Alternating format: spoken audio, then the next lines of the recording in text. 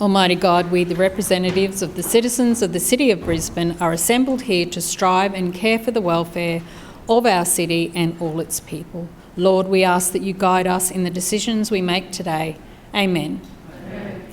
Brisbane City Council acknowledges this country and its traditional custodians. We acknowledge and respect the spiritual relationship between traditional custodians and this country, which has inspired language, songs, dances, law and dreaming stories over many thousands of years.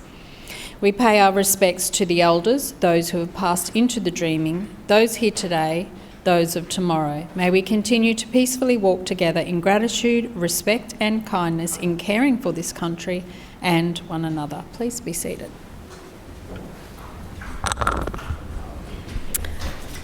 I declare the meeting open. Are there any apologies? Councillor Cassidy. I move that Councillor Strunk be granted a leave of absence from today's meeting. Seconded. It has been moved by Councillor Cassidy and seconded by Councillor Collier that Councillor Strunk be granted a leave of absence from today's meeting. All those in favour say aye. Aye. Those against no. The ayes have it. Are there any further apologies? Confirmation of minutes, please. Chair, I move that the minutes of the 4,800th meeting held on Tuesday, the 11th of August 2026 be received, taken as read and confirmed. Seconded. It has been moved by Councillor Dixon, seconded by Councillor Adamant, that the minutes of the 4,800th meeting of Council held on 11th of August 2026 be received, taken as read and confirmed. All those in favour say aye. Aye. Those against no. No. The ayes have it. Councillors, I would now like to call on Ms Bronwyn Tong, who will address the chamber today on stem cell donor participants.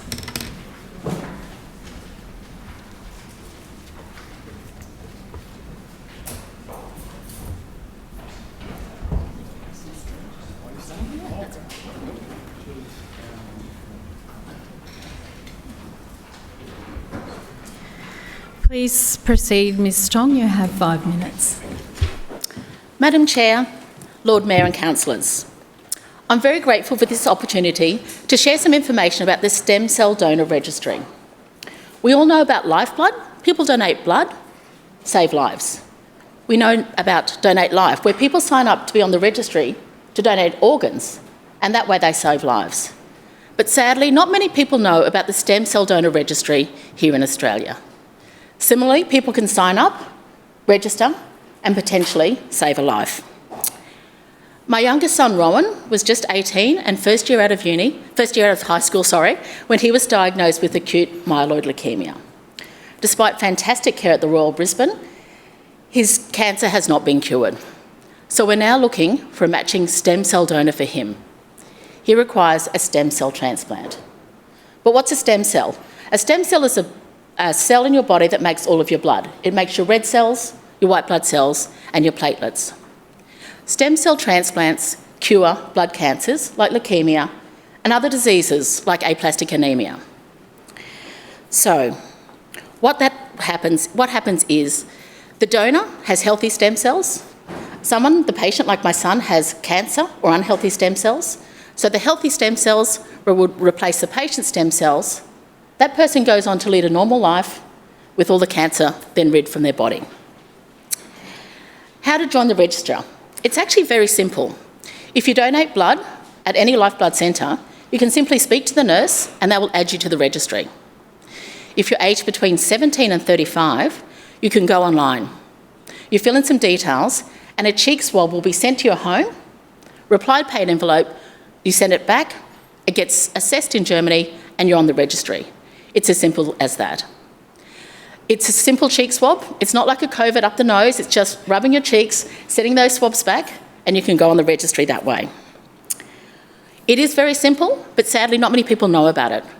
Australia has the lowest number of stem cell donors registered compared to other countries. We only have 93,000 of that age group on our registry. Germany, nearly 11 million. So why does that matter? It's because 1,300 people every year are looking for a stem cell transplant. Sadly, some of those people never find a match. And why that is, it's because it's based on ethnicity, on your genetics. So Rowan has an older sister and older brother, same parents, neither of them are complete matches. So we're searching worldwide to try and find a match for him. 82% of stem cell transplants only occur in Australia because they have imported stem cells from overseas. It's because our registry is just so low in numbers. If you are First Nations, Pacific Islanders or Maori, your chance of finding a match is very small because the number of people with that ethnicity on the donor registry is very small. So it is a needle in a haystack, and we really want to help people not only in Australia but all around the world. We have been actively recruiting under this banner of Register for Rowan, but it's become much bigger than that. In the last year and a half, we have recruited about 3,000 new registrants to the registry, and of those, 15 young people who happily signed their name have gone on to become a stem cell donor. That's 15 lives that have been saved. Young people are happy to do it, they just don't know about it. So what does a donation involve? In more than 90% of the time, you sit in the hospital chair, blood's taken from one arm like a long blood donation, it goes through a machine, the stem cells are taken out, your blood is put back in your other arm, and you get up and you walk out and you've potentially saved someone's life. It's 4 to 5 hours sitting in a chair. During that time you can scroll, you can read, they feed you. It's not that onerous, but it is life-saving. So what am I asking of you today? You have to be under 35 to register. So I'd love to sign you all up, but unfortunately we're not all under 35 anymore. If you can help share, I know we feel we are, but we're not. If you could help share this information, I have some flyers that I've put here at the front. There's a QR code there. People scan that. They can get taken straight to stem cell donors and have a kit sent to their house. We have, I've put my details actually on the back as well if you'd like any further information. We've set up a Register for Rowan website, an Instagram and a Facebook page. I'm told to hit that target market, I should be on TikTok. That is not going to happen. So to save myself and especially my children the embarrassment of seeing me dancing online, I would really appreciate if you would help share this story. Thank you.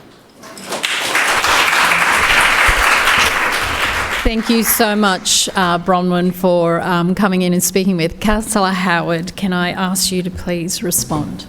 Thank you, Chair, and through you can I thank Bronwyn. Thank you very much. I have learnt so much. Sadly, I am not able to be a donor, but there are very many people in this room who will be able to spread the word, and that is what today is all about. We truly thank you for bringing this message to Council. It is so important that all of our councillors here hear your message and spread that message, and I think that your presentation today has just been amazing, and the fact that we can all do something to assist you is something that I'm sure that we will all make an effort to do. I know that you have met with Councillor Wolfe and Councillor Hutton and I think Councillor Huang and probably other councillors in the room, so I shouldn't have started mentioning because I'll get into trouble for not mentioning everyone that you've been in touch with. I can see that you leave no stone unturned to get this message out, and that is an amazing thing for you to do. We want to say from everyone here, thank you for the work that you are doing to bring this really important information to everybody that will listen.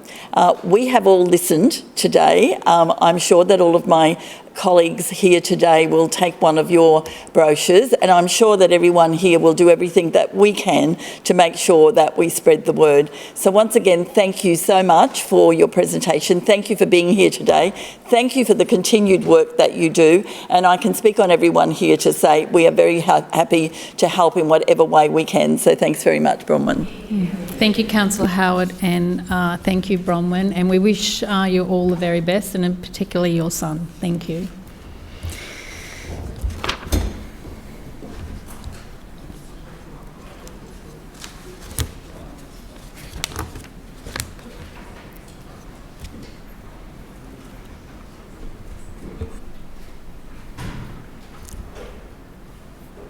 Are there any questions of the Lord Mayor or Civic Cabinet Chair of any of the standing committees?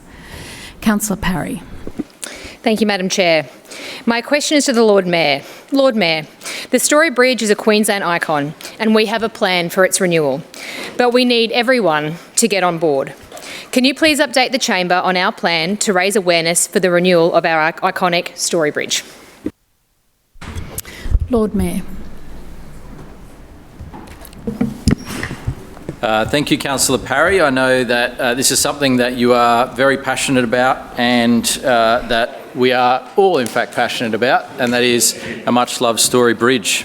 Well, people will be hearing a lot more about the Story Bridge from now on because we have kicked off an awareness campaign, an advocacy campaign to make sure that people understand what has to happen next and to galvanise that support that's required to make sure that all three levels of government step up to make sure that we can give this iconic Story Bridge another 100 years. And now, as councillors would be aware, the bridge was built between 1935 and 1940 during the Great Depression. A very different Brisbane in those days, and in fact, not even considering the type of traffic that would cross the bridge, but also just the population of Greater Brisbane at that time was only around 350,000 people. And so that's when the bridge opened, and today a Greater Brisbane of 2.8 million in the heart of a southeast Queensland region of 4 million people. The bridge obviously, we expect more from it these days, and what we expect though is to give it another 100 years of life. Now, the bridge carries more than 100,000 passenger and commercial vehicles every single day, and more than 40% of the people that use the bridge every day are from outside the Brisbane City Council area. And this is not just a critical transport infrastructure asset, it's also an icon of Queensland, a true icon that we all love and want to see restored and renewed. And so the work is just being finalised on the business case. Councillor Murphy provided a very thorough summary of that recently, and that work now continues with the other two levels of government: engagement with the state government, engagement with the federal government, and engagement with Infrastructure Australia. That is the next step. But while we do that, we're making sure that the community is aware of what has to happen next, and that they do take the opportunity to get in touch with their local state members, their local federal members, to support this much-loved icon and asset, just in the same way that the federal government has supported bridges in Tasmania and other parts of the country. We know...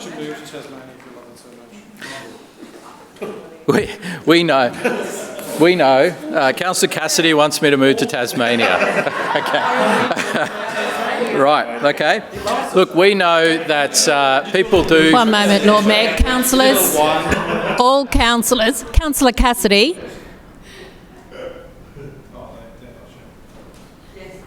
No. Councillor, if you were listening, I'd just ask all councillors. I had said all councillors, and you were the one that kept talking. Lord Mayor.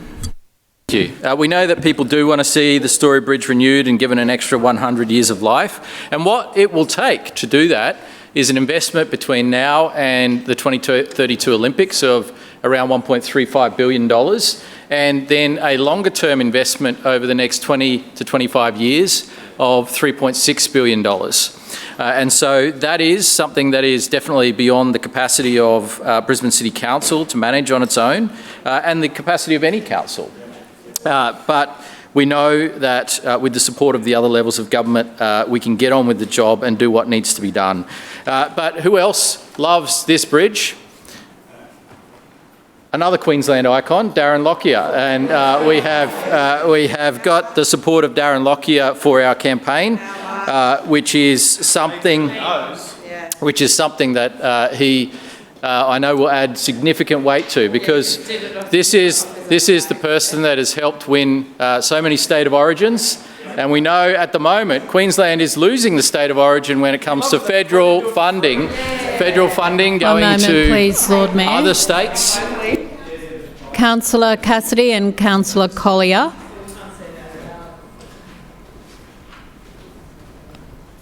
I caution you, that's unsuitable meeting conduct. Please remain quiet while another councillor is on their feet, just like they show you the respect when you're up speaking. I beg your pardon, Councillor Collier.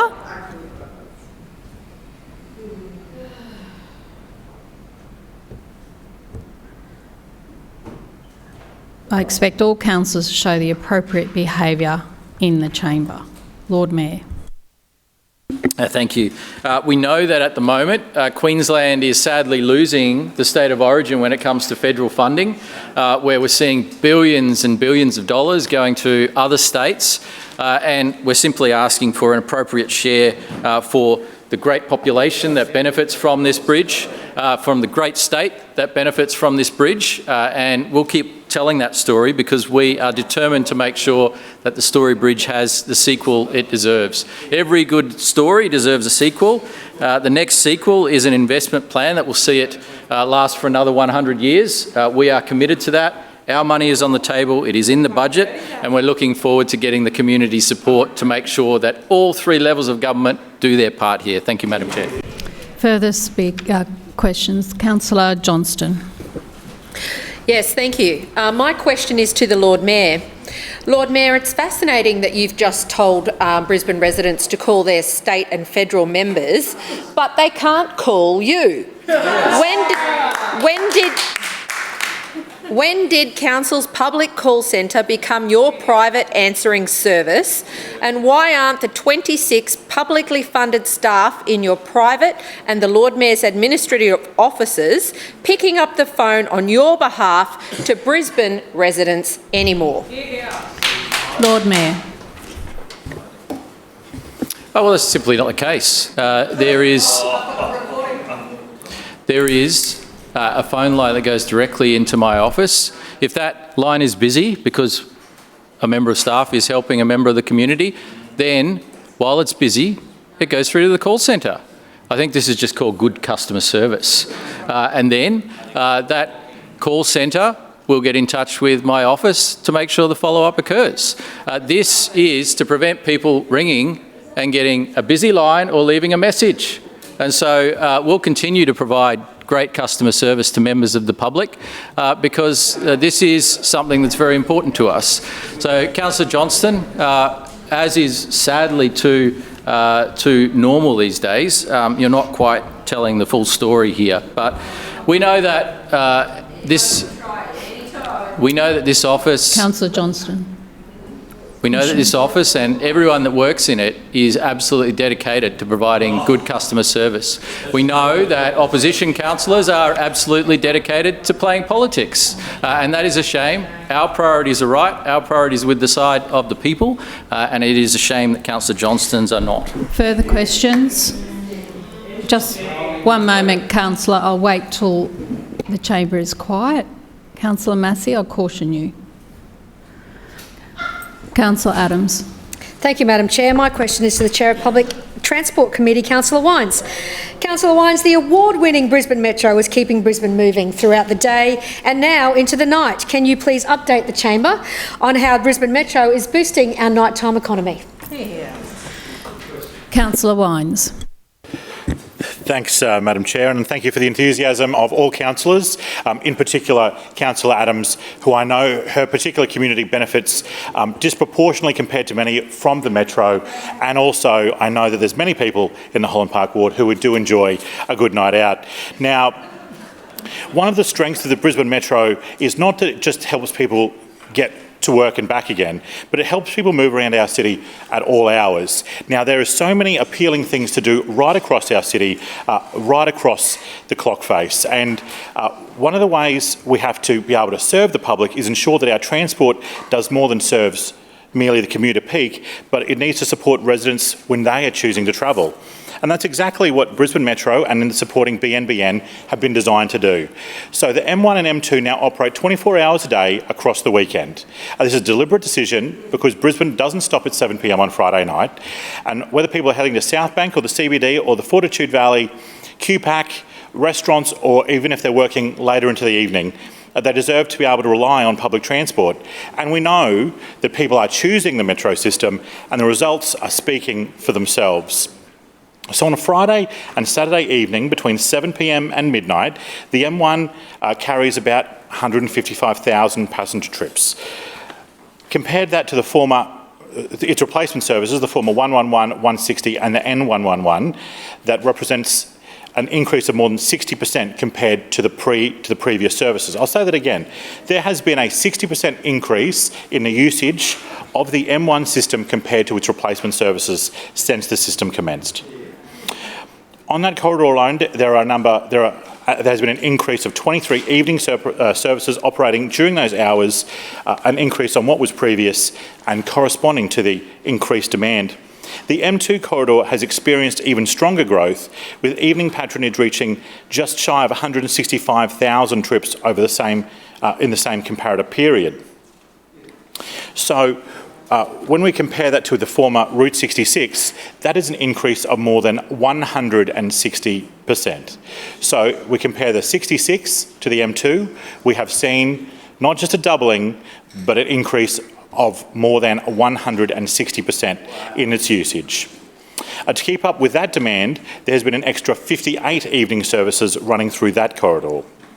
These figures demonstrate that more people are choosing public transport for their nighttime travel, and traditionally when we look at patronage growth we expect to find the commuter periods where those journeys are often more unavoidable. However, we're seeing a take-up during a discretionary period, so people are choosing our public transport system in the evenings, and that proves that when transport is frequent, reliable and easy to use, people will choose it, and people in particular are finding our metro convenient and comfortable, and they're confident that the service will get them where they need to go. And these numbers prove that point. So the weekend metro services on the M1 recorded roughly 745,000 weekend passenger trips, up almost 90% in the year-on-year comparison. And the M2 recorded just a touch over 770,000 weekend passenger trips, an increase of more than 107%. Again, this sees an increase to accommodate for this demand of an extra 205 services for the M1 and 290 services on the M2. So what we're doing is we're seeing significant growth in both the offering and the take-up. When we examine several connecting suburban routes, we find strong increases there as well. So we see on the 116 an increase of 62% in the same period. The 125 sees a 63% increase. The 425 has increased by 37%.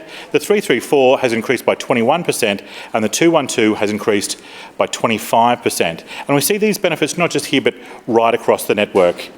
This patronage tells us that the Metro is not just operating in isolation as a commuter service, but it helps connect people along its trunking system, but through its greater suburban connection system.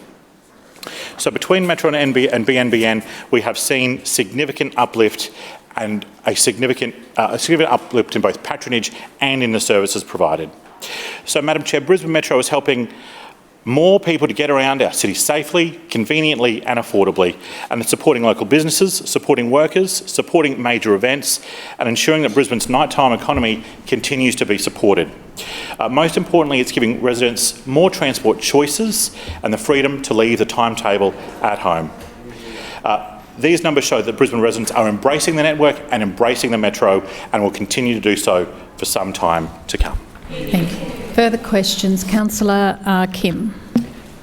Thank you, Chair. I have a point of order first, if that's all right.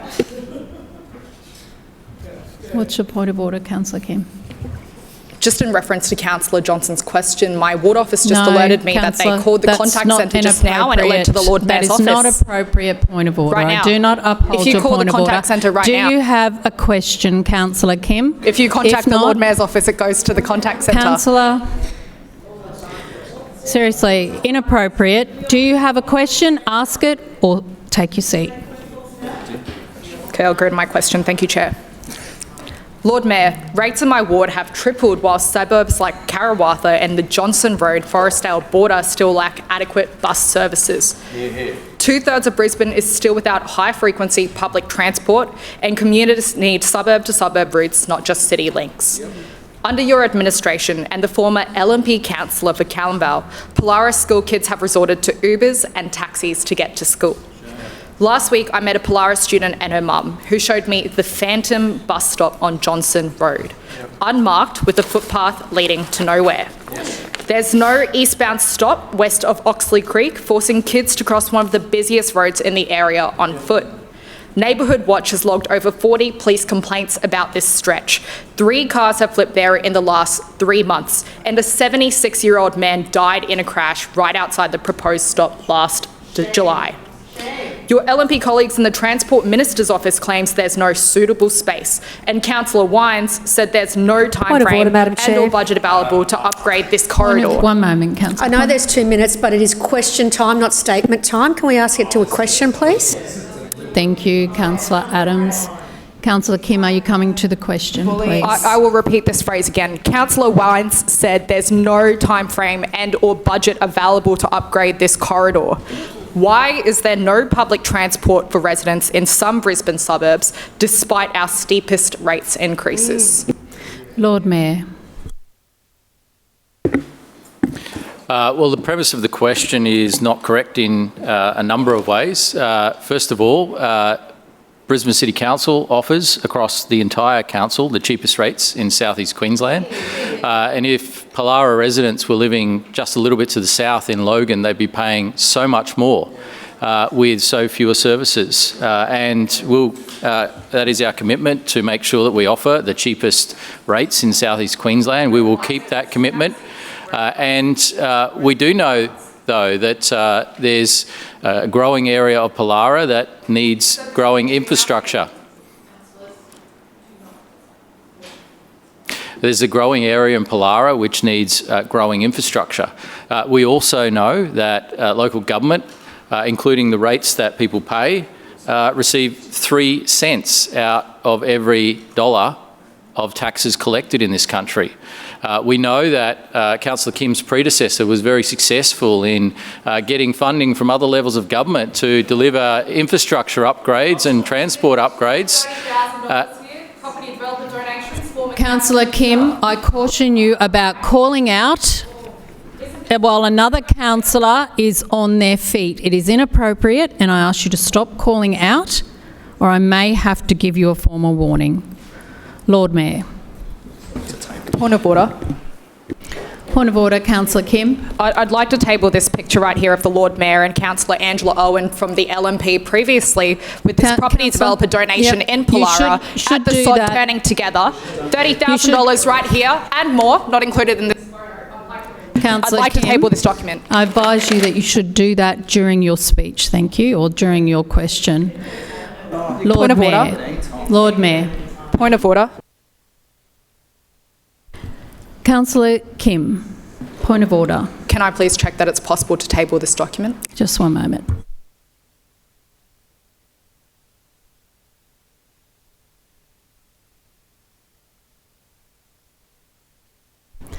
Councillor Kim, I'm going to tell you again that that should be done while you are up on your feet and speaking, and you are able to do it then. On this one occasion, I'm actually going to let you do that. I have no issue, but I'm trying to give you the guidance on how these meetings run and how we follow the agenda. And it isn't for you to continually interrupt and speak while somebody else is on their feet. As you know, you are always listened to quietly while you speak. And I'm going to tell you again, do it while you are. And some more guidance. Councillors, you know that you're not supposed to be calling out and speaking while I am. So I ask you next time, please do it while you are either making a speech or doing your question. Okay? Now, if you let the Lord Mayor answer your question, which I think is what you want him to do, Lord Mayor. Well, thank you, Madam Chair. Look, I don't think it is what she wants me to do, because every time Councillor Kim asks a question, she just interrupts continually. It is clear that there's only one thing that is important to Councillor Kim, and that is party politics rather than outcomes. And I think that is genuinely sad. I think that her residents hope for more for her as a local councillor. She started with promise, but then she turned into a political operative that simply seeks to make political points on a party basis rather than achieve outcomes. And I think that there's a lot of people in her ward that are disappointed with that approach, because in the end you get outcomes by working constructively with other levels of government, just as we've done on the Brisbane Metro and the Kangaroo Point Bridge and countless other projects, just as Councillor Kim's predecessor did on many local infrastructure upgrades. And I can tell Councillor Kim, through you, Madam Chair, that the approach that you've been taking is not a constructive one, and your residents don't appreciate it either. They want to see outcomes from you, not party politics, which is what all they seem to be seeing in recent times. It's really, really disappointing. Now, there are upgrades that are required in Pollara, and we've been really clear about that. But infrastructure charges won't go close to covering those upgrades, because infrastructure charges cover only around 20% of the cost of delivering infrastructure. And who caps infrastructure charges? It's another level of government. And so this was something that... One moment, please, Lord Mayor, if you could... Councillor Massey, you are cautioned, as are you, Councillor Griffiths. Stop calling out.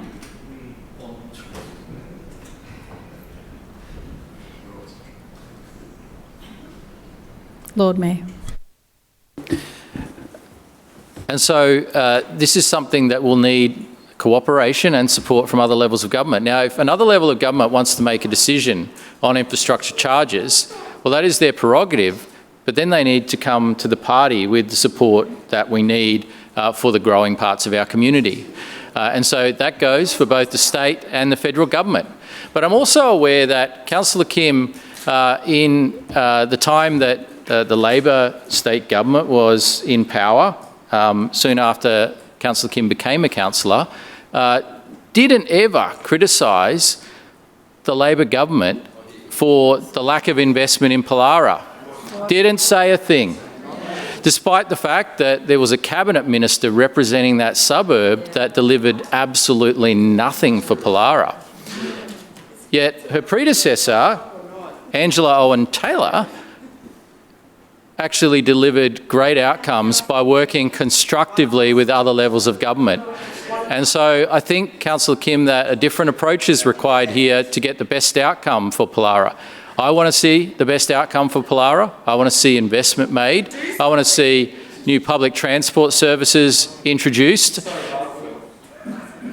And I know that that will take the cooperation of other levels of government. And so playing party politics like Councillor Kim is One doing... moment, please, Lord Mayor. Councillor Cassidy, I consider you are displaying unsuitable meeting conduct, and in accordance with section 21(4) of the Meetings Local Law 2001, I hereby request you to stop calling out across the chamber.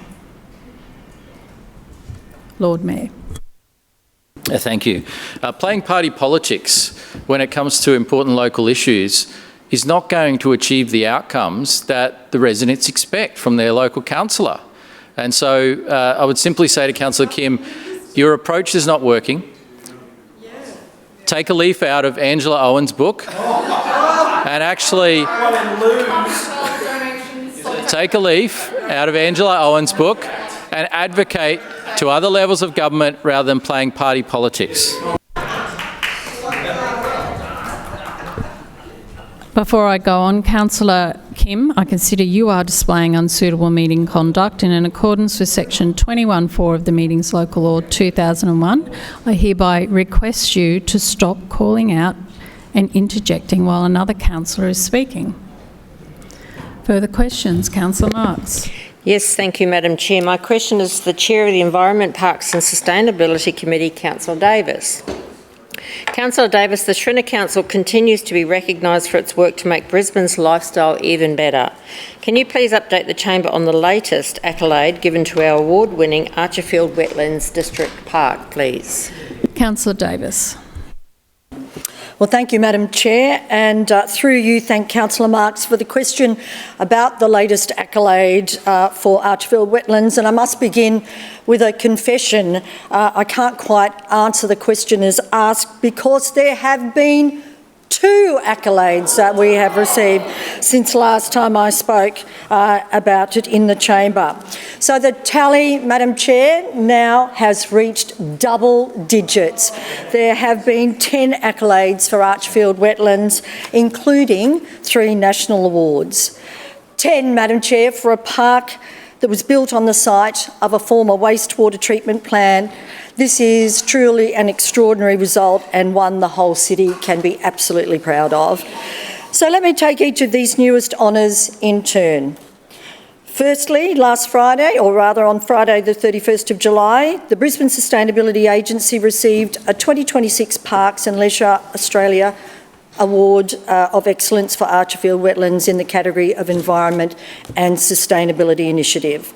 This chamber has heard the Archerfield story told through many honours now. Queensland Park of the Year, national recognition for planning excellence as a great place, awards for landscape architecture and waterway rejuvenation. But where those earlier honours celebrated the park's planning, its design and its brilliant adventure playscape, this Award of Excellence recognises our approach to land management and environmental stewardship right across the 150 hectare site. That's an area more than 7 times the size of the City Botanic Gardens. And it celebrates those who protect nature and parks, enhance climate resilience, promote sustainability and care for our natural environment, and it recognises innovation in the processes, practices and technologies that contribute to a more sustainable future. Madam Chair, that is the quiet work that goes on at Archerfield every single day, long after the ribbons are cut and the trophies are handed out. The ongoing restoration of the wetlands themselves, which returns biodiversity to a site that once treated our city's wastewater. The careful management of country that supports bird life, native vegetation and healthy waterways while still welcoming the thousands of families, school groups and visitors who have made this park their own. And as a Queensland Award of Excellence winner, Archerfield Wetlands now progresses to the Parks and Leisure Australian National Awards of Excellence to be announced later this year. And then just last week, Madam Chair, came the second honour, a commendation at the Minister's Award for Urban Design. And it means Archerfield Wetlands now has been recognised through yet another lens, not only for its planning, its play and its environmental stewardship, but for its contribution to the urban design of our city. And let's put this commendation, Madam Chair, into context. The winner of that award, of that category, was the new $184 million Glasshouse Theatre at QPAC.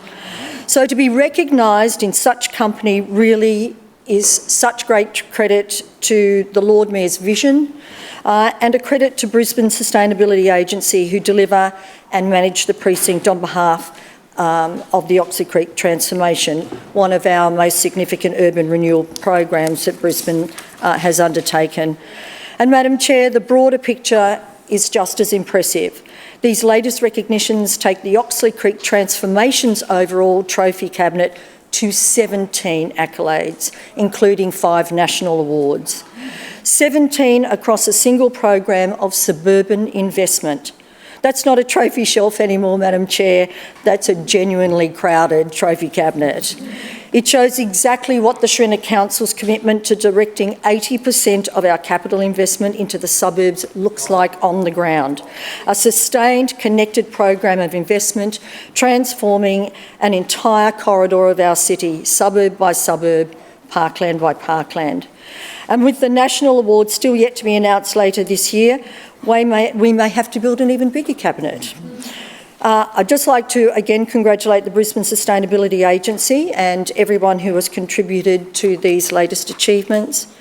And the Schrinner Council, of course, will keep doing what it does best, investing in our suburbs, restoring our natural places and delivering the parks and public spaces that make Brisbane's lifestyle even better. Further questions? Councillor Cassidy. Thanks very much, Chair. My question is to the Lord Mayor. Lord Mayor, residents across Brisbane opening their latest rates bills are being shocked that they've got massive increases despite you boasting that the average was just 3.97%. We've heard from residents in Kelvin Grove, a 13% increase, Bowen Hills a 13% increase, Morningside a 19% increase, Deagon a 13% increase, River Hills a 12% increase. Many think it's a mistake when they open their rates at the moment, and many are rightly outraged that rates have gone up by 24% over just 2 years. And these people are now finding out there's no way they can have this reviewed or challenged. Why weren't you open and honest about treating unit owners in Brisbane as a river of gold for your LNP regime? Lord Mayor. We've been very upfront about our commitment to have the lowest rates for not only residential owner-occupiers in Category 1, but all residential ratepayers, the lowest rates in South East Queensland. And we have kept that commitment. And so we will continue to remind the opposition that we have absolutely kept our commitment, and we intend to continue to keep that commitment. But we will also remind people about what rates would have done if Labor had won the last election, because they made $3.5 billion worth of uncosted promises that would have driven up expenditure 20% per year, every year for 4 years, would have driven up debt and would have delivered absolutely nothing, because even though they made such huge promises, they didn't actually promise anything of substance. They promised a few more buses on already congested roads. Not that they promised to stop the expansion of Brisbane Metro. They still can't decide whether they're for Brisbane Metro or against Brisbane Metro. They still can't decide whether they want to see it expanded or whether they want it stopped. They still can't decide whether they want to criticise it or whether they think it's a good thing, because the reality is they do not have a plan, but they did have a plan. Lord Mayor. Councillors.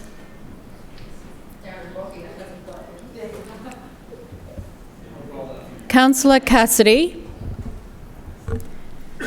As you have failed to comply with the request to take remedial action for your unsuitable meeting conduct, I hereby warn you, in accordance with section 21(6) of the Meetings Local Law 2001, failing to comply with the request may result in an order being issued. Councillor Collier, as you have failed to comply with the request to take remedial action for your unsuitable meeting conduct, I hereby warn you, in accordance with section 21(6) of the Meetings Local Law 2001, that failing to comply with the request may result in an order being issued. And Councillor Johnston, I caution you. Lord Mayor. Thank you. They didn't have a plan for public transport, but they did have a plan for extra spending. And that extra spending of $3.5 billion would have driven up rates massively. We would no longer have the cheapest rates in South East Queensland if Labor and the Greens were in administration. That is a guarantee. That is a given. And people in Brisbane would all be paying more under Labor. So when Labor talks about rates, they speak with a forked tongue, because all they can do is spend. They have resisted any attempts to rein in costs and to find savings. And so what does all this add up to? Rates under Labor and the Greens will always be higher than under this administration. That is the reality. And so when Labor talks about rates, no one can take anything that they say seriously. Mayor, thank you, Madam. Please take a seat. Councillor Collier, as you continue to fail to comply with the request to take remedial action for your unsuitable meeting conduct, in accordance with section 21(8) of the Meetings Local Law 2001, I hereby make an order reprimanding you for your conduct. Your conduct and this reprimand will be noted in the minutes of this meeting.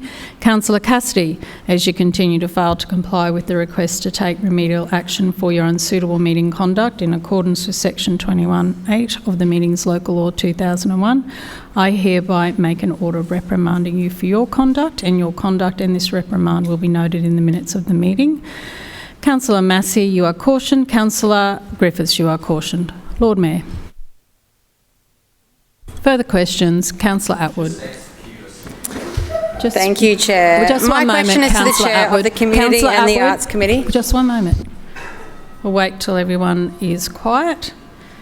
And Councillor Griffiths, as you have failed to comply with the request to take remedial action for your unsuitable meeting conduct, I hereby warn you, in accordance with section 21(6) of the Meetings Local Law 2001, that failing to comply with the request may result in an order being issued. Councillors, please remain quiet, stop calling out, and allow councillors to ask their question and for the question to be answered. Councillor Atwood. Chair. My question is to the Chair of the Community and the Arts Committee, Councillor Howard.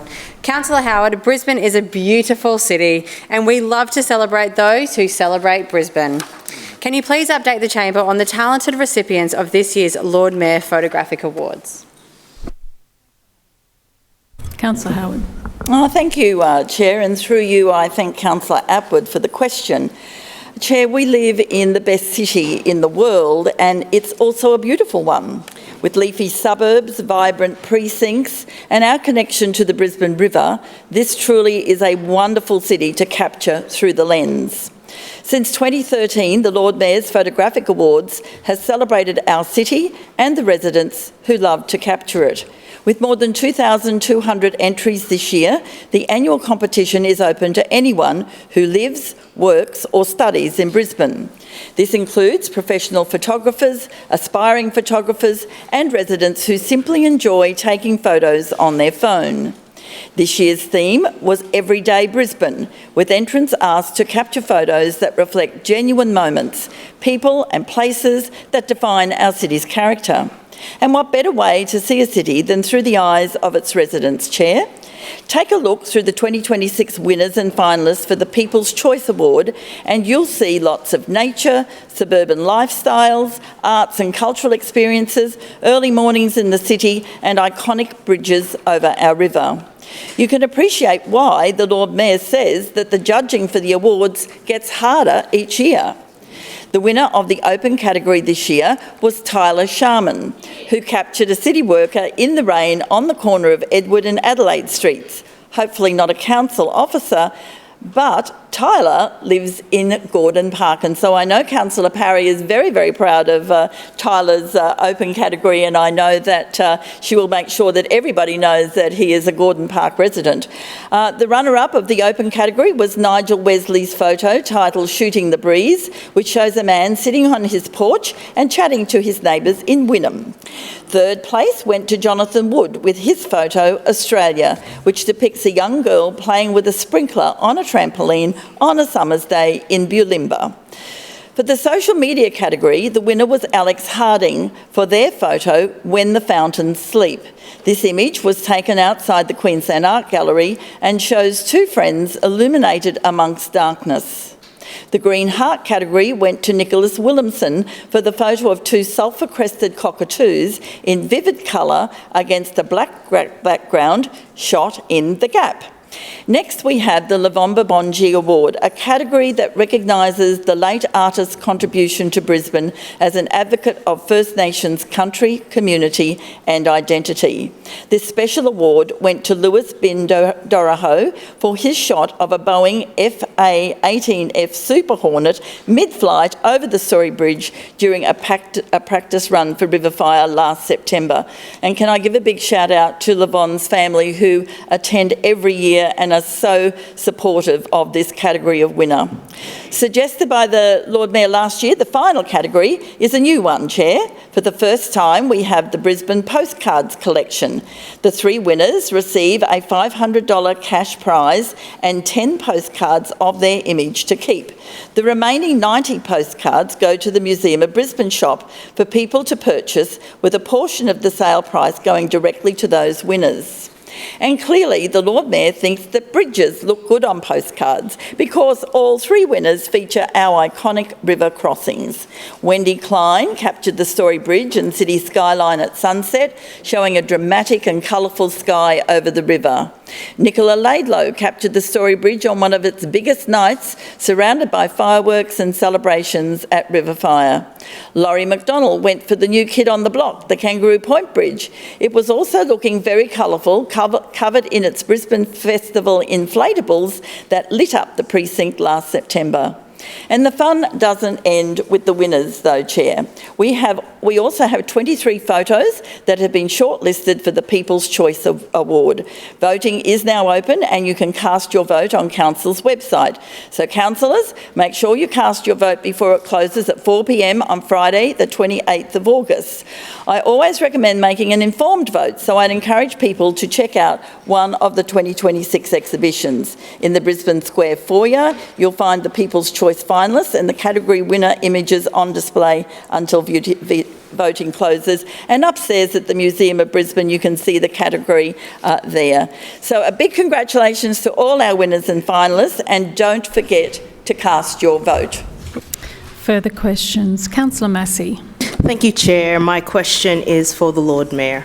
The intersection of Dornoch, Cardgraves and Ganges has been identified as a dangerous intersection since at least 2019, with residents, local Greens councillors repeatedly raising concerns about its safety for pedestrians, bike users and drivers. Despite this, Council has declined to fund an upgrade through successive budgets, including 2023-24, 24-25, 25-26, and the most recent budget, 26-27, despite me identifying the intersection as a top priority for funding and upgrades through each councillor budget submission process. In March this year, I submitted the intersection for consideration for Black Spot program alongside other road safety priorities.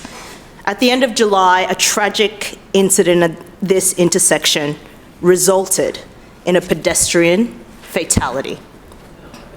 Given Council has repeatedly dismissed warnings about this intersection for at least the last 7 years, Lord Mayor, will you now commit to funding the design and upgrade of Dornoch, Cardgraves, Ganges, and bring forward safety works rather than waiting for another serious injury or fatality? Thank you. Lord Mayor.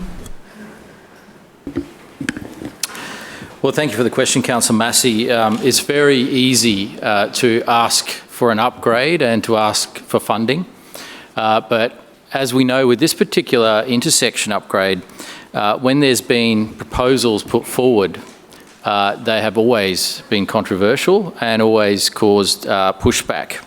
I know that the previous state member for the area has opposed plans for upgrading this intersection. I know the previous councillor, your mentor, Councillor Jonathan Tree, has opposed plans for the upgrade of this intersection. And so it is very easy to say it should be done, but when it comes down to what that intersection upgrade might be like and what the impacts might be like on the surrounding area, that is a different story. And so I think, Councillor Massey, it's appropriate that you acknowledge. I think. One moment, please, Lord Mayor. Councillor Massey, stop calling out. I do caution you that I warn you in accordance with section 21(6) of the Meetings Local Law 2001 that failing to comply with this request may result in an order being issued. And I've told you several times during the meeting to not call out, please. Let the Lord Mayor answer your question. Lord Mayor. I think it's appropriate that Councillor Massey, through you, Madam Chair, acknowledges that this is actually a complex intersection and that in the past, attempts to design an upgrade have been opposed by both state members and councillors, including the Greens councillor for the area. And so, in fact, this council, this administration invested more than $100,000 in designing an upgrade, which was then opposed by former councillor Jonathan Tree, I understand. And so,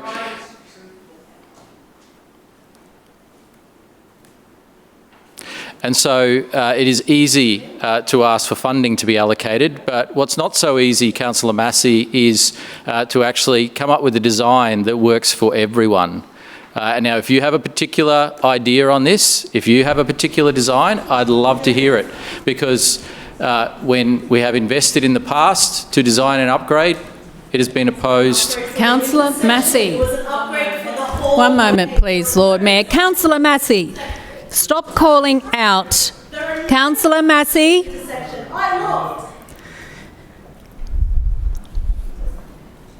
Councillor Massey, as you continue to fail to comply with the request to take remedial action for your unsuitable meeting conduct in accordance with section 21(8) of the Meetings Local Law 2001, I hereby make an order reprimanding you for your conduct. Your conduct and this reprimand will be noted in the minutes of this meeting, and I ask you to stop calling out when other councillors are on their feet. Lord Mayor.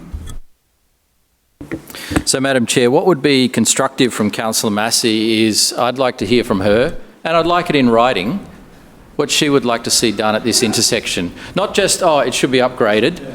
That's the easy way out. I'd like to hear specifically what Councillor Massey would like to see changed there, and a rough idea of what the intersection would look like if it was upgraded, and then we can do some work on it if we know that we've got her support.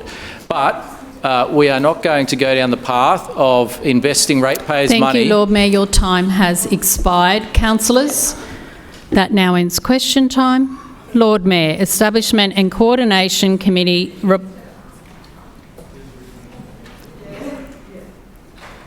report of the 10th of August 2026.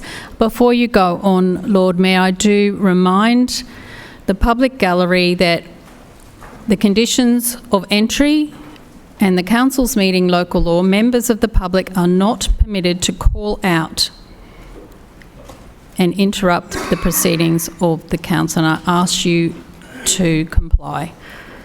Lord Mayor. Thank you, Madam Chair. I move that the report of the Establishment and Coordination Committee meeting held on Monday, 10th of August 2026 be adopted. Seconded. Has been moved by the Lord Mayor and seconded by the Deputy Mayor that the report of the Establishment and Coordination Committee meeting dated Monday the 10th of August 2026 be adopted. Point of order. Point of order, Councillor Cassidy. Could I ask that item A be taken seriatim for debate and items B and C and D and E? So it'd be three different groups, A, B, C, D, E. And all for debate and voting separate. No, you. just debate.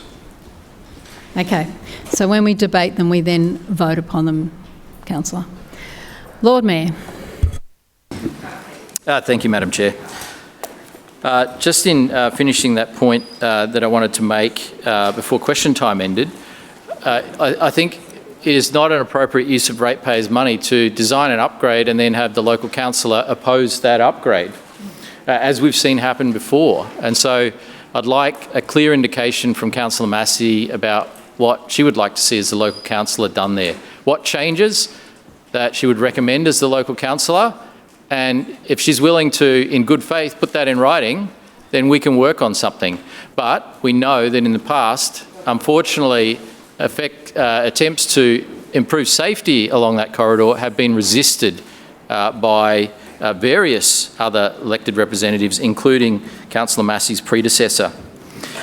As I always do, Madam Chair, I wanted to just remind everyone about the light-ups that are happening this week.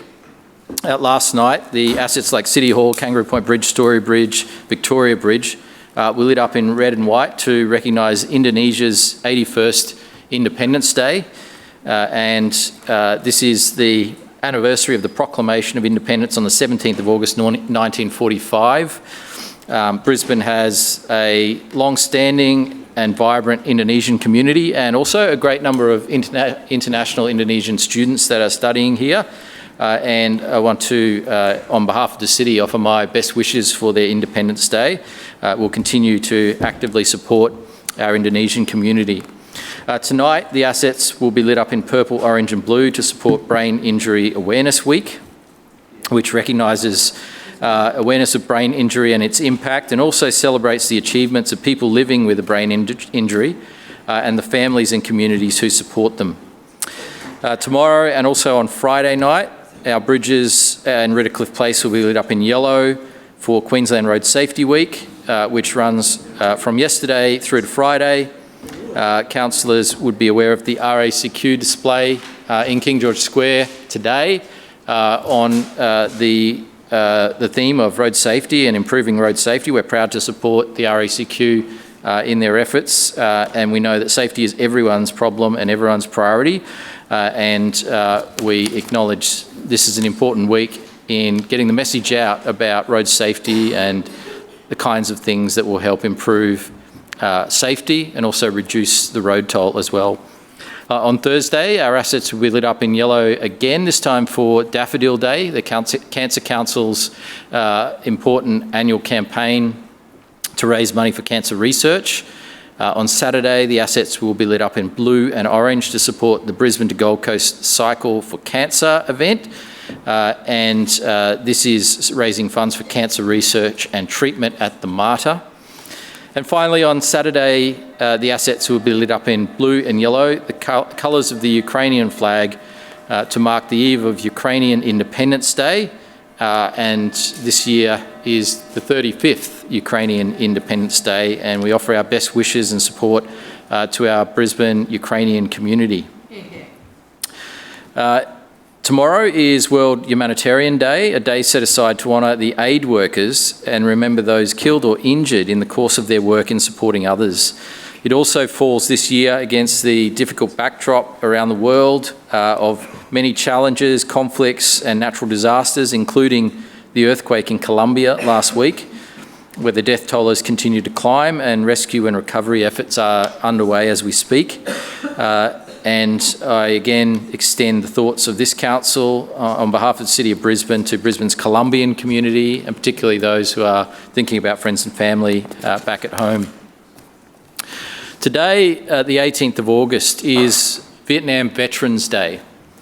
And this year marks an important milestone because it's 60 years since the Battle of Long Tan. And everyone who knows anything about Australian history, in particular Australian military history, would know the significance of the Battle of Long Tan. On the 18th of August 1966, around 108 men of D Company, the 6th Battalion, Royal Australian Regiment, went into a rubber plantation and they experienced an ambush from a vastly larger enemy force, and much of this happened during torrential monsoon rain as well. 18 Australians were killed and 24 were wounded, and it remains one of the most significant actions Australians fought in Vietnam. D Company was awarded a United States Presidential Unit Citation for their bravery in this battle. And this is also a Brisbane story as well, because the 6th Battalion was raised at Enoggera here in our city, and the battalion is still here today and based at Gallipoli Barracks as part of the 7th Brigade. Many of the men who fought at Long Tan were young national servicemen known as NASHOs who trained in this city, and they were different from I guess many of the other regular Australian Army people because they were conscripted. They didn't have a choice, and nonetheless, even though they were conscripted, they served bravely, they fought bravely, and they did our country, our city very proud, and we know that we honour every Vietnam veteran on this important day and this important milestone. Madam Chair, item A is the low-medium residential zone review, which includes design changes. This is the adoption submission, which is the final stage in this review and these changes becoming part of the city plan and taking effect. This is the second package to come out of our review of the LMR zone, the other being the amended car parking requirements, which came through a little while ago and are already in place and are now part of the city plan. This is all about supporting more homes in the right places, and particularly in well-serviced middle ring suburbs, where there's an opportunity not necessarily for high-rise buildings, but for villas and townhouses and lower scale unit developments. The LMR zone makes up around 14% of the city's residential areas and normally sees homes like 1, 2 and 3-storey apartments, duplexes, villas, terraces and townhouses built, which can support people at all stages of life. And we know that the key in responding to the housing shortage is to make sure there's options available for people's need at different times of their lives. Now, townhouses can be an option for young people wanting to get into the market. They can also be an option for older people who are wanting to downsize out of a regular house into something that's a bit more manageable. And so there's definitely strong demand for this kind of housing, and it's important that we don't just have the housing needs of the city met in one particular zone, but we have opportunities in all zones, including LMR. We used to see around 1,100 homes delivered in this zone per year, but the feasibility constraints and the construction pressures, particularly construction cost increases and the pressures that they've placed on housing feasibility, have seen this number decline. And so when we saw that decline, we knew that adjustments were required in this zone to free up the opportunity for more homes to be built, to rise back up towards its previous level of delivery. The changes we're proposing could create an additional 6,000 new homes in this particular zone by 2032. And these changes include increasing the allowable building height from 2 to 3 stories up to 3 stories. And so that means that in some areas that would only have 2 stories allowed, now will have up to 3 stories allowed as of right. It also allows the building heights to go up to 4 stories in some well-located sites near frequent public transport or shops. And this is about making sure the homes are in the right places that are well-serviced and have facilities and infrastructure nearby. This also looks at, and this is very much about feasibility, about reducing minimum block sizes from 260 square metres to 120 square metres, making it easier to build more homes. And so this makes better use of an existing parcel of land to allow more homes to be built. And this also reflects the market, where the market has moved when people are, they're not necessarily able to afford those larger lots.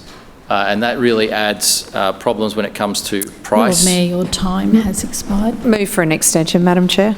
It has been moved by the Deputy Mayor for an extension, seconded by Councillor Dixon. All those in favour say aye. Those against, no. The ayes have it, Lord Mayor. Obviously, Madam Chair, one of the big factors when it comes to the feasibility of a project and the cost to buy a particular parcel of land and then build on it is the square metre price of land. Now, that has only gone in one direction over the years, and that is up. And so a square metre of land now is worth so much more than a square metre of land 5, 10 or 15 years ago. And so people are saying, well, we don't need as much land, but we also need it to be affordable. And so by making this change, we can actually help bring on more homes in a way that more people will be able to afford by reducing that minimum lot size. It's also about simplifying the development assessment process so that developments can be assessed more quickly and easily. We're also proposing to expand subdivision opportunities in low density areas where they're close to shops or shopping centres. Now, back in 2014, there was a change made to the city plan whereby you could have smaller blocks of land if they were close to a shopping centre. And so generally in low density residential areas, the minimum lot size is 400 square metres. And so that covers the vast majority of Brisbane. And this relates to that square metre rate of land that I was talking about. And so 400 square metres is significantly more costly to buy and to build on than 300 square metres. And when you add the fact that most people do borrow to get into a home, and they're often borrowing for 25 to 30 years, that difference can mean $100,000, $200,000, maybe even more over the life of a loan. The difference between 300 square metres and 400 square metres can add such a significant cost to the price of housing. And so what we've done here is we've used the 2014 change, which related to having 300 square metre lots close to a shopping centre. And that was within 200 metres walking distance of a shopping centre. What we've proposed is to change that to within 300 metres walking distance from a shopping centre. So it slightly expands the area around shopping centres where people can have these smaller 300 square metre lots. And once again, that's about making sure that these can be delivered in a more affordable way than they would be if they were 400 square metre lots. Once adopted, the amendment will go live in the city plan from the 18th of September. So this becomes live next month. And it's all about making sure that we pull on the levers that we have to help boost supply. We also acknowledge that there are many levers controlled at other levels of government, but we're certainly doing our part, and this will help, this particular submission will help in that respect. It was just this item as part of this debate, was it? Thanks. Okay, thank you, Madam Chair. Further speakers? Councillor Cassidy. Thanks very much, Madam Chair. Just at the outset, I would like to echo the Lord Mayor's words about Vietnam Veterans Day today, a very important day on our national calendar. I know a lot of services happened around the suburbs today that councillors wouldn't have been able to get to, and there was obviously one at Geebung RSL and Sandgate RSL as well. And to those 60,000 Australians who served their community and the country they love during that conflict, we say thank you for your service. To those who didn't make it home, or did make it home and brought that war with them as well, and are no longer with us, we say, lest we forget. On this item before us today, this is an important one for the Lord Mayor to get right. There's a lot hinging on these planning scheme changes that are coming through today. And these are the Lord Mayor's plans, of course, nobody else's. And if you just look at the figures that are in the questions on notice today, you understand how important, how critically important getting this right is. So if you look in January 25, last January compared to January this year, in the Category 1, residential owner-occupied category, there's about 40 extra homes. 40 new homes in 1 year in the low-density residential zone. If you look in the Category 10, CTS, residential owner-occupied, what we're discussing here, that's gone up by 4,000 homes. So the average home has 2.6 people living in it. So we can understand why we have a housing crisis here under the LNP. These are their figures, of course. And if you look at number 14, CTS, residential non-owner-occupied, so rentals in the units and townhouse area, that's gone backwards by 1,000 properties. There's 1,000 less rentals in a year from January 25 to January 26.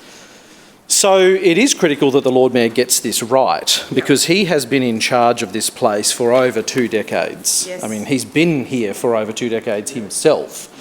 21 years ago, he was elected into the team of Campbell Newman and has had his hand on the tiller across various portfolios in council since that time. Yep. And over that time, he's overseen what has become one of the worst housing and homelessness crises this city has ever seen. And we have heard over the last couple of years, when the Lord Mayor's brought all of these changes through this place, that for him the silver bullet is all about supply, and he's talked about that again today. He doesn't care what sort of supply, he just says just supply is the answer, so getting more approvals through and getting more things built, right? Yep. Well, I read this just the other day, a recent piece in The Australian, and it summed up the flaws, I think, in the LNP's approach on planning lately. And I'd like to read a couple of quotes that are very relevant to this debate from it. And I quote, "A recent Court of Appeal ruling on the Gold Coast on a Gold Coast development shows how an undefined notion of affordability can be manipulated in ways that benefit developers rather than people most in need of homes. Developers of a Balinga site sought additional building height under a Gold Coast planning provision that referred to housing choice and affordability." Sounds familiar? Yeah. The P&E Court accepted that greater density, particularly near transport infrastructure, could contribute to that outcome. However, the Court of Appeal disagreed. It held that the planning scheme treated density and height as separate matters, and that exceeding the density contemplated for a site could not itself be used to justify extra height. It also rejected the idea that simply providing more dwellings was enough to establish affordability. That distinction is important. More housing may increase supply and choice, but it does not automatically make those homes more affordable. luxury beachfront units, or in our case, luxury riverfront units, were clearly never intended to cater for low and moderate income earners. So the LNP Silver Bullet of supply as the sole answer to affordability doesn't stack up again without serious intervention and strong leadership. We recently heard from the Chair of the City Planning Committee, Councillor Allen, that these plans that we have before us today, but this and also precinct plans, are led by developers. They're introduced by the Lord Mayor, but led by developers. Yep. He let the cat out of the bag at a ticketed event just for them and said that these plans go where the developers want to make the money. He also said they needed to reduce the size of a precinct in those instances to reduce the consultation. Sounds about right when it comes to the LNP, of course. And this is of course a LNP council that says they're working closely with the state government. And what is that state government doing exactly in this space? They're telling developers to cancel affordable housing mandates that they've already penciled into their projects. They're scrapping social and community housing projects across southeast Queensland. Shame. They're slashing funding for homelessness service providers that get people on a path to secure housing. But they're opening projects that were funded and started by the former Labor government, of course. And yet, we'll see order Moreton Bay Council to shut down a campsite for rough sleepers, a council that is daring to at least try something at the moment. This is, of course, from a party that is claiming to reward ambition, aspiration and innovation, unless you're a South East Queensland council trying to do something in the face of one of the most pressing issues of our time, of course. So the LMR review that we have before us today started in 9th of December 2025 last year, and what we had reviewed last time this came to the council chamber was the results of the public consultation in February and March of this year. We know that townhouses will play a large part of what's included in a building response to the housing crisis, and the Lord Mayor, I'm sure, as we've discovered over the last 2 months, we'll be seeing dollar signs as he sets to dredge that river of gold from ratepayers so he can afford more largesse, more travel, more marketing and buy more friends to stand next to him at the Story Bridge. Ratepayers have just discovered that they're, of course, getting this year a whopping 14% increase on the type of housing that we're discussing right now, something that this LNP Lord Mayor decided to keep out of his budget speech, of course, and now that's totalling 25% over 2 years. So, of course, we know there's an interest in the Lord Mayor getting more units and townhouses out of the ground because he sees those dollar signs rolling in. Not only that, though, but he chose to flood the media with that misleading claim of an average of less than 4% for our entire city. But we know there's already more than 180,000 units and townhouses in Brisbane. There's set to be a lot more under this plan, hopefully. We do hope to see that come to fruition. But you have to ask yourself a question about the supply of what? What must young professionals, downsizers, singles and renters who choose to live in units and townhouses pay the price for this Lord Mayor's financial mismanagement? Just simply, I guess, because he thinks he can get away with it, because he's done it last year and he's done it this year, and I suspect he thinks he can just get away with it. Importantly, in the community feedback, back in the 9th of June when we discussed this here, we noted that 55% of the submissions did not support the Lord Mayor's plan. It is marginal, I guess you read into that 45% do support, 55% don't. But there's a specific reason most people didn't show their support for what the Lord Mayor was proposing, and we backed them in on that feedback, and that's the people had concerns around infrastructure, congestion, about building heights in their communities and stormwater management.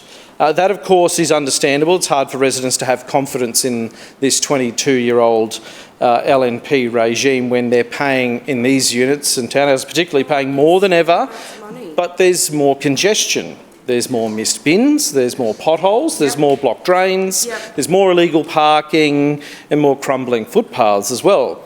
So this proposal presents an opportunity for more homes in Brisbane, granted, on paper.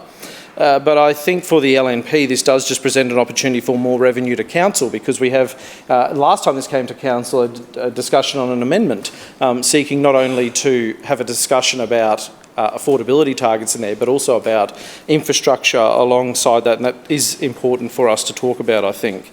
Where 2 stories was allowed before, this will be 3, and where there was 3, there'll be 4, and reduced block sizes, as we have heard from the Lord Mayor. But what he didn't talk about, apart from just the generalised talking points that he has, is around a commitment to an affordable and accessible Brisbane when it comes to housing. He didn't talk about affordability. He didn't talk about infrastructure. He didn't talk about services, amenities and the opportunities that people will get in return for those astronomically high rates that they're paying. It's hard to tell with this LNP regime, of course, who deserves to get what in what suburb, because according to them and according to Councillor Adams in the exit lounge over there, not every suburb deserves every opportunity. And that's what the LNP fundamentally believe in all that they say and all that they do. And on the contrary, and they continue to prove that each and every Councillor week. Cassidy, your time has expired. Point of order, Councillor Collier. I move for an extension. Seconded. It has been moved for an extension by Councillor Collier, seconded by Councillor Kim. All those in favour say aye. Aye. Those against, no. Councillor Cassidy. So, in June this year, just a couple of months ago, when we last discussed this, we did talk about those things. We did talk about ensuring that in the low medium density residential zone that we seek to have long-term community benefits by including targets for affordable housing, and to encourage the Queensland Government to provide funding for supportive housing models in this zone, not just in the high-density residential zone as well, because there is a desperate need for that kind of supportive housing, and to produce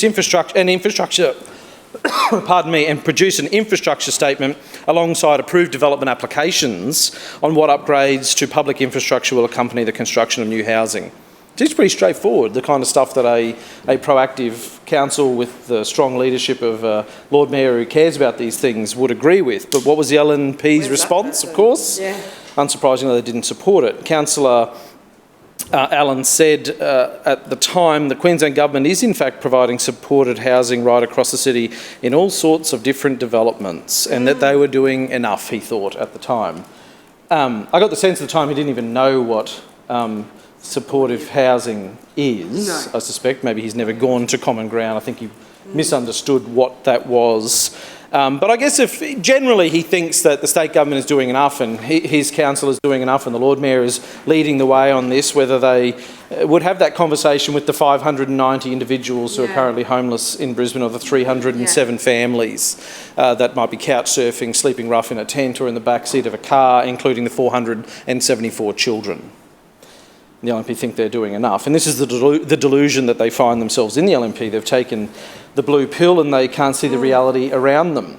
And that's why they consider the issue, and this was according to Councillor Howard recently, they consider the homelessness as an issue that has now been resolved because of a one-off $500,000 donation to have one night a week at a shelter open. That's what the LNP believe is the solution to all of this. Maybe if you're lucky, impact.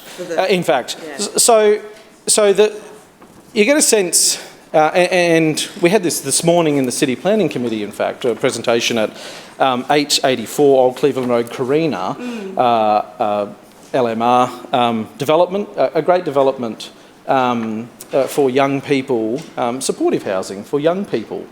That's going to be there, a mix of studio apartments that have people who are staying on site to support those young people who may be very young mothers in some instances, some other young people fleeing terrible situations, some of them are more independent living. And Councillor Landers, of course, walked right into the trap of saying, and how is this funded? How is this funded? Of course, I will take that interjection. Funded entirely by the federal government, of course, through the Housing Australia Fund, the Housing Australia Fund, of which the LNP teamed up with the Greens political party in Canberra to block for 2 years. They did. Councillor Landers' old boss, Peter Dutton. Yes, in fact, remember him? That guy teamed up with the Greens in Canberra, And that's their legacy. and they blocked that fund for 2 years. For many years. For 2 years, the Liberals sought to block action on that kind of housing. And finally, after the 2025 election, that funding was released, and we're seeing those developments at 884 Old Cleveland Road, Carina, finally come online because we have a Labor government in Canberra that is actually able to now, without the Liberals and without the Greens in Canberra, blocking that investment. What a life-changing achievement. And that will be a massive life-changing for those people, those dozens and dozens of people that are going to be moving in there very soon. That's what good governments do. So when you've got the chair of the community and the arts committee get up and say that the homelessness issue has been totally resolved through a one-off $500,000 donation, you got the chair of the city planning committee that doesn't know what either of the two sort of nationally acceptable definitions of affordable housing affordability or affordable housing is, and refuses to even look them up, doesn't understand what the difference between supportive and supported housing is. And you've got a Lord Mayor who says that he will ignore all of the evidence around the need for intervention, whether it's at council level, state level or federal level, actually genuinely working together to achieve housing affordability, because it is not in the interests of private developers to do so, even if they tell him that it is, and he listens to them and he introduces these plans the way they are written. Whose side is he on? He's certainly not on the side of the people of Brisbane. So a lot is riding on this one and the ones we're about to discuss in future debates here, because this is the Lord Mayor's plan. He has stood up today and committed to the people of Brisbane that if these plans are passed, these precinct plans and these changes to LMR, the cost of housing will come down. And that's what will make it more affordable, right? We're waiting. I mean, he's fighting against workers getting a wage increase at the moment. So he's not interested in people's living wages going up. So if he wants housing more affordable, the only equation that we can have here is if these plans drive down the price of housing, whether that's rentals or whether that's for people to purchase them. Yep. And that's the commitment the Lord Mayor has made today, and we will be holding him to that. Further speakers, Councillor Wolfe. Thank you very much, Chair. And I rise to speak on item A, the tailored amendment to the Brisbane City Plan 2014, More Homes Sooner, Low Medium Density Residential Design. At its heart, this is about one of the most important challenges facing Brisbane, making sure people can find a home that suits their needs at every stage of life. With the growth of our beautiful Brisbane comes increasing pressures on housing supply. Young families, first home buyers, essential workers, students, downsizers and retirees all need more choice, particularly in areas close to public transport, shops, services and employment. This amendment updates the low-medium density residential zone to support greater housing diversity and supply, while still maintaining clear planning and design requirements.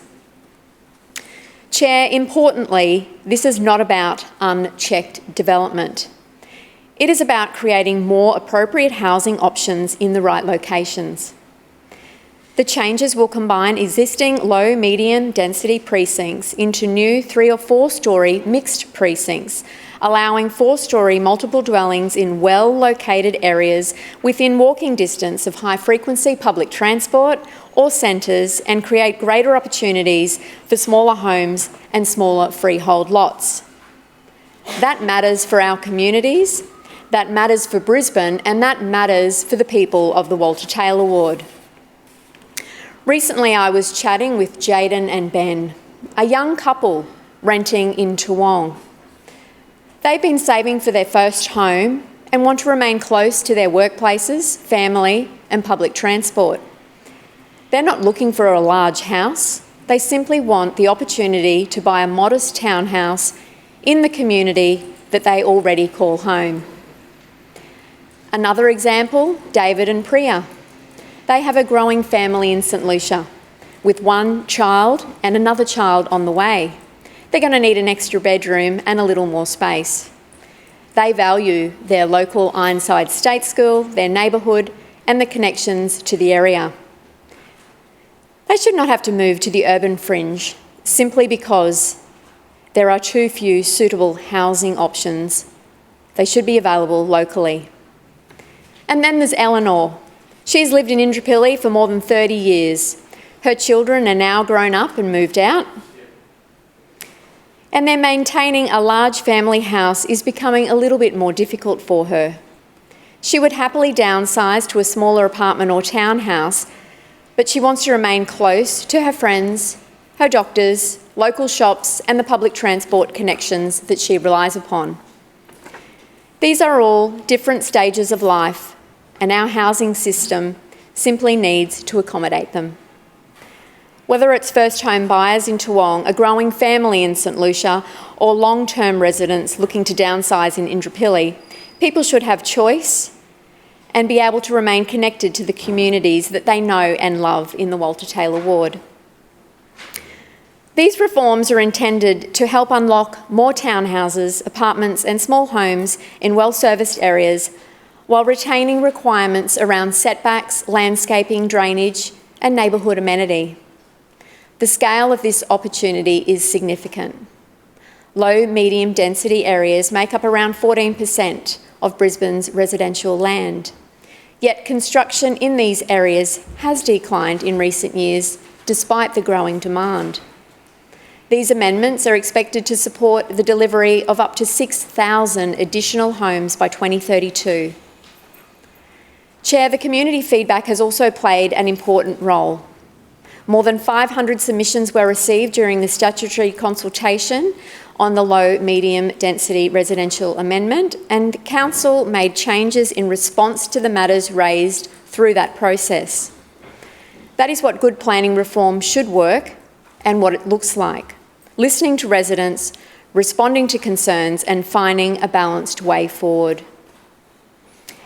If we want Brisbane to remain a city where our children, our essential workers and our older residents can continue to live, then we need to provide more housing choice and remove unnecessary barriers to supply.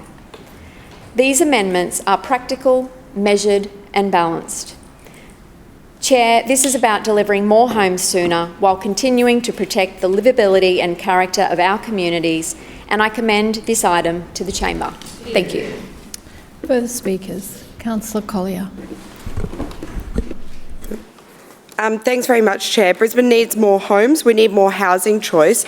Homes close to jobs, public transport, schools, shops, local businesses and services. I am renting in the same community that I grew up in, and I've seen how the housing market has changed over the years. So now I want my kids and all kids who live in Morningside Ward to have the same opportunity to live in the communities that they grow up in, and for young people to be able to move out of home without having to move out of Brisbane, older people to downsize while staying close to their friends, family and community, and working families to actually be able to afford to live in Brisbane. But I reject the idea that this debate is simply between people who support more housing and people who oppose it. The question isn't about whether Brisbane grows, it's how we grow, who that growth is for, and whether the infrastructure and services our community rely on grow with it.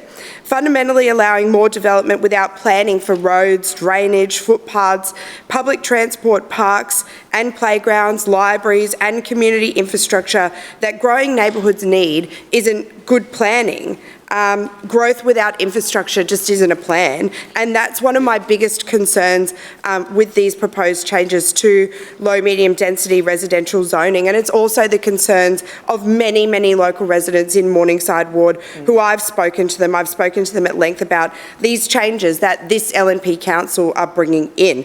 Of course, on this side of the chamber, we all support sensible density, townhouses, apartments, different housing types and a mix of those that give people choices at different stages of their lives. But like I said, good density has a plan. Public transport, safer footpaths, safer local intersection, parks, playgrounds, sports clubs, these things can't just be an afterthought.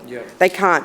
Our community already are raising these issues with us all constantly. Congested roads, missing footpaths, inaccessible bus stops if you've even got them at all. Pressures on parks, sporting facilities, huge drainage issues and public transport that in the suburbs just isn't keeping pace with the demand. Right. If we are going to ask these same communities to accommodate substantially more growth, then this council has an obligation to plan for what comes with it. And there's another argument being made throughout this debate that I think we all need to challenge, and it's the idea that any new supply is automatically good. It's automatically good supply, and that simply building more and more expensive homes is eventually going to solve housing affordability. It never has, that's right. The evidence we're seeing here, right here in Queensland, should give us serious reason to question that assumption from Brisbane's LNP Lord Mayor. Earlier this year, the ABC reported that despite enormous demand for affordable housing, almost all new apartments being marketed in Brisbane were at the luxury end of the market. Yeah. So prices ranging from $700,000 for a one-bedroom apartment to more than $11 million for a four-bedroom riverfront apartment.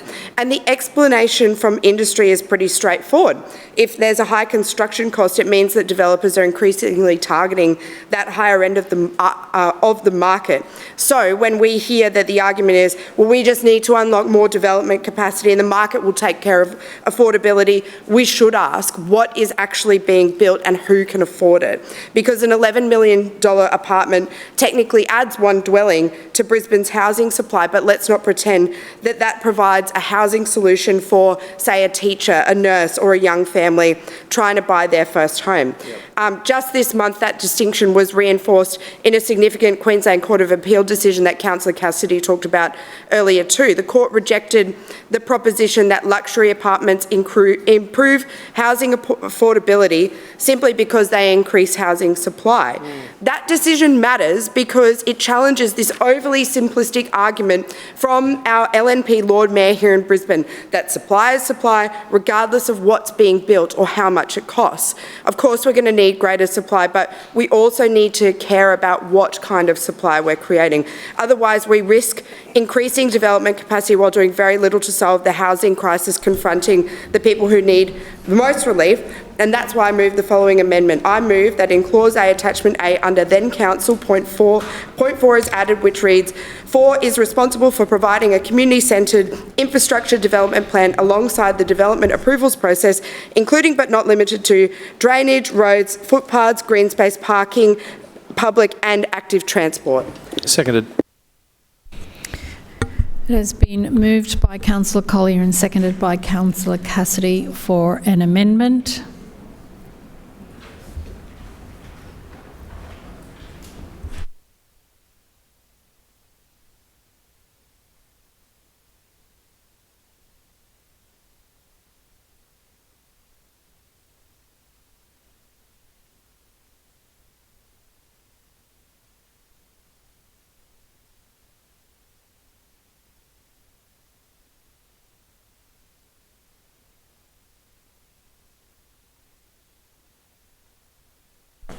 Just waiting for all councillors to have a copy, so I will just read out the highlighted amendments.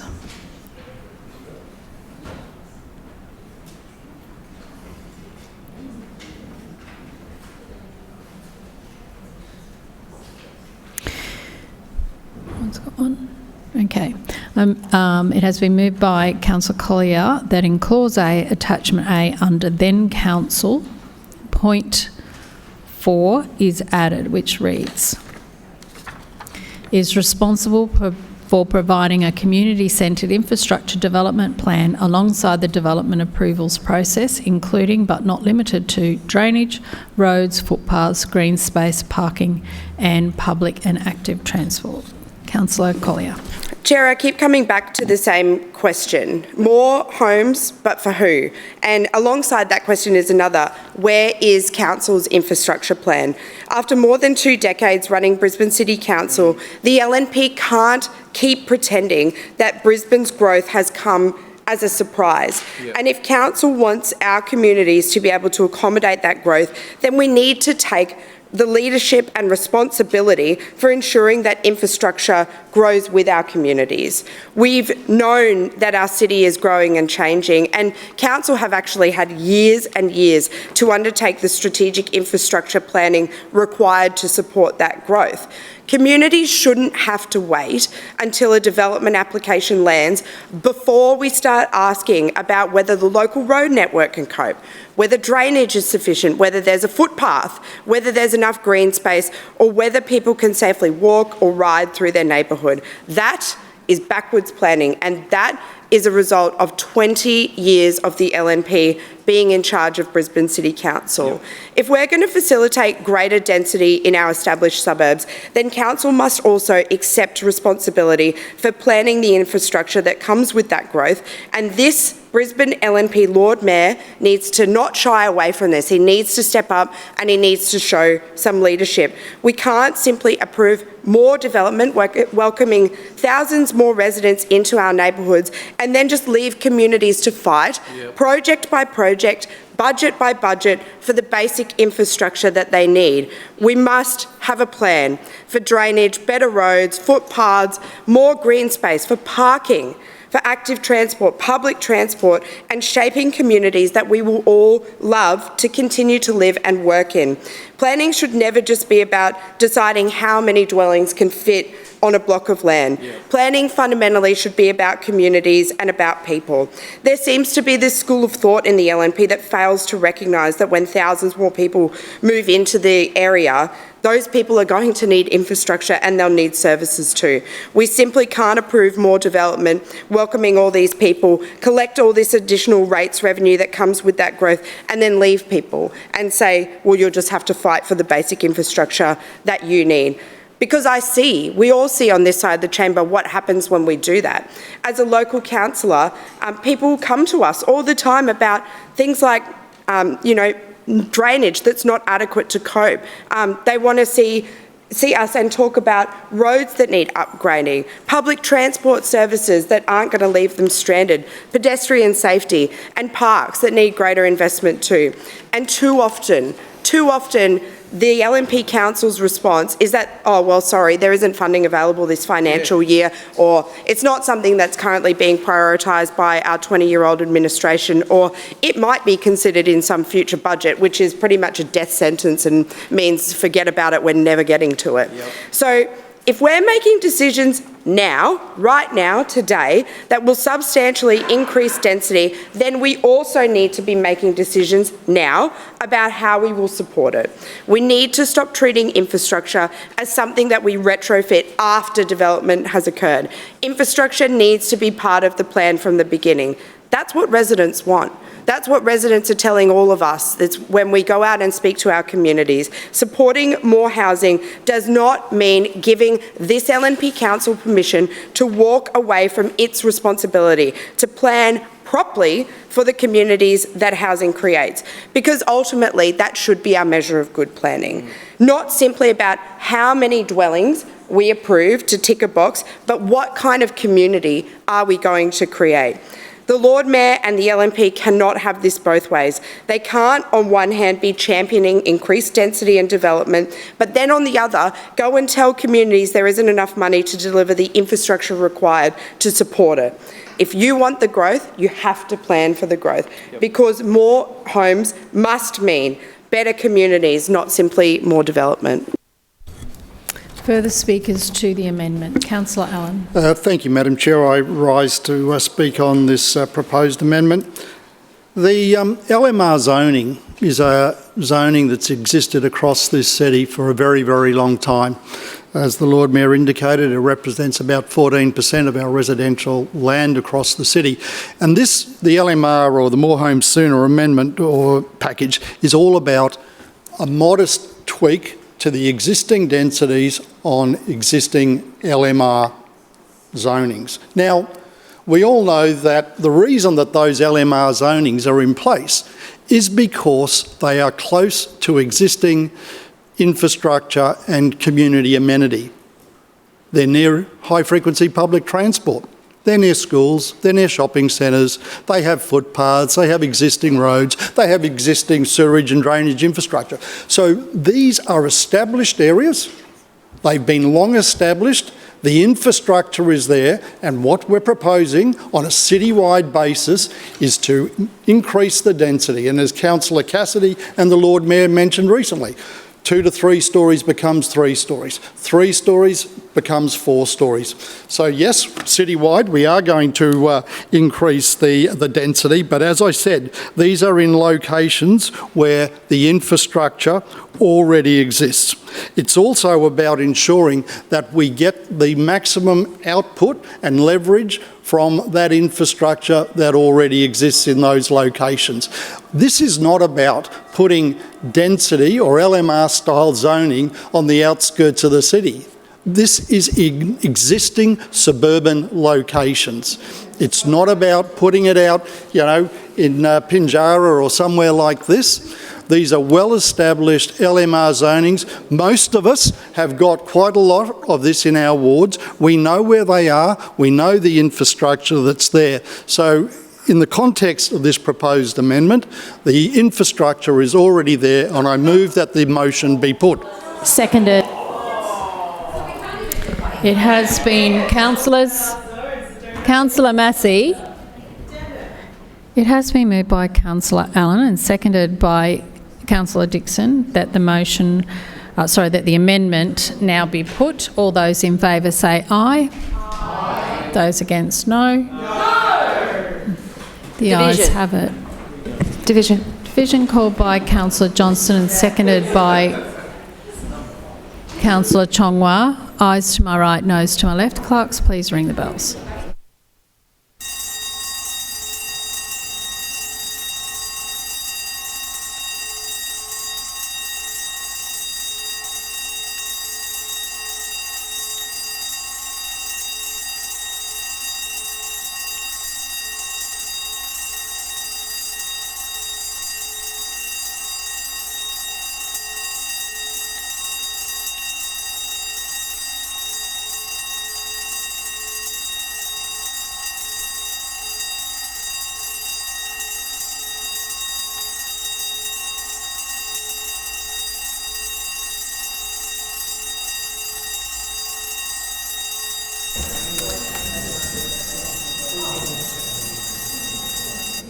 Clerks, please read the results. Madam Chair, the ayes have it, the voting being 18 in favour and 7 against. That is carried. Councillors, please resume your seats.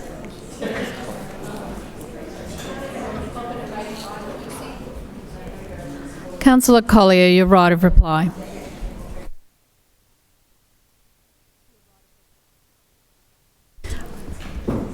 I've already asked you on the microphone your right of reply.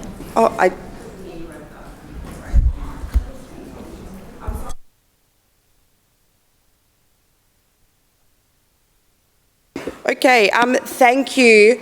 Thank you very much, Councillor Allen, through you, Chair, for summing up in less than 5 minutes everything that is wrong with the LNP's approach to planning. Yep. I cannot believe that the argument is it's been this way for ages, it only affects a very small amount of people, it's just a very modest tweak, and apparently every suburb in Brisbane just has enough infrastructure. We're all good.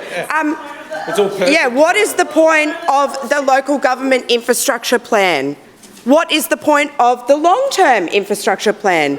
Councillor Allen, through you, Chair, is that really the best argument that you've got, that everything is fine and it's all well and dandy and it's not actually really going to even do that much? Chair, every single suburb in Morningside Ward except one has big patches of LMR zoning. This is not going to be some small-scale thing, and this is absolutely what residents are raising. So either Councillor Allen doesn't know, or what I think is more likely, is that the LNP just don't care. The LNP just don't care because planners, the town planners, they plot out how many dwellings go on a home, go on each lot and what they look like. But here in City Hall, politicians are responsible for designing and being proactive about what sort of lifestyle we are going to have in our communities. And that is severely lacking after 22 years. I could not have put it better. I think I might even just clip up that speech and send it to every resident who reached out to me who had concerns. They weren't against it, they just had concerns, Chair. They just had concerns. So I might just send them what Councillor Allen just said, because it was actually almost unbelievable to hear those sorts of remarks. I mean, there are so many suburbs. I am certain that there is LMR zoning in the Northgate ward, in the planning chair's ward, that will have places that don't have footpaths, that don't have adequate draining, that don't have community services that they need. And where is the local LNP councillor? Oh, he's just saying it's all good, it's been this way for ages, it's only a modest tweak. I mean, come on. This is the motto of the LNP after 22 years. It's been this way forever, it's good enough. It's good enough. It's good enough. Every time we come into this chamber, from the Brisbane Labor councillors and this team on this side of the chamber, we come in here, we bring the concerns of residents to this place. We have made a sensible suggestion. I don't think it's that revolutionary to suggest that people who live in communities should have a say about what infrastructure they're going to get from their council. I don't think it's that revolutionary. But time and time again, we see from every single LNP councillor on this side of the chamber that they are just a mouthpiece, just another LNP mouthpiece. They are fine to say it's been this way for ages, it's good enough, this is the best you're going to get. That's the Lord Mayor's pitch. That is the Lord Mayor's pitch. Remember loving the leftovers? That's all Brisbane's good enough for. The leftovers, it's good enough. I mean, it is a regime of mediocrity. It is a regime of mediocrity, and that's what you get. After 22 years, they have fully just given up. Checked out after all these years. I mean, come on. And I just want to reflect. Lined up to leave. Yes, I mean, and there is the departures lounge over there as well. What I will say though is I found some of Councillor Allen's remarks just about people it's not people living on the fringes of Brisbane. This is the LNP planning chair who doesn't seem to understand there is actually LMR zoning in places like the far north of the city in Deagon Ward or on the far south side of the city in the Callumvale ward. So does this fill you with hope and optimism that this is the one person tasked by the Lord Mayor to solve housing availability and affordability in Brisbane? He doesn't even know. He doesn't even know. And he doesn't even know where the zoning is, where we need to build for better communities, because that's what this amendment is about at its heart. It's not about playing politics. It's absolutely about bringing those views for people who live in every single suburb of Brisbane, who just want to see a council that has some energy, has some vision, and that will actually stand up, take some responsibility and do the work, address the issues that the vast majority of people who want to live in this city are facing. Thank you, Chair. We'll now put that amendment to the vote. All those in favour say aye. Aye. Those against no. No. The noes have it. Division called by Councillor Cassidy, seconded by Councillor Collier. Ayes to my right and noes to my left. Clerks, please ring the bells.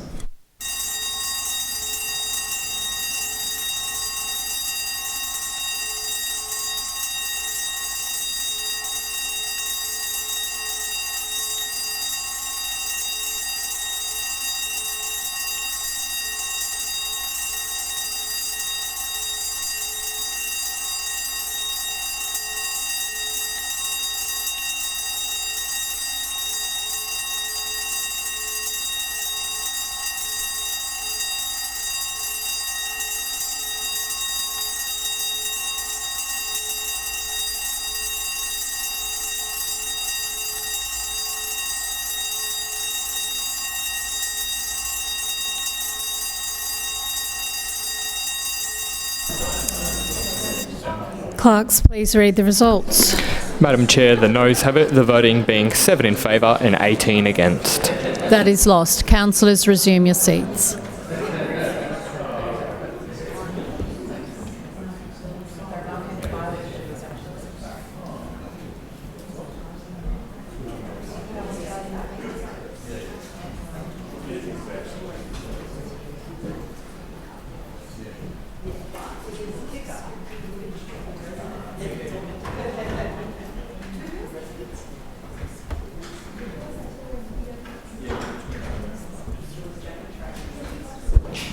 Further speakers? Deputy Mayor. Thanks, Madam Chair. I rise today to speak on item A and what is one of the defining challenges facing our city, that being housing. Every week in every corner of this city, I've heard from families who tell us the same thing. Finding a home that fits their life stage and their budget is getting harder. But this administration is not standing still while that pressure builds. We're backing in more homes sooner, and I want to update the chamber on how we're delivering on this commitment. Brisbane is one of the fastest growing capital cities in this country, and that is certainly a growth of confidence in our city. But Brisbane's housing challenge isn't just a planning issue, it's also a cost of living problem.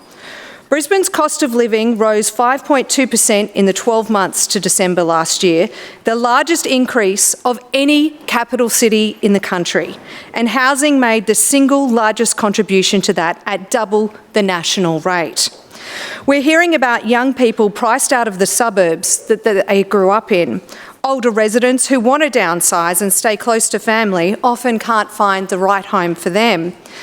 The answer is not to freeze the city in place. The market needs to build more homes of more types, in more of the right locations, delivered as quickly as good planning allows. This council has progressed more homes sooner reforms to the low-medium density residential zone in City Plan. The reforms combine 2 existing zone precincts into a single clearer low-medium density residential precinct. Standardising building heights at 3 storeys, with 4 storeys for multiple dwellings within 400 metres of walking distance of high-frequency public transport or a centre. We're changing minimum lot sizes from 260 square metres and from 180 square metres down to 120 square metres for smaller freehold lots outside those well-located areas, giving Brisbane families more affordable ways to enter the property ladder. Owners of these smaller lots will get real design choice, building a home with an approved development footprint rather than a one-size-fits-all template. We're giving more families the chance to subdivide, expanding the walking catchment around local shopping centres from 200 to 300 metres. The package went to the people of Brisbane for consultation and 517 submissions were received. So I want to take the opportunity to also thank the Crisafulli government for its constructive engagement throughout the process, because delivering more homes for Queenslanders takes every level of government pulling in the same direction and working together. Madam Chair, those opposite have a different approach. Since 2016, Labor has refused to support 17 of the 20 neighbourhood plans brought to this chamber, blocking capacity for around 30,000 new homes in Brisbane. The Nathan Salisbury Maruka Neighbourhood Plan, an initiative of this council to provide more homes, sat with the former state Labor government for over 300 days. As recently as May this year, Labor voted against the Wynnum Precinct Plan. Labor's only solution is to oppose new housing, increase taxes and set fake targets. No matter how hard they try, you can't tax your way out of a housing crisis. This side of the chamber has delivered an extra 72,000 homes in the past 10 years. It's almost 20 new homes every single day for 10 years. Labor refused to support the equivalent of more than half of these new homes. And when Councillor Cassidy was asked to work constructively on a Sandgate neighbourhood plan, he chose instead to run a NIMBY scare campaign that turned the community off the very process meant to deliver them a say. When Councillor Cassidy spoke today, I thought he might have had something constructive or positive to say. But instead, all we heard was a diatribe of personal attacks against the Lord Mayor, Councillor Adams, Councillor Allen, yourself, Madam Chair, and Councillor Howard. The only people who didn't attack in this chamber is the former ALP state government who oversaw the creation of this housing crisis to begin with. At least Councillor Collier could attempt something constructive today, although her comments regarding the departure lounge are really a bit rich because we've heard where she's going. Madam Chair, if you fail to plan, you plan to fail. And those opposite have no plan for housing beyond obstruction and scare campaigns. Brisbane's housing challenge will not be solved by any one reform. Your time has expired. Point of order, Chair. Point of order, Councillor Dixon. Chair, I move that the meeting adjourn for a period of 15 minutes, which commences only when all councillors have vacated the chamber and the doors have been locked. Seconded. It has been moved by Councillor Dixon and seconded by Councillor Adamant that the meeting adjourn for a period of 15 minutes, which commences only when all councillors have vacated the chamber and the doors have been locked. All those in favour say aye. Aye. Those against, no. The ayes have it. The meeting will be adjourned when all councillors have left the chamber.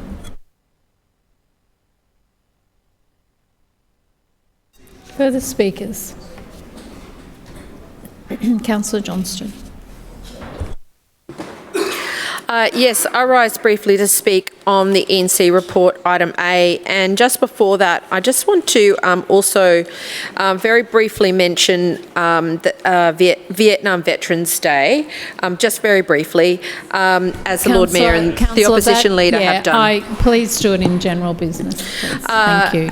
My dad was 21 when the Battle of Long Tan was happening. Councillor, and he was stationed at...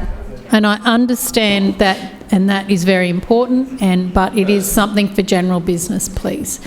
That is how... No, Councillor. Yes, he was 21. Can talk on the... Councillor, don't, he was don't an hour make away. An issue of an hour this. away. I've asked you... I want to hear this, but I want to hear it in general business. I know that it is really important for you to talk about that today, and I appreciate that. But at the moment, please stick to the agenda items as you would expect other councillors to do in this place. Yes, like Councillor Cassidy spoke about it. So, yeah, Councillor, that is something that has been a long-standing tradition when the mayor and the opposition leader both do that, and we all know that that is what happens. So please, I would love to hear about it. I absolutely would. Is it in the meeting's local law, Madam Chairman? It is actually my job, yes, to ask you to speak to the agenda. Can you point me to which section it is in the meeting's just hold local on law? one moment.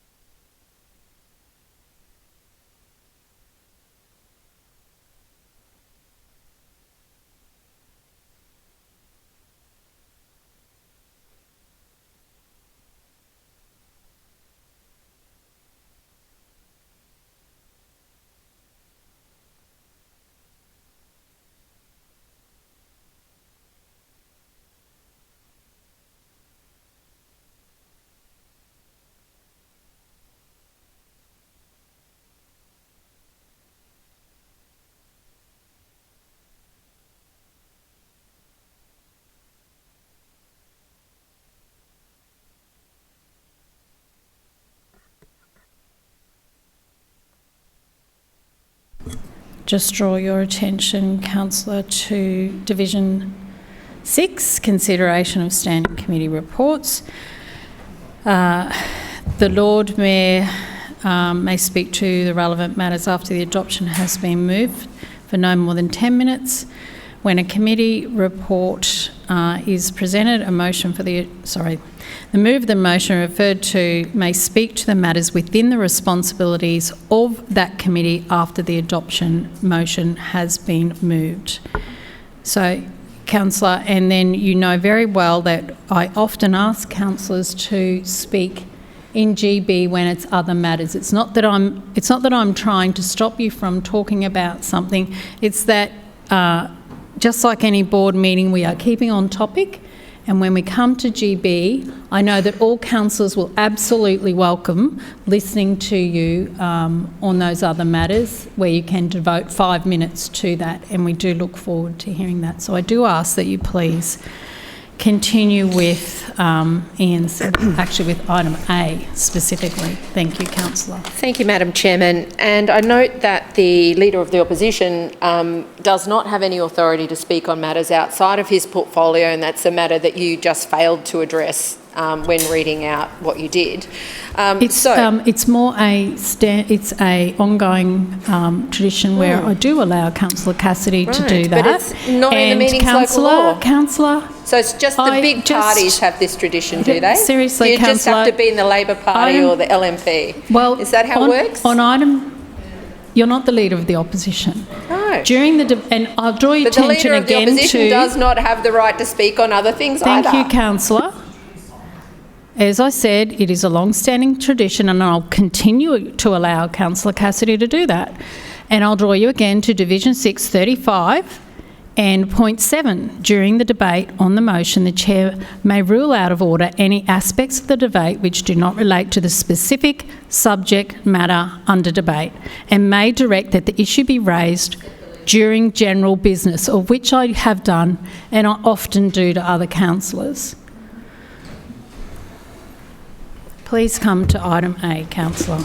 I note that there is a special rule for the Leader of the Opposition that is different to the rules for all the rest of us, so thank you for confirming that, Madam Chair. I was only going to speak momentarily about that, but obviously I don't get any courtesy from you at all. So, with respect to the matters before us today, there's no chance I'm supporting these amendments.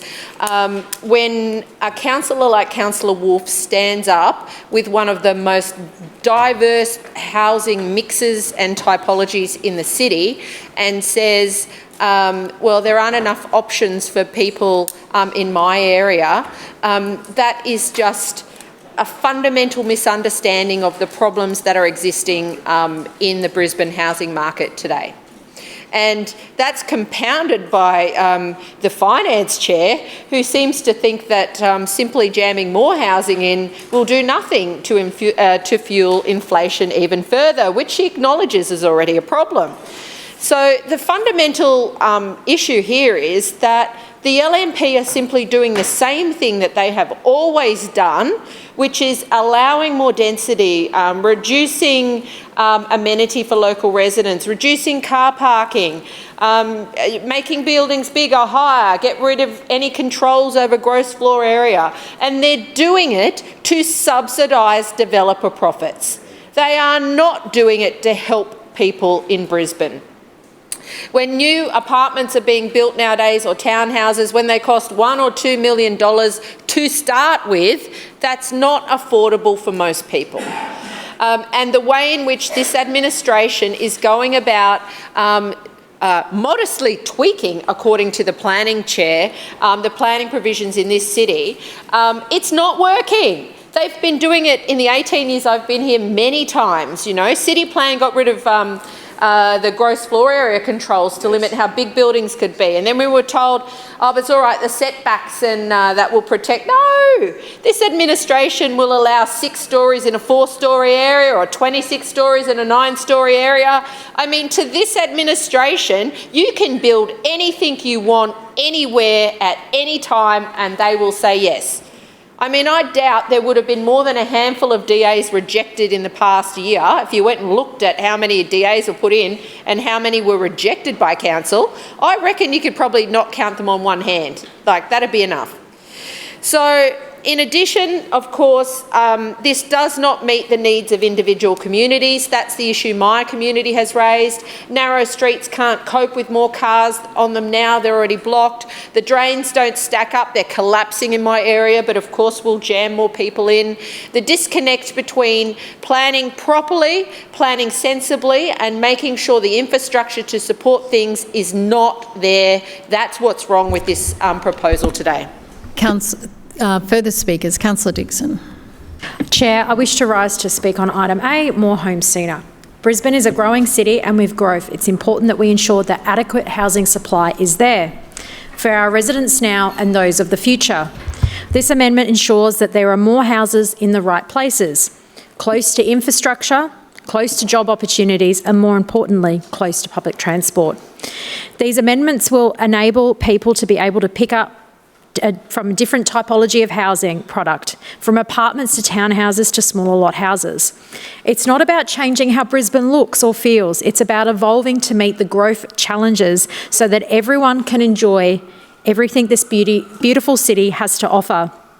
It enables people to be able to more easily downsize from the family home to stay close to their social networks, medical providers and their family. We also want our children to have house opportunities. And with all eyes on Brisbane, as we are less than 6 years away from the Olympics, companies will be increasingly wanting staff here in our city as well, meaning that our children won't have to leave the city to seek those amazing work opportunities. They will be right here.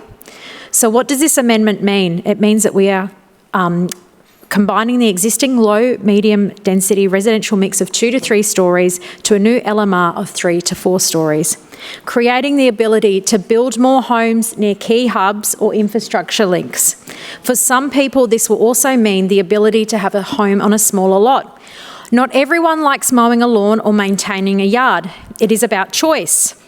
This amendment will streamline the approval process as the Shrinner Council delivers to be committed to pulling every lever to get more supply in the market, accommodating Brisbane's growth while keeping the livability of our city for our generation, the next and the next after that. Brisbane's best days are ahead of us. We should all be excited by what the future holds for the city. And of course, with growth, there are growing pains, but this amendment will be a massive step forward to getting homes sooner in the Hamilton ward and other wards across the Brisbane City region.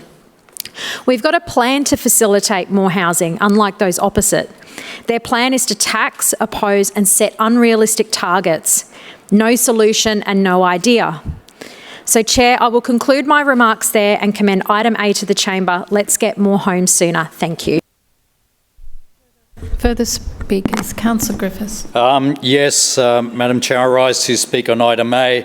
And gee, it's nice to have been here a long time and to have had a history of being here a long time, because you see the hypocrisy of this place. 10 years ago, I built a dwelling on a smaller lot that had 2 separate living areas and that was fully accessible downstairs, and of which I note the calling out from the exit row chairs.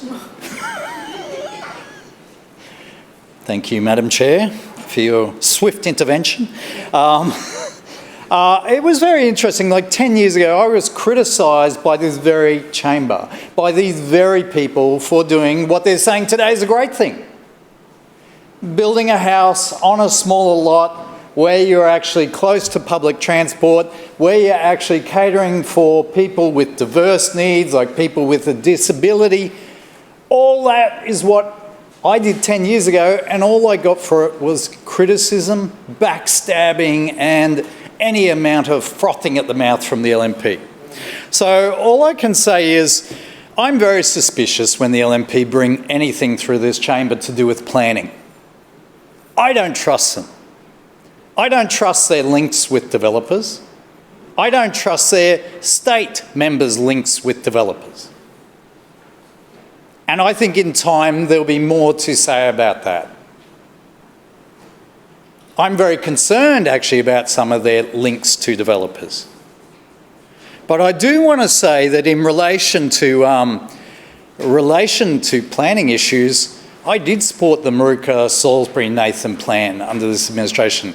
So to have the Lord Mayor and the LNP going, you don't support this, actually I support, and we did support, good planning. But what we're saying is, in terms of putting more people into our suburbs, we need to put more infrastructure in. No one on that side seems to be saying it. This side of the chamber is saying it. Councillor Kim, even before, was moving a motion where she was saying you put a whole lot of people in the outer suburbs, but there's no infrastructure for them. And the Lord Mayor, even though the LNP has been in power for 23 years, is blaming the state or federal government. Yeah. Absurd. Absurd. What I know is that we need to be a city about good planning, but we also need to be a city about putting infrastructure in. I know from what I'm hearing from everyone and what I'm experiencing, traffic's out of control out there. People are just waiting in so much congestion. I know there's not enough green space out there. I know that sporting fields in my area are being looked at by people from the inner city because they just have got no land because of the poor planning done under the LNP. It's one thing after the other after the other. In my area where I live, I watch these new properties go up and they're built to boundary. And people's windows are literally looking at a brick wall, a metre away. It is shocking what we are doing in this city with planning. And don't get me wrong, I'm not against more people, but in good planning situations where we get good outcomes for everyone. And it shouldn't just be good outcomes because you're wealthy and pay a lot. It should be good outcomes for every person who's moving into this city. So, yeah, these plans, we accept these changes, but we accept them on the condition that this administration is not delivering infrastructure, is not delivering good planning, is not delivering affordability, and is delivering for developers. Delivering for developers. And all you got to see, and can I see it anymore? Can anyone see it anymore? Is the Better Suburbs Board and what that board is up to. One of the Lord Mayor's favourites, introduced by him, pushed along by him. That little board is beavering away up with our planners, doing so much. It really concerns me. Rings alarm bells for me. Doesn't ring alarm bells for the LNP, which is where I'll leave it. Thank you. Further speakers? Councillor Allen. Thank you, Madam Chair. I rise to speak on item A, the decision to adopt the More Homes Sooner LMR design package into City Plan. And as we've heard in the chamber during this debate, this is all about providing additional housing right across our city and seeking to optimise the housing opportunity in the LMR zone. And this is all about providing housing for young people, older people looking to downsize, families, students, and pretty much everybody who's looking for a housing outcome that suits their life stage or lifestyle. And as I've mentioned in the chamber here, a lot of these LMR locations are long-standing LMR zonings. They've been there for many years, and many of them have the characteristics of being close to public transport, schools, shops, parks, everything that you'd expect in a suburban setting. So it makes sense to look to optimise this particular zoning. As the Lord Mayor touched upon, we've seen a housing outcome in this zoning over recent years that hasn't met the expectations of that zoning, and accordingly we're making some changes to it. And in essence, the changes are to add an additional story to those wishing to build apartments, and so they'll go from 2 or 3 stories to 3 stories, 3 stories to 4 stories, and that will give rise to some additional housing right across the city. There's also an opportunity to reduce the block sizes once again to allow for additional housing such as townhouses and terraces. In addition to these changes to the housing zoning and the requirements under those zonings, we are looking to simplify the development assessment process to ensure that applications can come in and be assessed quickly so that the proponents can start to build these. Now, one of the ambitions that we had with the LMR changes was that we wanted to see the suburban builder being given an opportunity to put housing on the ground that wasn't just sort of freestanding detached housing. And what we are doing with these particular changes is that we're opening up an opportunity to activate the smaller suburban builder market. You know, obviously the Tier 1, Tier 2 builders are involved in a lot of the high-rise projects, but we're very keen to see the many hundreds, and I suggest perhaps into the thousands of smaller suburban developers leaning into this opportunity, because we genuinely believe there is scope here to provide housing out in our suburbs at a price point that's more modest. Now, just quickly addressing some of the points that Councillor Cassidy made, ultimately the affordability equation is a function of the cost. And we are well aware that Brisbane's one of the more costly environments to build in this country. We do believe that by making the LMR zoning more attractive, that those suburban builders will lean into the opportunity, and that the cost to deliver these particular houses will be lower than in other parts of the city.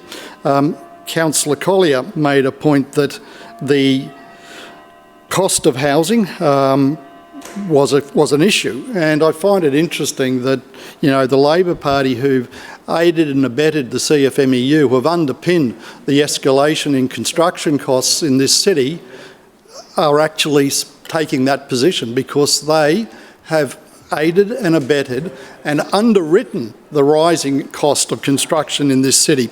Councillor Collier also indicated that, you know, this is all about luxury apartments. This isn't about luxury apartments. This is about suburban apartments out in our suburbs, in our LMR zones. We aren't talking about, you know, 3-storey apartments on the Brisbane River. These are suburbs that are in all of our wards where there's an opportunity to put housing on the ground at a price point that makes it more achievable for our residents. Now, to some of the points Councillor Cassidy made, it's as if he's suggesting that the LMR changes are somehow stifling the ability to provide affordable housing. The LMR changes are all about providing a framework that will allow builders and developers to produce a more affordable product. It also supports the community housing provider sector, so we aren't doing anything to stop CHPs or the state leaning in and providing affordable and social housing. I do commend this item to the chamber. Thank you, Madam Chair. Further speakers? Councillor Kim. Thank you. Well, I'm glad that the master of disaster, Lord Mayor Adrian Trinner, is back right now to hear this, because we clearly struck the Achilles heel of the LNP this morning when we talked about the association between property developer donations and what the LNP decided to prioritise, with former LNP councillor Angela Owen accepting donations and also posing sod turning with the logo for their media and their promotion. And isn't that funny that after I was elected, they also contacted me to try and be very keen to organise a date for new home build owners to greet together. Isn't that surprising? Now, to continue, I couldn't agree more with what Councillor Griffiths had mentioned previously. In fact, in this clause in attachment C, it even notes that Brisbane's housing should offer choice to people of different income levels, and that's not what we're seeing right now. I just wanted to table this document here as well, because on the 4th of August, we heard the Lord Mayor say from his very own quote, he said, in response to Councillor Griffiths on the 4th of August, when Councillor Griffiths said, your LNP colleagues in the Christopherly State Government recently announced an $18 million cut to this program with Project Micah. In response to that, the Lord Mayor said, well, look, I'm not aware of any cuts that have been made, but I am aware that the Christopherly government just contributed and then continues to change the subject. In response to that, he then also follows up to say, we know that Labor is really good at one thing, and that is making stuff up. Well, I would table this document here today, which shows that his own mates in the LNP state government here, right here, have cut funding to Micah projects. There is no way that the Lord Mayor is not aware of this, and yet he is here attacking the Labor Party, even though he's failed to run his $3.9 billion billion administration while people are sleeping on the streets. And today's... Thank you. We heard last week as well from the chair, Sandy Landers, who said, just because you don't like the answer doesn't mean you don't get to question. And that is their philosophy that they've been using all day today. The state LNP have scrapped 10,000 affordable homes, and today's motion we've heard from the unethical ethics chair nothing about his future for social and affordable housing and how he's going to change that. In 2023, the Labor state government passed a bill to make sure that councils will include such a target, yet Councillor Allen has done nothing to address this. In fact, I'm sure him and the LNP state chair are working together to make sure that the top end of town are the ones who benefit while leaving everyone else out. And under this sinister LNP, Lord Mayor and Council administration, I can't believe that today not once have we heard what they will do to solve this issue. Councillor Collier today has talked about the need for diversity of housing supply and what it would take. We've seen the LNP block an amendment to this motion today in our attempt to make sure that we include everyone. We've heard that a 25% rates increase in Algester is simply not enough to make sure that we're including. I just saw Councillor Murphy giggling at that. He thinks it's funny. He thinks that this rates increase is funny. Councillor Wines, who refuses to fund Johnson Road, the upgrade there, I've got his own writing on his letterhead, sent to constituents saying that they do not have the budget to fix this area despite several fatalities. The LNP simply have no plan. They're not even reading their own documents, because if they did, they would see that their own attachments say that residential development should provide housing suited to households on different incomes within each neighbourhood and across the city. If they had read their own documents, they would follow this philosophy. This high tax, high cost of living council has completely lost the plot, and I don't have any confidence in this plan that will be upheld by this council.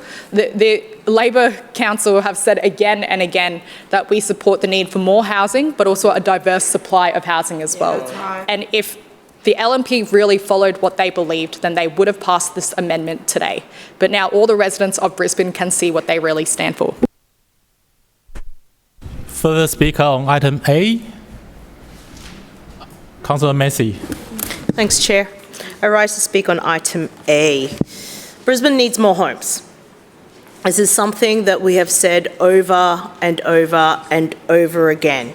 We are in a housing crisis. We are now about 6 years in, and we have been in this housing crisis after successive major parties running governments at every level.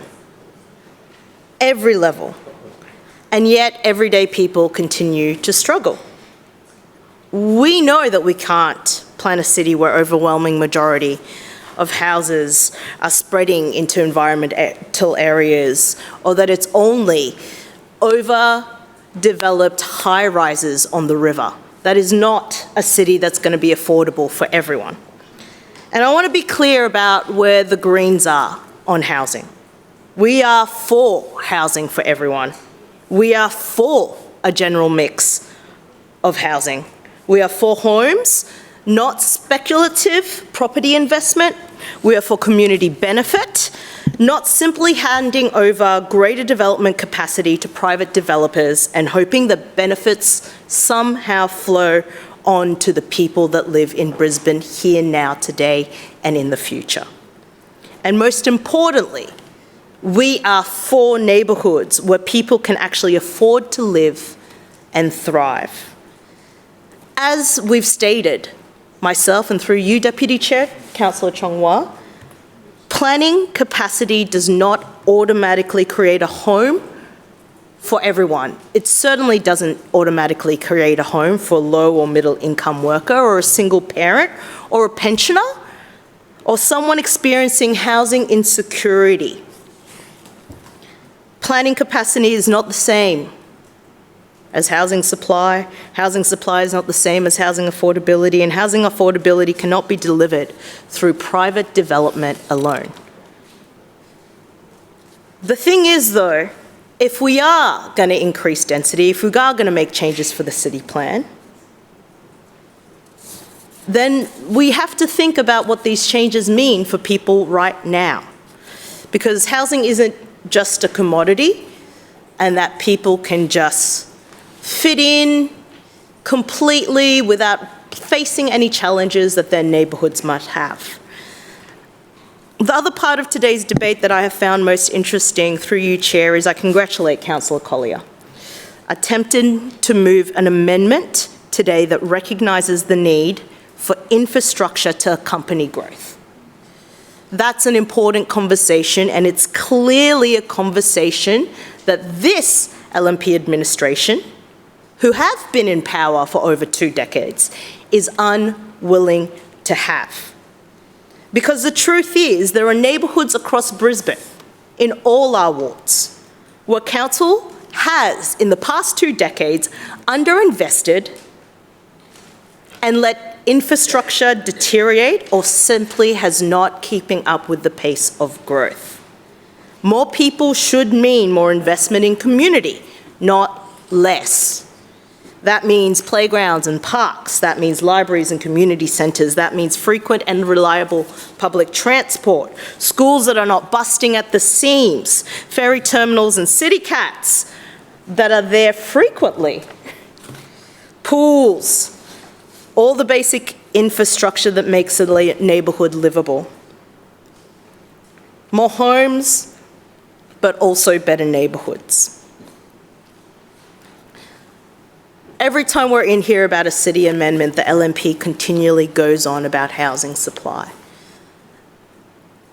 I've said before, and I won't repeat myself because I am running out of time, but West End is a prime example of housing supply being added in that is completely unaffordable for everyone. And I believe every suburb in Brisbane should be an opportunity for every person that wants to make Brisbane home, a place to live in.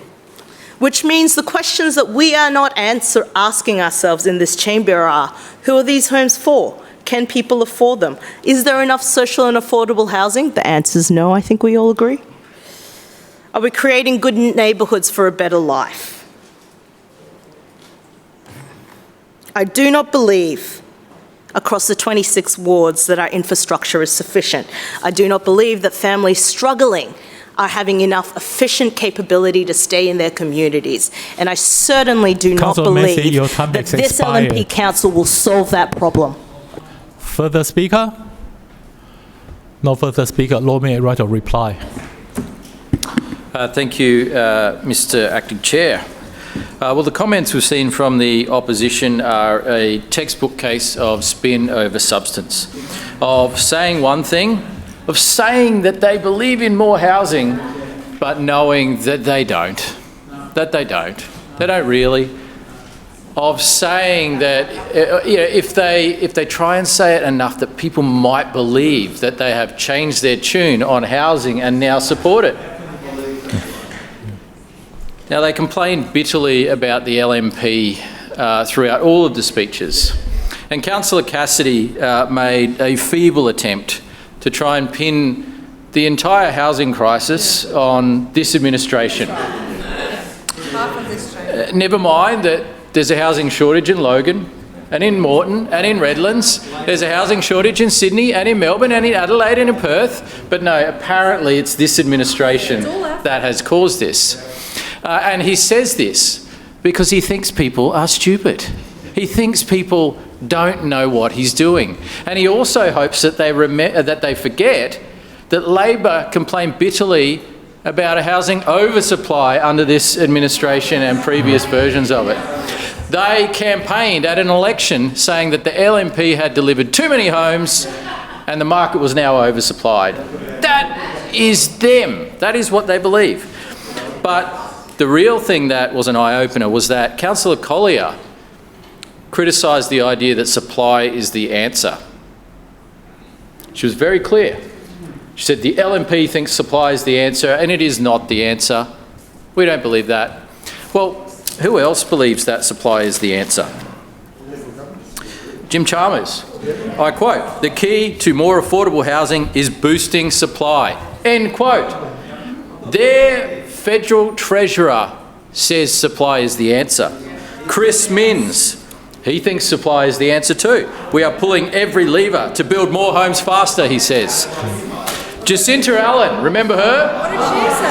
I can't tell you what the current Premier of Victoria thinks because no one knows what he thinks. But Jacinta Allen said we need to shake up the planning system. More homes mean more opportunity.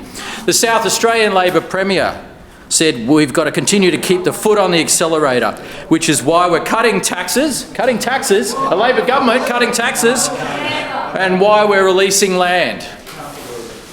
And so virtually every Labor government in the country at the federal and state level believes supply is the answer, but no, Councillor Collier knows better. She knows something else. She knows something that they don't all know. She's got the secret. The reality is the people opposite don't have a plan.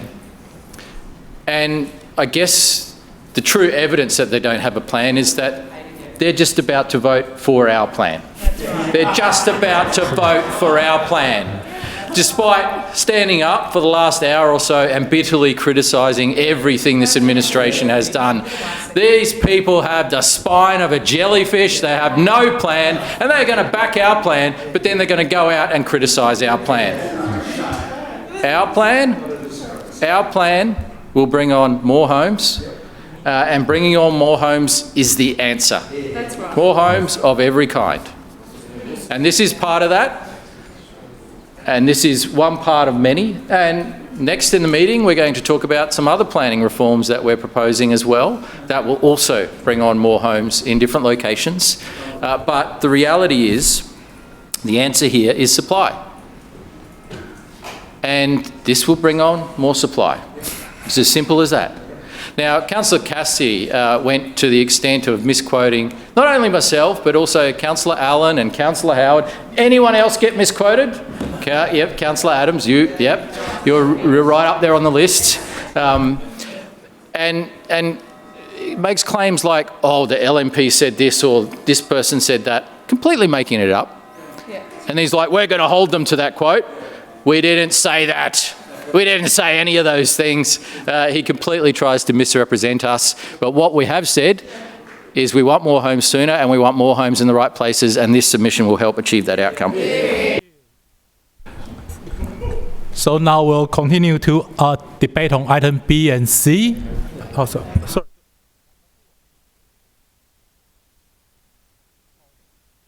Okay, now I put item A to the vote. All those in favour say aye. Aye. Those against say no. The ayes have it. Division. Seconded. Division called by Councillor Dixon, seconded by Councillor Edelman. Ayes to my right, noes to my left. Clerk, please ring the bell.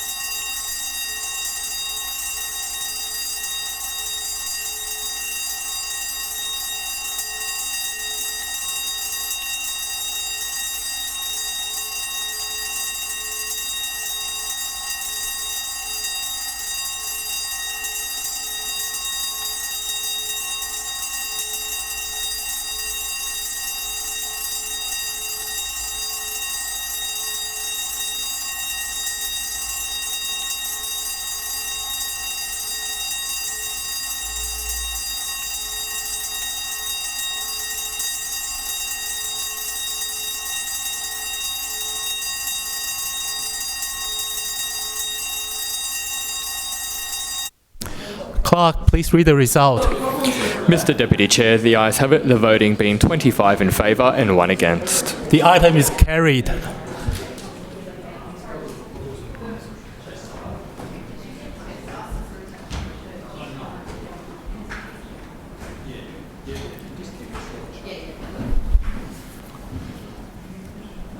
Yep, Lord Mayor.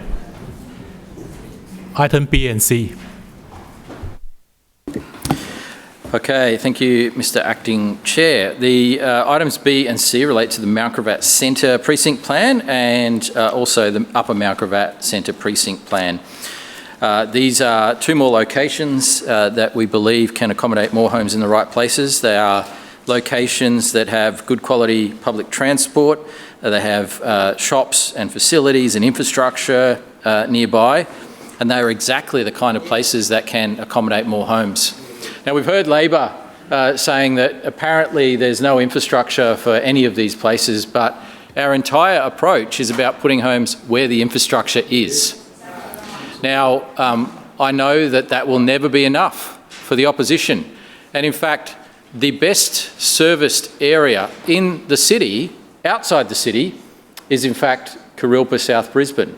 But apparently not enough infrastructure there either.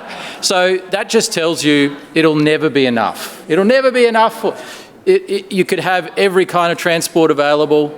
You could have flying cars and they'd still criticise it. And so we know that Labor is simply trying to put this up as a reason and an excuse to oppose something, to criticise something. So ultimately, bringing the people to where the infrastructure exists is the right strategy. And it is the strategy that learns the lessons from the previous plans, which have seen urban sprawl create new areas with very poor infrastructure. And I don't know, there's a particular councillor in this place that talks about that all the time, yet doesn't support bringing people to where the infrastructure is. So there's no policy consistency here from the opposition at all. But the only consistency is that they will criticise everything, even if they decide to vote for it. And in this case, we've got two plans coming up. One in the Mount Gravatt Central Precinct, which is in Councillor Adams' ward, and then one in the Upper Mount Gravatt Precinct, which is in your ward, Mr Acting Chair. The Mount Gravatt Centre Renewal Plan comes after the Stones Corner Renewal Plan and the Wynnum Renewal Plan, and so it's the third of this series. And with the adoption, we can help strengthen what local people already know about these areas, which is that they are great areas. They do have opportunity for more homes. They are close to shops, transport and services. And if we're going to put more homes anywhere, these are the kind of places that make sense to do it. And there's also some significant large parcels of land in these precincts which can be developed, specifically in the Mount Gravatt Central area, which is, for example, the homemaker centres, the car yards that exist along that corridor, and then the vacant shopping centre site, which now has lots of graffiti but no homes. And there's an opportunity for homes to be built there. And so we're looking at around 18 months from the commencement of this project to its completion. And that includes initial community consultation, engagement with the state, preparation of the draft plan for public consultation, making appropriate changes in response to that consultation, and also obtaining the state government's approval to adopt the plan. The state government has given us approval to adopt the plan, and as a result, we've brought it through for a decision today. This process has taken around half the time of a normal neighbourhood planning process because we need more homes faster and more homes in the right location. Once adopted, this precinct plan will go live in the city plan from the 18th of September, so next month, and that will give people the opportunity to start lodging applications on the new plan and the new zoning changes and providing more homes in a great part of Brisbane. With Upper Mount Gravatt, item C is the decision to proceed to public consultation and state interest review on the Upper Mount Gravatt Centre Precinct Plan. This is an area that is very targeted, parts of Logan Road, Kessels Road and Mount Gravatt Capella roads, close to the Mount Gravatt Westfield, or Garden City, as I still will always call it, even though they've changed the name. It's always going to be Garden City. And like other precinct plans, this one aims to support more homes in the right places, and this has the benefit of having a metro service and bus stations nearby. It has a great shopping centre and lots of local facilities and business opportunities nearby as well. It also has a great area of green space nearby, including the Mount Gravatt Outlook Reserve, Mount Gravatt Park, the Wishart Nature Reserve. There's also plenty of commercial, retail and food opportunities as well.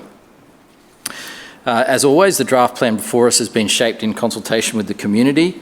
During the initial consultation phase, we invited residents to complete an online survey and a drop-a-pin map where they could tell us what they value, what they like, and what could be improved.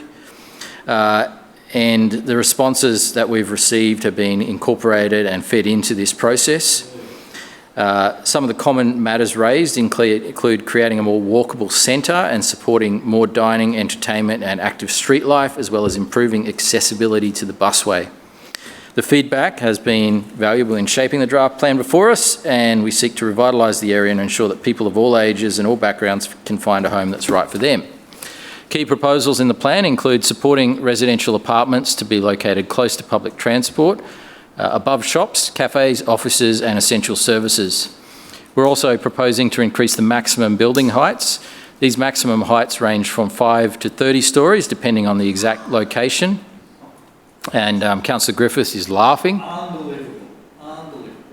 He doesn't want more homes in the right places. He doesn't want more homes in the right places. You're hearing it first here. He doesn't want more homes in the right places.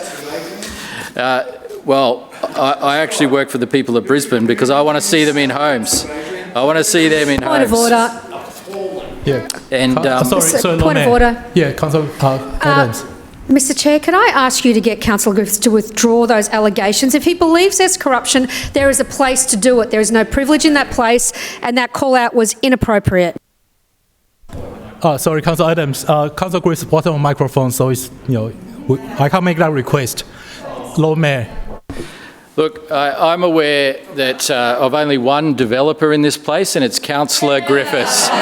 It's Councillor Griffiths is the only developer that I'm aware of, and also a significant property investor as well.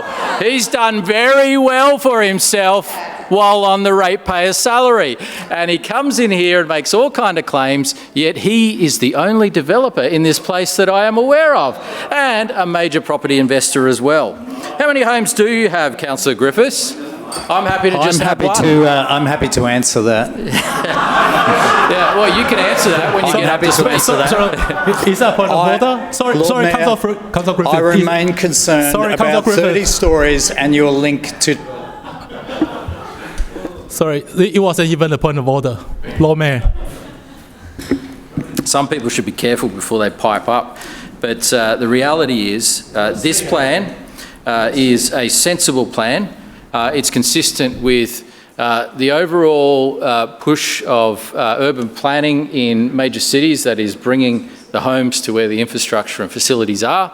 This is not a new concept, but it's one that works and one that absolutely we're supporting.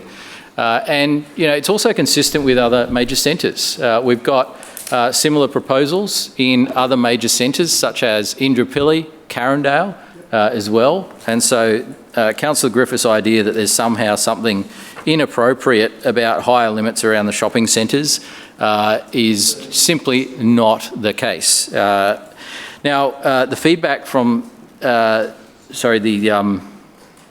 key proposals in this plan include supporting apartments close to public transport. Point 2, encouraging shaded subtropical boulevards along Kessels Road and Malcolm Capella Road as part of new developments, encouraging new arcades and alleyways for safer connections between streets and through to public transport, and ensuring key development sites provide publicly accessible plazas, subtropical landscaping and deep planting. This plan is a draft, it isn't final. We'll commence further public consultation from this Friday until the 20th of September, and we certainly encourage people to have their say. The feedback from the next round of consultation will be fed into the final plan, and once again, I commend this proposal to the Chamber and look forward to seeing more homes in the right places. Further speaker, Councillor Cassidy. Thanks very much, Chair. Whenever we've been out talking to the community in relation to the precinct plans or centre plans as proposed by the Lord Mayor, whether that's been in places like Wynnum or in Nunda or in Carindale or at Mount Gravatt or at Sandgate, or even in previous neighbourhood planning processes like Councillor Griffiths. Yeah, May Neighbourhood Planning, rest in peace. In Councillor Griffiths' ward there, the number one thing that people raise is infrastructure, is local infrastructure.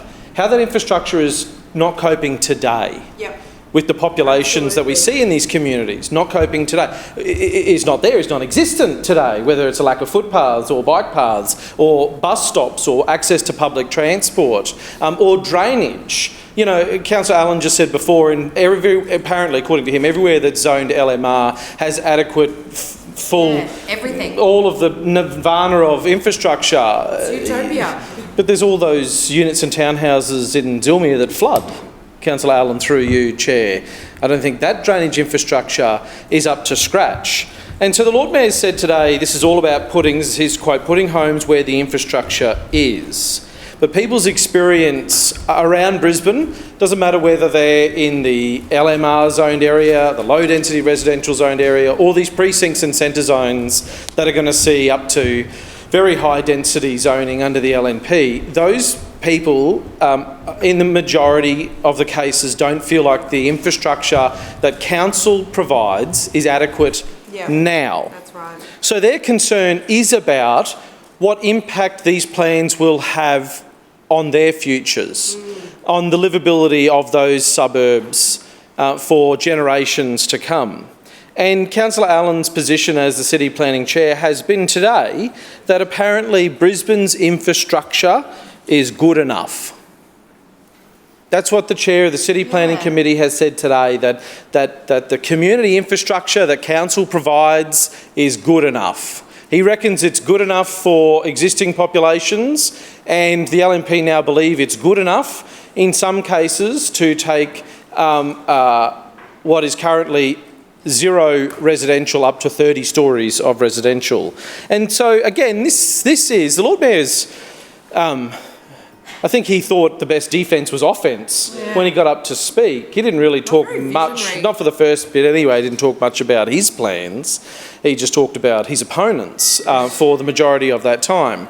But we have to remember what's before us today and what we're debating and what we're reviewing as councillors is the Lord Mayor's plan. This is his answer. So he talked about other governments around Australia, and whether it's the federal government or other state governments who are talking about supply. And yeah, sure, let's have that debate and let's talk about the supply of what that we're seeing proposed by the South Australian government and the New South Wales government, the Victorian government, and of course the federal government through their $10 billion housing package at the moment. That's right. The supply of more social housing, the mandates. So the Lord Mayor just got up and spruiked the New South Wales Premier's plan for an entire new suburb, which has mandates for social and affordable housing in there, and infrastructure. And a huge focus on the lifestyle that those people will need to enjoy for generations to come. And we get the Lord Mayor who comes in here today and backs in a state government of his LNP party colleagues who are tearing away that social fabric of housing as we know it in Queensland. And he stands up and says he is really proud of that. So this is the Lord Mayor's plan. This is what we're debating. He gets up here and tries to sort of throw shade over everybody's head. Well, yeah, when he's here. But this is his plan. And the first one of which, Clause B, that we have before us today, last came here on the 18th of February, and includes supporting the consequential amendments, including changes to Holland Park, Tarragindi District and the Marankavat Corridor neighbourhood plans. These are these neighbourhood plans that the LNP said previously with a silver bullet, remember? Yeah. They said they were the answer. Now they're saying they're not the answer, they're not worth the paper they're written on. Apparently this is. When, as I said, when we've spoken to locals, and particularly here as well in the Marankavat Centre Suburban Renewal Precinct area, the issue of public transport and active transport and green space and community infrastructure was raised as the number one issue that people were facing today, let alone looking down the barrel of having thousands of extra people using those services as well. We did see, when we debated this back in June, and we noted some reductions in building heights following that public consultation due to concerns around views and airflow, and building heights now in their highest at the shopping centre site there at the Marankavat Centre, 16 stories. But, as I said, residents have remained concerned about congestion on Logan Road, particularly given the lack of detail in here and lack of detail from the Lord Mayor and the local councillor about improvements to public and active transport as part of this process. They see bus reviews roll around where suburban services are cut and not added. And they can see in other parts of the city where it takes 20 years of community action to try and get just a small amount of movement of a re-announced and reheated project like over at Sylvan Road, for instance. In this location, we believe development must support access to outdoor recreation opportunities at the Maracravat Outlook Reserve through improved pedestrian connections via Shire Road and Selborne Street. And further, we note that the open space at either end of this plan, Glindeman Park in Maracravat, Glindeman Park and the Maracravat Outlook Reserve and the showgrounds, of course, are really important and will play an even bigger part given the increase in population we're expected to see here as well. So Council should definitely be drafting improved pedestrian linkages in consultation with the locals of today and definitely considering the locals of tomorrow as well. And it is beyond belief when we are standing here today debating this, and the Lord Mayor would be very familiar with this part of town, talking about putting more people, thousands of extra people, onto Logan Road, which will lead inevitably to more traffic passing through a pedestrian crossing over to Glindeman Park, where people have had regular near-death experiences. And all we get from the LNP Lord Mayor and the local LNP councillor, Councillor Krista Adams, is too bad, so sad. That's their view about that. And we even heard from a resident who spoke directly to Councillor Adams that she did say that she once tried to get some money out of the Lord Mayor. She did pitch it to the Lord Mayor once, but he said no money for safer pedestrian infrastructure. He wanted to spend that on advertising instead. Wow. That's $6 million that could have invested in safe pedestrian infrastructure. He'd rather spend that on advertising instead. So you can understand why we raise these concerns during these debates. They're not ours. We share them, but they are coming from the people who are living in these places now. Today, and who are feeling the pressures after 2 decades of decline under this LNP regime, are seeing their rates go through the roof and are seeing less services, more dangerous communities, more congested roads, and LNP councillors who have completely checked out and don't seem to care about those communities anymore. Now that one's at a later stage. Clause C is at a stage of it going out to consultation, which is important, and it's particularly important that the community understands what is at stake here, because we are talking proposed building heights up to 30 storeys, what was previously 6 at the Westfield. So what we're going to see is height limits depending on the frontages in this precinct at the Upper Maracravat Centre Suburban Renewal Precinct of between 10, 15, 20 and 30, as we said at one of those sites. There's 25% green plot ratio, and we're going to debate this a little bit later as well, a new term that's coined to describe the amount of new deep planting around development. Now, we use that very loosely because what we're actually seeing in that definition is there's going to be a whole lot more pot plants rather than deep planting included in these developments in this precinct here, which is not going to be a great outcome when these places become heat sinks with all of this, up to 30-storey development and the concrete jungle that the LNP want to create out there. So the proposal, according to the LNP, is to enable more housing choice and additional homes near those services. Now, we have not argued today, despite what the LNP say, that these proposals won't lead to extra homes if they come to fruition. If there's a developer out there that can do a deal with a landowner that's going to be charging an awful lot more after today's vote on some of these per square metre than they were yesterday. If they get built, there'll be more homes. But again, the question is around what will be built. Will it be accessible to people who work locally, that work at that Westfield, that work as a medical receptionist at a local doctor, or work at a local hospital? Will they be accessible to these people? And that's what we should be keeping at the front of our mind during these debates. Councillor Cassidy, your time has expired. Point of order. Point of order, Councillor Collier. I move for an extension. Seconded. It's been moved by Councillor Collier and seconded by Councillor Kim for an extension. All those in favour say aye. Aye. Those against, no. The ayes have it. Councillor Cassidy. Thanks very much, Chair. So all of those stated aims, I don't need to read through them all, that are in the plan there, as they're stated and written down on paper, are noble things to strive to achieve, right? But we shouldn't.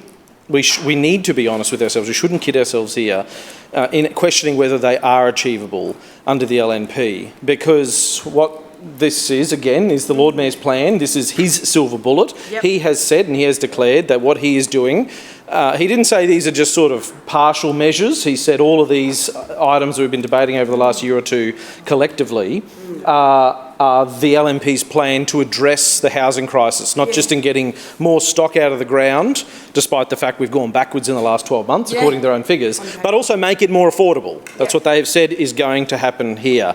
But they don't have a great track record with that, do they? Lord Mayor got up and complained that, we'd called out his 2 decades of decline in office here, but the simple fact is he has been in charge. And in Queensland, one of the core responsibilities, and it has been so for the last 20 years, of a local government is to have a city plan or a town plan and continue to prove how they, the council, are delivering enough housing for the people who are moving to their area. And we've seen different iterations of the regional plan, South East Queensland regional plan and city plan updated year after year after year. With the LNP, every single time they bring an amendment to the city plan, whether it's a neighbourhood plan, whether it's a major or a minor package of amendments to the city plan, say that they're doing the best job that can be done and they're catering for the housing needs of Brisbane.